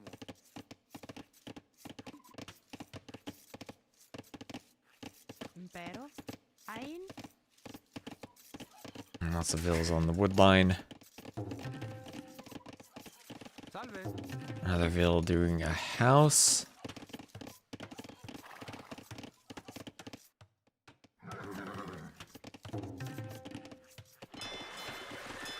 And more fishing ships for MBL. So he's fish booming, dogao's fish booming, dogao also doing a transport ship. So he will immediately, in the Dark Age, be heading to the outside.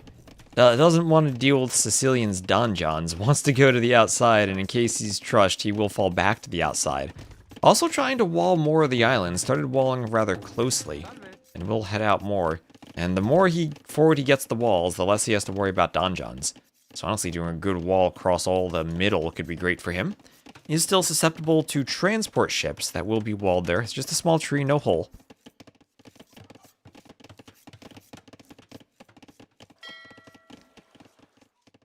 But yeah, this map we got down. We had a few ideas for maps when Mem asked me to help out. And originally it was going to be like Northern Isles and one other. I forget what the other map was for the water category. But they seemed like they were overplayed. Maybe it was Migration? Not that they're bad maps, but just kind of overused. So we needed an idea for something new, and this was one that I had in mind that I had seen before in team games, but not in 1v1s. So I think it is kind of a new one for the scene. Salve. So dogao won't finish the wall. Did not have loom on the Ville, but will get enough HP off of the scout that his scout can chase it away now. And the next Ville can finish the walls. There's loom for dogao. I did modify it slightly. The 1v1 version previously had 4 islands. I upped it to 8. And I think that makes it a much more fun map. With the 8 islands, it looks much cooler around the outside.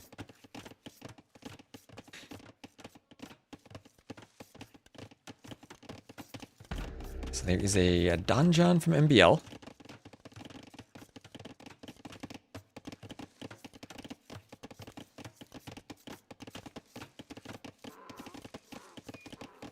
And Feudal Age for dogao. So Feudal Age first for dogao, Dark Age donjon for MBL at the front. And you can build these in the Dark Age. You can't shoot in the Dark Age, but once you get Feudal, you can preemptively donjon on your way up and then start shooting. Is that ever a good idea to tower rush with a Dark Age donjon? I don't know. Would be cool to see, maybe. So dogao, now that he's on the outside, he can keep spreading the docks around. There are some fish underneath the rocks. Ooh, fish under the rocks. Maybe I should try to adjust that at some point. There are also a bunch of shorefish here. In the middle. So that's also interesting. So fish... I don't know what... So shorefish usually are placed only adjacent to beaches. So to fill this area with shorefish, the map script actually has a bunch of deep fish that are modified to have 0 food and place the shorefish as a second object. And the problem we had was the explored area around the player TC meant that they could see the deep fish on the, or in the fog of war. And then when they'd sail out and they'd only get a shorefish, which I imagine was quite disappointing.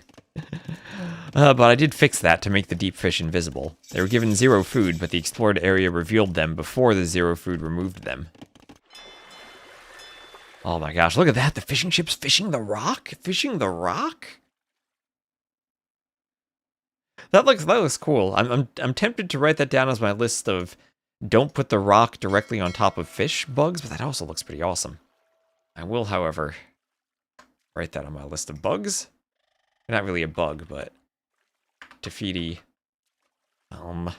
Avoid rocks directly on top of deep fish.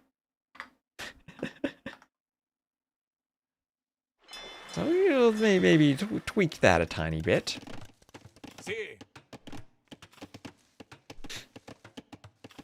And transport ship for MBL, as he is going to go donjons on the outside, maybe, or just bypass the walls.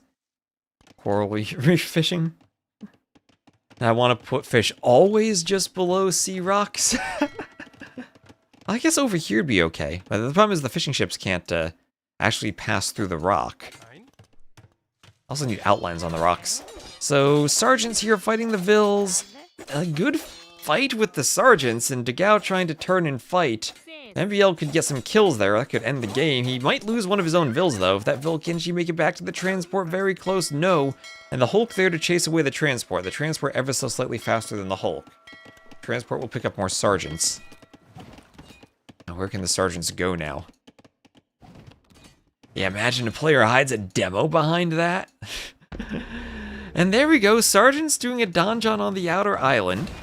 I like that, though. Using some transport ships, getting to the outer island, using the map creatively. That's what we want to see. Players using different parts of the maps. And Castle Age for MBL. So MBL could redock and then transport and get Castle Age sergeants over here, which would absolutely devastate the wood line. And he has a blacksmith, so he could even think about upgrading them, doing either more attack or more armor. So you rush here with sergeants, hit the wood line, force dogao away, do a donjon to take him off stone.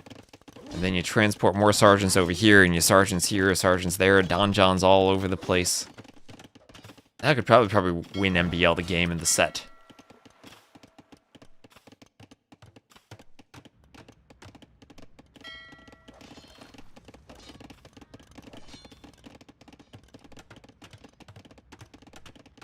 That is now fletching for dogao. There's the dock. I'm waiting for a transport. I don't want to see a galley. I want to see a transport.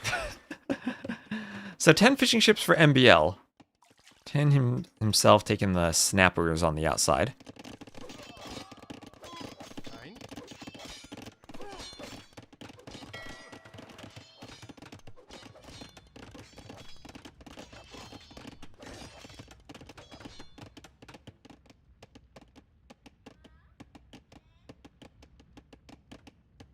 And we have a 10-second difference in uptiming.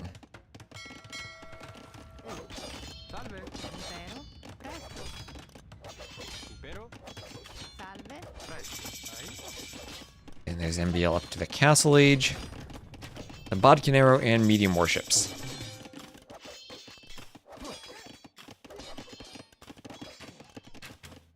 There's medium warships, Bodkin, Bowsaw, and Gillnets.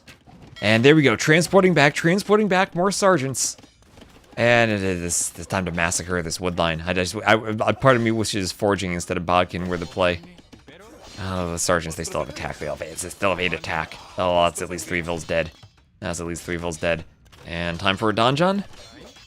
I mean, it's also 2 Vills on stone. Maybe MBL could buy stone and do a castle drop. He'll have good armor against the TC fire. Lots of weakened Vills, at least. And yeah, I think just the donjon here, then you stop dogao from taking this part of his base. That's dogao's transport, not MBL's transport. That's exactly what I wanted to see. I'm glad that happened. That's what I wanted to see. Here on stone, there's another donjon. But that could also be another transport ship around this side. As dogao walls that off. Lots of weekend Vills. Weakened Vills. Weekend, not weekend. There are no rugs on this map. They're not having a beach party out on the islands. You survived the flight. Oh, that was a quick flight. You boarded and came off after the flight. Did you get some Warlords from 30,000 feet on your Wi-Fi?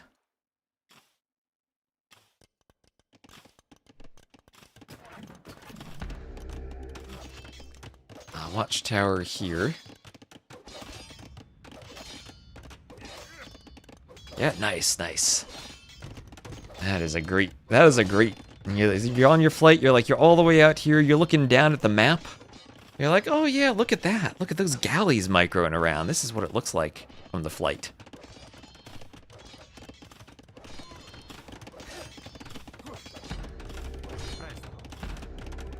Oh no, there's a hole the sergeants are in, and looks like MBL's gonna qualify for Warlords. Looks like he's gonna qualify as he's killing more vills for dogao. Is this it?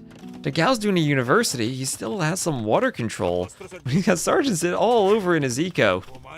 The TC not even that defensive anymore. We're gonna have another donjon somewhere. Donjons are everywhere. Sergeants are behind the walls. MBL can pick up the 3 relics in the middle. Always a whole week. These weekend villagers. There we go. They need to rely on some day-to-day houses to keep them safe.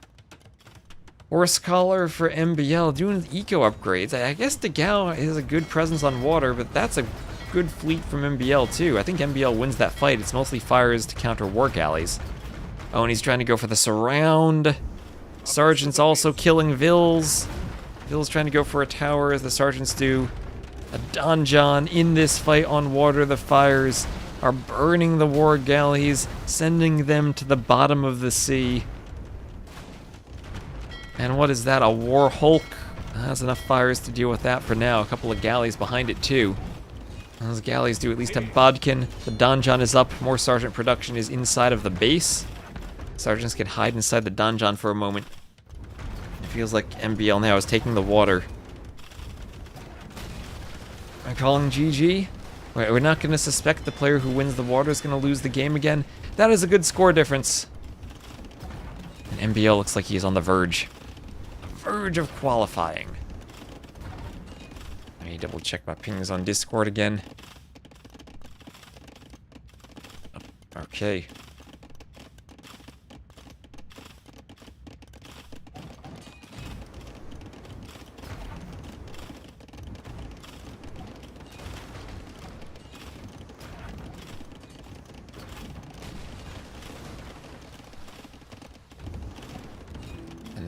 Guard tower from the university. Now guard towers are there.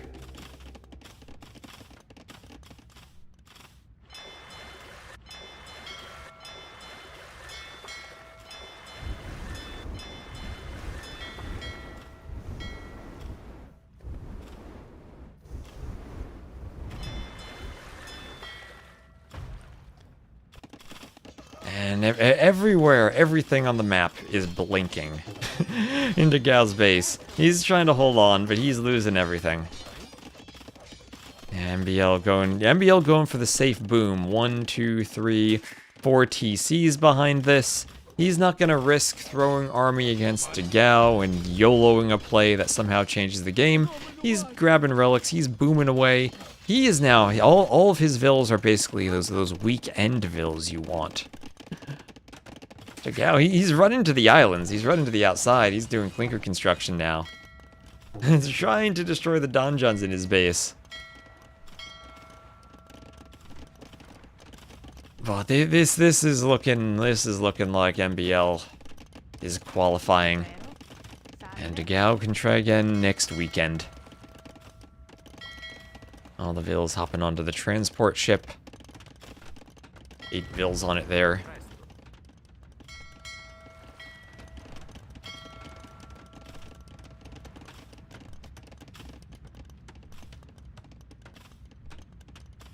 Wheelbarrow and bowsaw for MBL.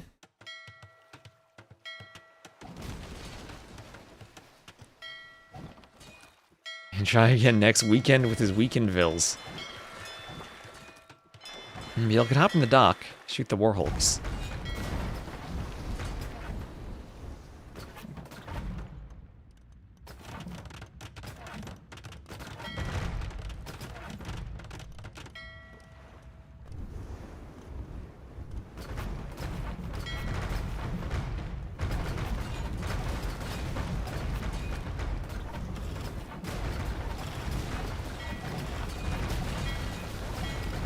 Fires going down to Hulks and TC fire.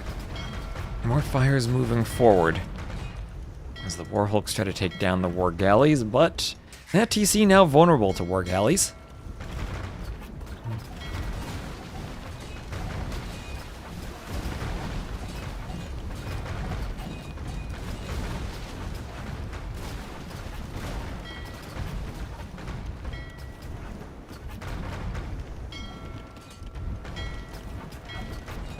Fire's pushing the War Galleys back. There's careening for dogao. Still, he's trying to hold on. 91 to 66 Vils. And I think he should be pushed off the mainland soon, as MBL's doing a workshop. Guard towers do stave off your demise for a while. It's not like MBL's only on the middle. He's on the outside too. He's on the outside too. Maybe even walk Vils for more forward docks. Ballistics now for MBL, and dogao, he's putting on a fight. He's not going to resign early.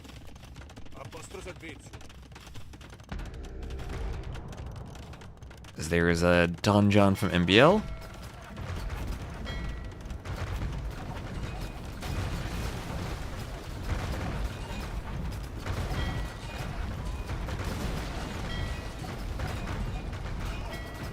Fires here going down.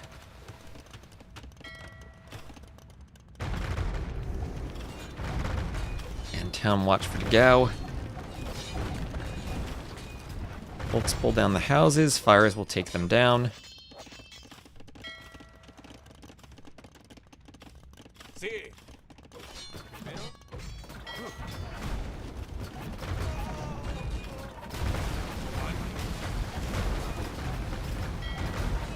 Hit by the War Galleys, and dogao losing the navy again. 115 to 77 eco difference. I'll have an extra TC on the side as dogao, desperately trying to hang on, but there is the GG. MBL is victorious, and he will qualify for Warlords. And there we go. Military 82 to 52 KD for MBL. Better eco. And the donjons worked. The donjons and the transport ships worked. There we are. Sad for dogao, but congrats to MBL. And one more check off on the overlay. He won seasons, but MBL won with Sicilians. So, thank you all very much for watching. That's going to be it for today. I'm going to go fix some maps, so thank you all for watching. I'll send a raid over to Memb on Twitch. Thank you all, appreciate the support, especially on YouTube. I think maybe in the next week, as I'm finishing up the maps and stuff, we're going to get back to I'm spending my map scripting time on YouTube editing. So we'll do some YouTube stuff. So, thank you all for watching. I guess we'll send a raid over to Memb. He's probably going offline too, but you can go say hi to Memb. Go follow him, and I will see you all later. Enjoyed the cast and the maps. Glad you